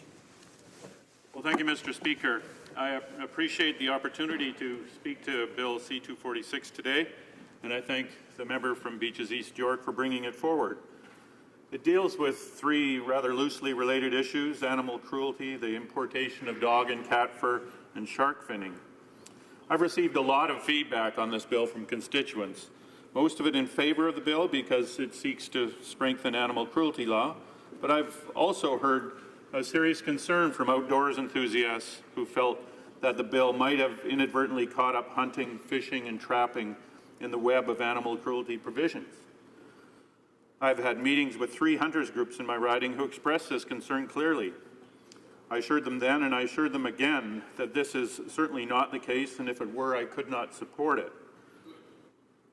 That said, I would be happy that if the committee would explore amendments that would make that crystal clear and perhaps list the legal activities that were excluded, as the previous member stated. But this is really about criminal cruelty, not legal hunting, fishing, trapping, or agriculture. Now, I'd like to spend the rest of my time talking about the third issue dealt with in this bill, and that is shark finning. Finning is the practice of removing fins from live sharks on board fishing boats and tossing the big animals overboard where they die a cruel death. So in that sense, finning might belong in this bill about animal cruelty, but it's really the impact on shark populations and how that changes our ocean ecosystems that I think is a deeper concern. Mr. Speaker, many Canadians might not know how widespread, important, and diverse sharks are in Canadian waters. There are 28 species of sharks off our shores, most of them large predators. Some are at the top of the food chain and play a key role in shaping our marine ecosystems. Like many large predators, they're slow-growing, slow to mature, slow to reproduce.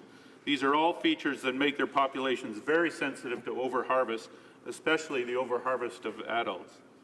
And sharks have been suffering serious population declines in recent decades for a variety of reasons. Of the 245 species of sharks in the world, 65, more than a quarter, are on the red list compiled by the International Union for Conservation of Nature. They're at some real risk of extinction. The Committee on the Status of Endangered Wildlife in Canada, CIWIC, has assessed 6 species of Canadian sharks and listed 3 as endangered and 3 as species of special concern. The 2 main causes of population declines are fisheries bycatch and shark finning. And these 2 issues are related since many sharks caught in other fisheries, such as the longline fisheries for tuna and swordfish, are routinely finned and tossed back. Estimates of the numbers of sharks finned each year are difficult to calculate, but all estimates are mind-bogglingly high. 100 million is the standard answer, but some estimates are over twice that. This practice is changing our oceans forever. Can you imagine 100 million bears disappearing from our forests each year and what that would do to our ecosystems? Or what about the loss of 100 million lions from the plains of Africa? Some species are particularly hard hit by finning. The scalloped hammerhead has declined by over 90%.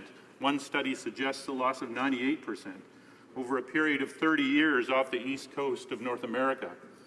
Data from the same coast indicate that the population of oceanic white-tip shark, once one of the most abundant large animal species in the world's oceans, declined by over 70% between 1992 and 2000. So that's 70% in only 8 years. This species is rapidly becoming functionally extinct. So I heartily support this bill and its effort to curb the trade in shark fins.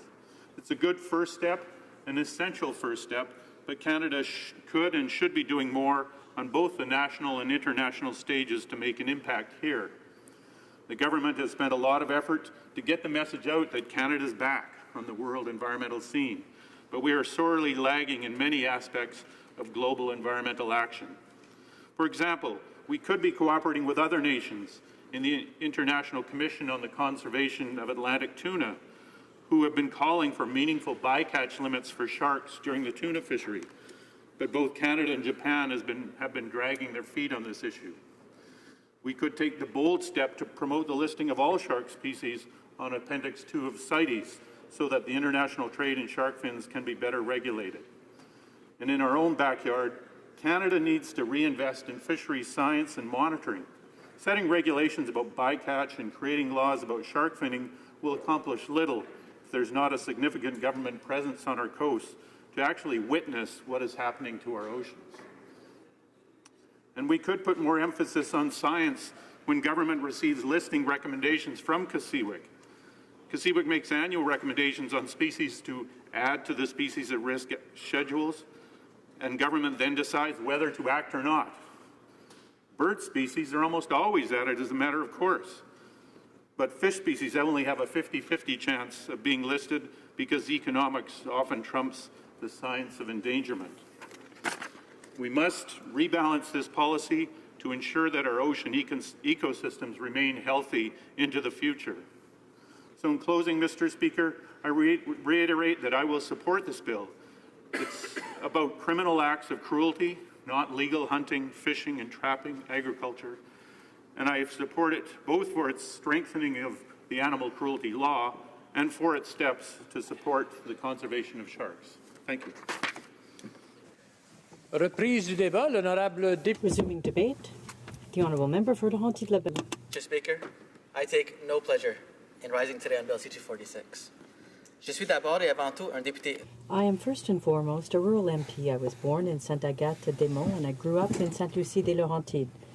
At home, we grew most of our food, including vegetables and meats.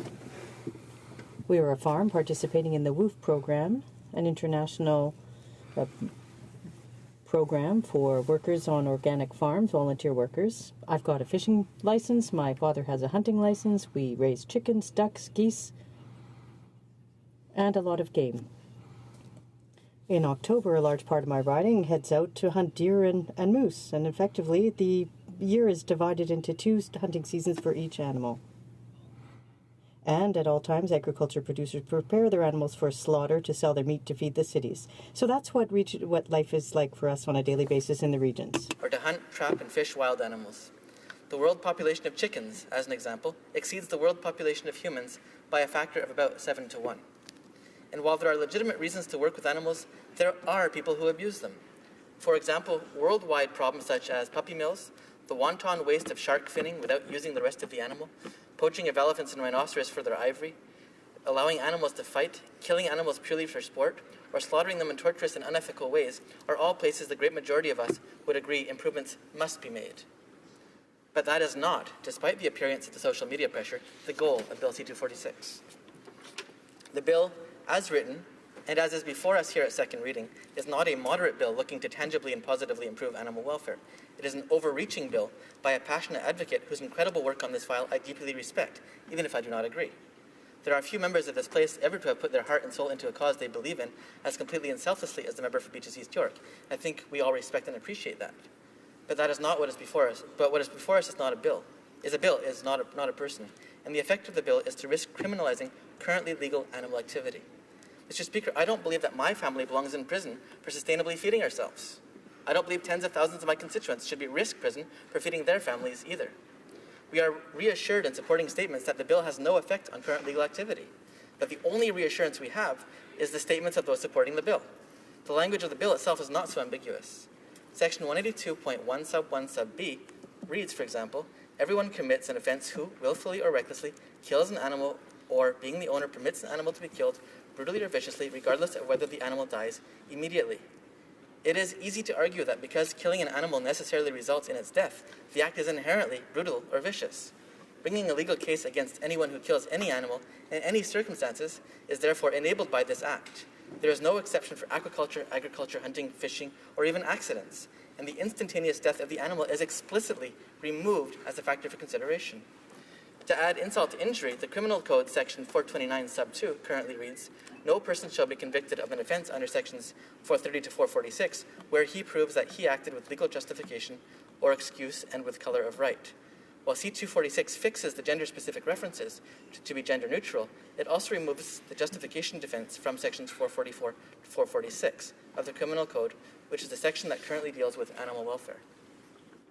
The penalty is set at up to $10,000 or 5 years in a federal penitentiary, and regardless of the probability of conviction, the case needed to bring some of these situations to trial would be established by this open-ended bill.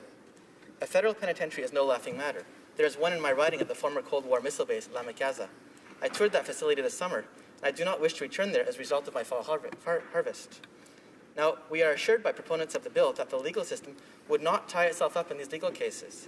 This letter I received in my office, for example, reads in part, the Canadian Sport Fishing Industry Association's claims about how Bill C-246 would impact fishing are ludicrous. They state that even the act of baiting a hook with a worm would be considered an act of cruelty according to the bill. The MP for Beaches East York and law professor Peter Sankoff contend that such claims about the effects Bill C-246 would have are preposterous. Can anyone imagine Canada's criminal justice system wasting time and resources to attempt to prosecute someone over such a ridiculous allegation?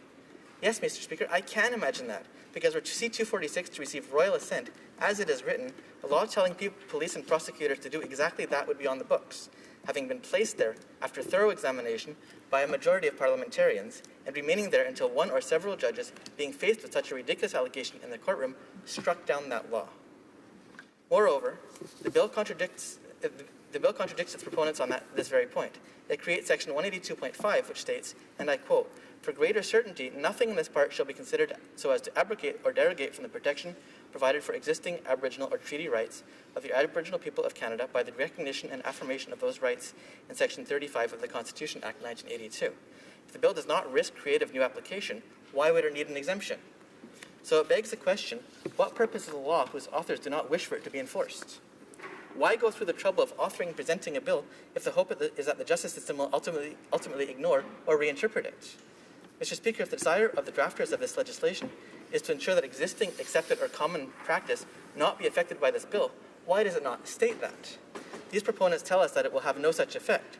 But, Mr. Speaker, in case of disagreement between speeches in Parliament and the text of the resulting Act, it is the text of the Act that will form the basis of the criminal case. Nobody here is against stopping the genuine abuse or mistreatment of animals in any circumstances. But my job here is also to protect the people who work with animals, who live with them, who take care of them and live by them, and who feed the rest of us. Mr. Speaker, I want to highlight the good work of the National Farm Animal Care Council, which consists of farmers, processors, the National Veterinary Association, National Animal Welfare Associations, provincial farm animal care councils, and so on. They work on a collaborative basis to enhance codes and practices on our farms. They also adhere to core values, which are: they accept the use of farm animals in agriculture, they believe that animals should be treated humanely, and they support approaches that are scientifically informed. Mr. Speaker, that is the way we work to improve animal welfare in Canada. Unfortunately, Bill C-246 could undo the good work of those organizations by unfairly targeting them through the legal system. Mr. Speaker, we have been told that this bill will be modified at committee to address the many concerns that have been raised, of which I have only barely scratched the surface here today. This presupposes the outcome of the committee hearing. Committees, as you know, Mr. Speaker, are their own masters. To modify the substance of the bill, the unanimous consent of this chamber is required. We saw that this is not achievable.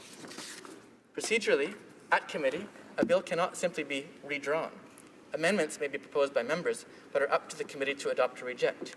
Significant changes are not in order, and the chair of the committee and the Speaker of the House have a responsibility, a duty deeply established in a parliamentary convention, to rule changes beyond the scope of a bill out of order. To get it to committee, the House must agree with it in principle. To change it, the committee must keep it within that principle. For me to vote for this bill here now at second reading, I must agree with the text as it is written in principle. Mr. Speaker, I do not believe that hunters, fishermen, trappers, farmers, homesteaders, and others working with animals belong in prison. I do not agree with this bill in principle, and I hope, Mr. Speaker, that my colleagues will have the wisdom and the foresight to reject this bill, to kill it without further pain or suffering. Thank you, Mr. Speaker. Resuming debate, the honourable member for Prince George, Peace River, Northern Rockies. Thank you, Mr. Speaker. And I just want to commend my colleague across the way for a great speech. And we have a lot in common on the other side. As co-chair of the Parliamentary Outdoor Caucus, I share that role with a fellow Liberal from Newfoundland and Labrador. So sometimes these issues cross party lines, and we're supportive of each other across the aisle even as well. And I just want to commend him again for that particular speech. I have three concerns with this particular bill, Mr. Speaker. It potentially criminalizes traditional practices of hunting, trapping, angling and fishing and farming. Two, it changes the definition of animals from property to people. Three, we already have extensive animal rights laws protections in Canada. I'll start with the first. I think most of us have gone fishing with parents, family, likewise hunting. A lot of us in this place have backgrounds in farming and agriculture and have raised cattle to be harvested for either hamburgers or steak or whatever, what have you.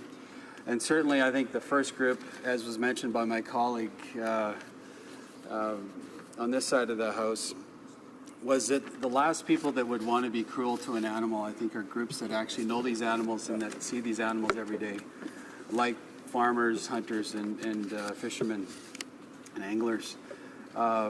So to potentially put these particular groups of individuals into a place where they can be accused of being criminal, to us is definitely too far-reaching for us to accept this particular bill.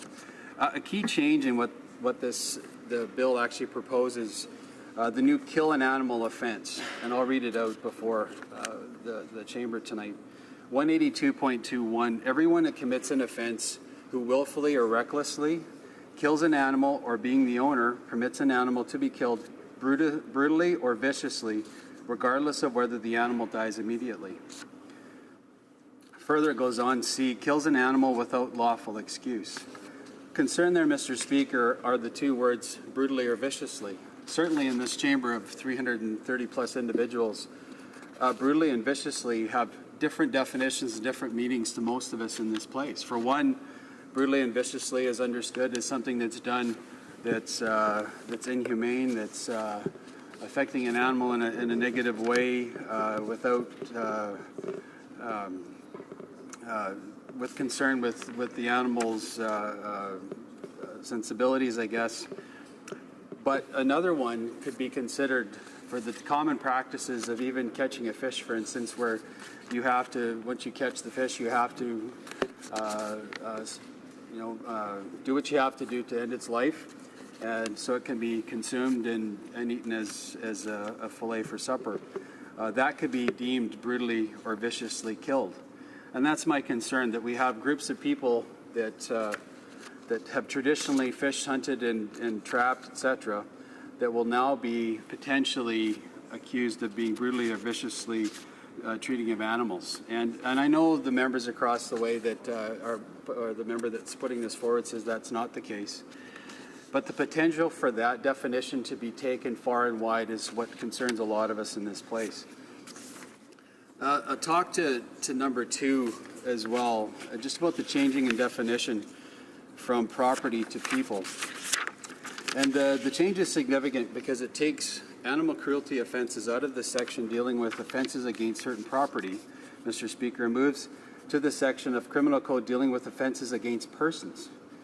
That's very important, that distinction, Mr. Speaker, because now instead of involving property, we have potential offenses against human-type individuals, which certainly puts it into a different level than the criminal code than I think most of us would be considered acceptable.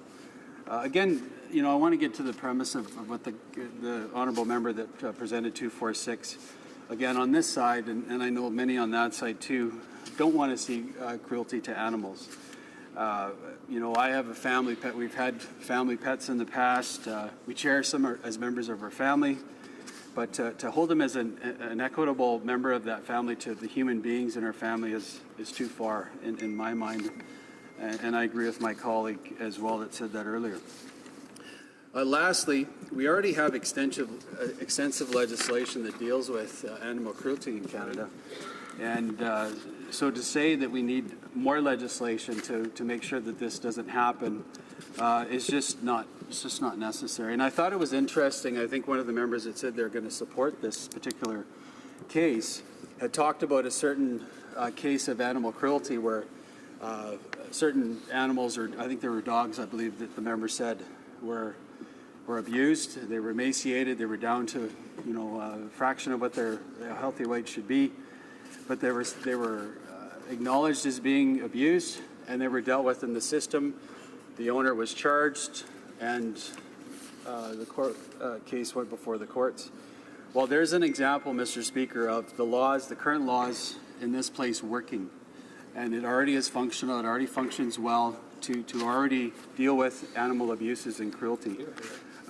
We don't need more laws on the books, Mr. Speaker, to go even further. I'll go into just a bit more about what our current laws are, because I think people out there that are watching us tonight may not know, may think that we need laws, but I'm going to state the laws that we actually do have, part of it. And the offenses, it's in Part 11 of the Criminal Code, titled Willful and Forbidden Acts in Respect to Certain Property. These are current laws on the books, Mr. Speaker. Section 445.1 states, everyone who commits an offense willfully causes or being the owner willfully permits to be caused unnecessary pain, suffering, and injury to an animal or bird. Well, that's fairly comprehensive, Mr. Speaker, in dealing with animal abuse, in my mind. Other subsections are more specific. Sections 445 prohibits willfully and without lawful excuse, kills, maims, wounds, poisons, injures domestic dogs, birds, and animals. Section 446, causing damage or injury. by willful neglect causes damage or injury to animals or birds while they are being driven or conveyed, or being the owner of or the person having the custody or control of a domestic animal or bird, or an animal or a bird wild by nature that is in captivity, abandons it in distress, or willfully neglects or fails to provide suitable and adequate food, water, shelter, and care for it. And I think, just those are just a few parts of the laws that are already on the books that deal with animal cruelty. Although I applaud the member, I'll talk about this too, about shark finning. Shark finning is another one of those practices that's already on the books that can't be done in Canada legally. And if you're caught doing it, you'll be charged. Those are laws, Mr. Speaker, that are already on the books currently today. And so it's just my view, along with, as co-chair of the Parliamentary Outdoor Caucus, I guess I've really learned to appreciate this part of our Canadian heritage that, we started this place, not we, but our forefathers did. Hunting, sustenance, fishing was all part of what we did. Farming as well. It was all part of our tradition, not just that, but it was necessary for survival. So to now come in with legislation that potentially criminalizes that historic activity unnecessarily, to us is an overreach. And again, I've gotten to know a lot of these folks that would be captured up in this type of legislation, myself included would be, because I fish and hunt. But I guess I've gotten to know this community quite well, and you can't ask for a bigger group that wants to help conservation. The conservation issues in Canada, proceed is this group. Ducks Unlimited is a group. Many other groups that are supportive of conservation and do tireless work to see that animals are treated healthy, that they have places to grow and prosper, and to affect this group of really good folks that are well-meaning with possible charges of criminal activity, again, is more than we want to go. And again, I applaud the member for his intention. I know, again, like I said, my family appreciates our pets. We have an English bulldog. We lost our dog a year ago that died, and it was impactful to our family, I must say. But so we care about animals too, but we just think that 246 is too far. And Mr. Speaker, likewise, I'll be standing with my colleague on the Liberal side from Newfoundland and Labrador, my co-chair in the Parliamentary Outdoor Caucus, and we'll both be opposing this particular bill. Thank you. Resuming debate. Reprise du débat. Seeing none, the honourable member for Beaches East York has his 5 minutes to right to reply. Thanks very much, Mr. Speaker. First, I want to say thank you. Thank you to Canadians across the country for caring, for speaking up for those without a voice, and for standing up for improved animal protections. My colleagues have been inundated with correspondence in support of C-246.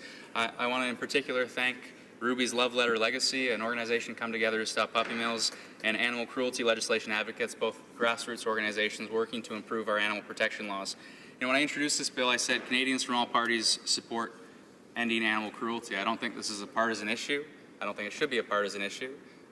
I would stand alongside farmers, like my in-laws. They would disown me, by the way, if I did anything to farmers. I stand alongside farmers, fishermen, anglers against animal cruelty, and certainly, as any number of our colleagues here today have said, this is about ending animal abuse, not ending animal use. When I introduced the bill, I said, this bill is to bring our laws into the 21st century. I overstated the case. This is a basket of modest measures, all things considered, to improve our animal protection laws. There's been a ton of confusion about the bill. Am I giving animals rights? The rights not to be tortured and abused, if we want to call those rights. So what does the bill do? The bill does three things. We've touched on some of them. So shark finning. Some folks in this House have said shark finning is already illegal. We don't have to worry about shark finning. The Globe and Mail reported that last year, 300,000 pounds, over 300,000 pounds of shark fins were imported into the country. When they're tested commonly, they're found to be from endangered species. Other countries have bans on the importation of shark fins. 10 states in the U.S. have bans on the trade of shark fins. When we look at Australia, there's actually an international norm, a landed shark requirement. So the terrible practice is when they cut off the shark's fin and waste the body at sea. So what do countries do? They require that the shark be landed intact and then can be finned. If an amendment's required, I'm perfectly open to that idea, but we should in this House stand against the practice of shark finning, and not just within our borders. We don't have many sharks in the Canadian borders, against importing shark fins, I should say, into Canada. Fur labeling and banning the sale and importation of cat and dog fur. I don't know who could stand against who could stand in favor, I should say, of importing and selling cat and dog fur. There have been numerous petitions in this House against the practice. It's been banned in the EU and the US for years. Why Canada would lag in this area is beyond me. When we talk about fur labeling, again, the EU and the US require fur labeling. Big companies in Canada already do this. You buy a Canada Goose jacket, you see it comes from Coyote. Why all companies should not be subject to this practice as a matter of consumer choice is beyond me. Animal cruelty in the criminal code. You know, I've been accused of drafting this legislation and the wrong-headed way I drafted this legislation. This legislation was drafted in 1999 by the Justice Department. So the opinions that my opinion matters as to its effect, ignore my opinion. Take the opinion of the Justice Department that drafted it. Take the opinion of Honourable Anne McClellan. Take the opinion of Honourable Martin Cochon. Take the opinion of the Honourable Irwin Cotler, all of whom propose identical legislation. Or, if you don't trust them, take the opinion of the Cattlemen's Association, of the Dairy Farmers of Canada, who in 2004, among many other animal use organizations, wrote a letter to the Honourable Irwin Cotler to say, please pass this legislation. What legislation? The identical legislation that is before you with respect to these criminal code amendments. Now, I recognize we're over a decade later. People don't have the institutional memory. People are worried about this legislation. I listened, I consulted. I met with more agricultural sector groups in my tiny little office. I'm not the department, I'm not the ministry of anything. And yet we consulted broadly over the spring and over the summer. We heard concerns. And, you know, some people said they're political concerns, they're not policy concerns. I didn't particularly care. I'm pragmatic enough to know I want something to pass. I want to improve our animal protection laws. So I proposed amendments. I proposed amendments to limit the criminal code to 3 specific things. Amending bestiality to address the Supreme Court case. Expanding the definition of animal fighting. No one's going to complain about criminalizing profiting off of animal fighting, breeding, training animals for the purpose of fighting. And I limited the criminal code amendments, the third piece, to gross negligence. Why? Because every standard across the criminal code with respect to negligence is a gross negligence offense, a marked departure from the norm. Why would animal cruelty be any different? But right now it is the only standard in the criminal code that is willful neglect. That's it, these 3 changes. And as far as process goes, our job in this House is to support legislation if the object of the bill is something we can support at second reading. And guess what? If the changes aren't made at committee, and I'll be the first one to propose changes when I address the committee, but if these changes aren't made, the bill comes back to us at third reading and we can vote it down. And if these changes aren't made, I encourage all of you to vote it down. But if you don't vote in favor of it at second reading, I encourage you to tell your constituents you don't care about the object of the bill, which is ending animal cruelty. Thanks very much, Mr. Speaker. La Chambre est-elle prête? Is the House ready for the question? The question is the following one. Seconded by Mr. Ailofson. Move that Bill C-246, an act to amend the Criminal Code, the Fisheries Act, the Textile Labeling Act, the Wild Animal and Plant Protection and Regulation of International and Interprovincial Trade Act, and the Canada Consumer Product Safety Act, be now read a second time and referred to the Standing Committee on Justice and Human Rights. Is it the pleasure of the House to adopt the motion? Yes. Okay. All those in favor of the motion, please say yea. Yay. All those opposed, please say nay. Nay. In my opinion, the nays have it. Okay. Right there. Okay. Pursuant to Standing Order 93, the Recorded Division stands deferred until Wednesday, October 5th, immediately before the time provided by the private member's business. At this time, pursuant to Standing Order 38, a motion to adjourn the House is now deemed to have been moved and seconded. Accordingly, the question is as follows. that this House do now adjourn. The Honourable Member for Rimouski-Neigette, Témiscouata-les-Basques. Thank you very much, Mr. Speaker. It's a pleasure to rise in the House to continue the discussion of the question I raised on September 23rd.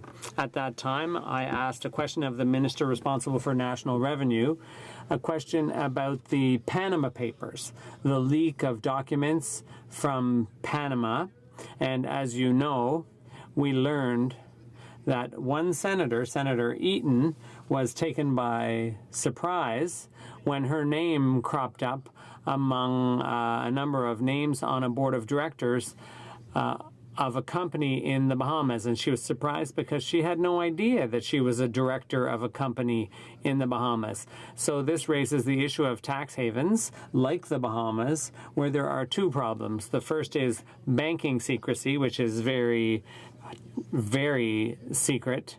And then also secrecy around corporate information.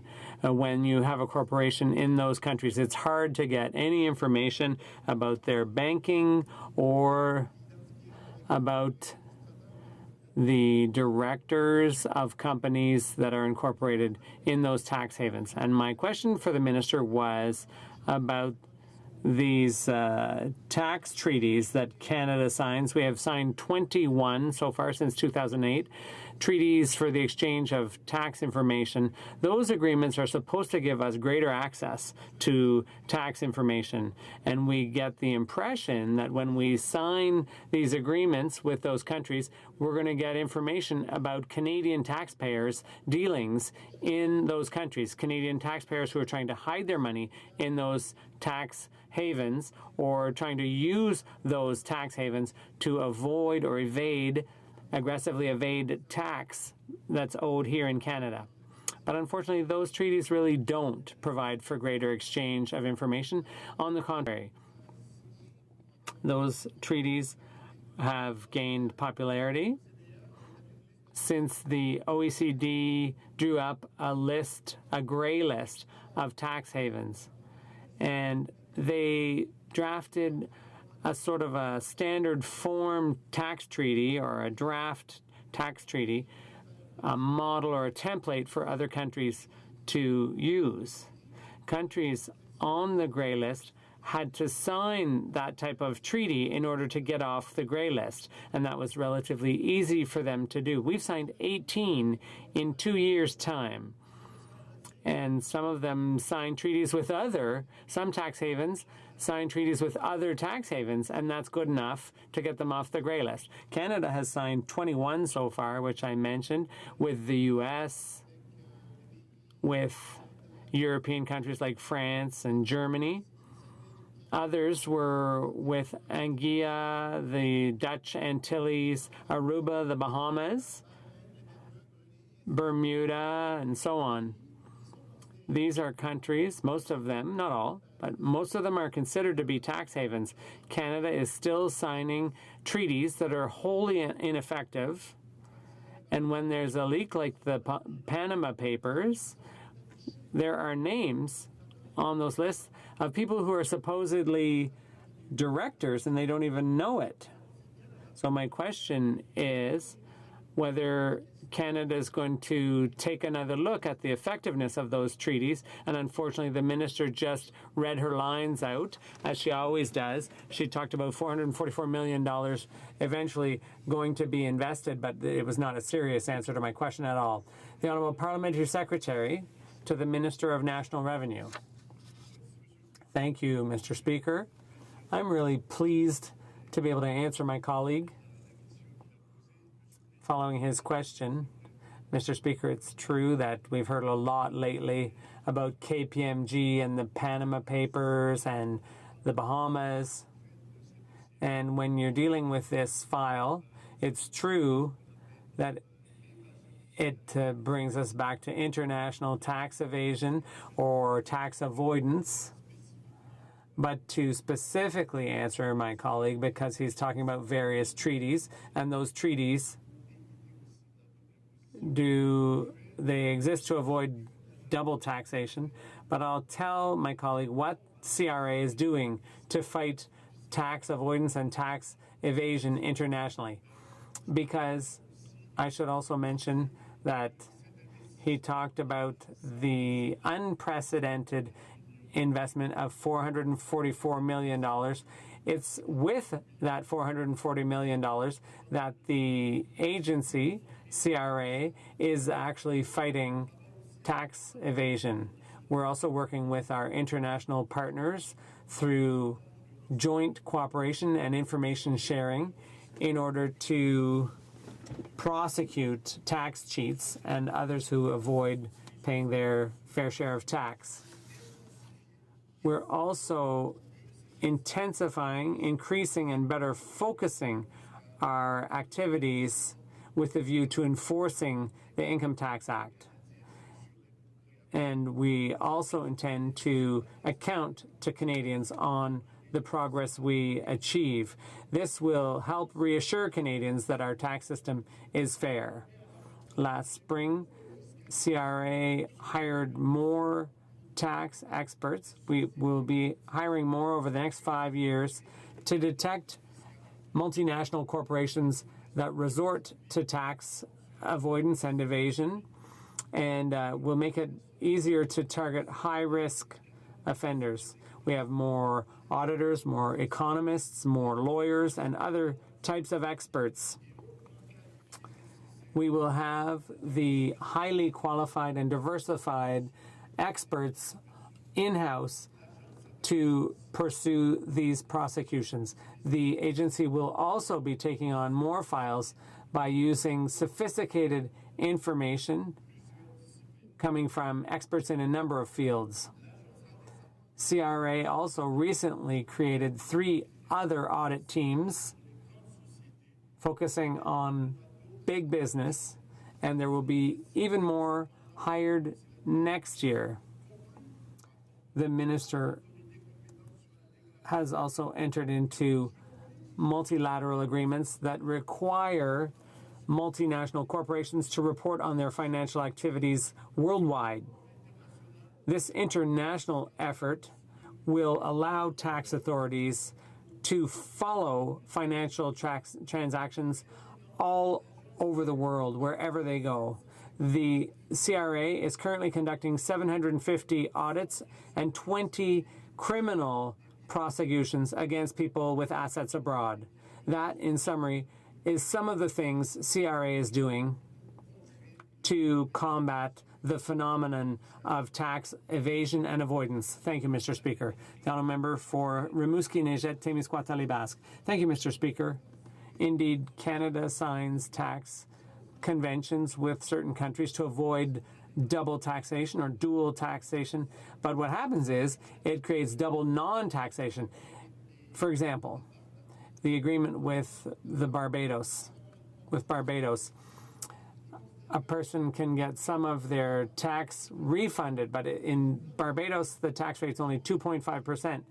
And if they get a partial refund, well, then under that agreement, they can avoid paying tax in Canada altogether, and they pay super low tax, a super low rate in Barbados.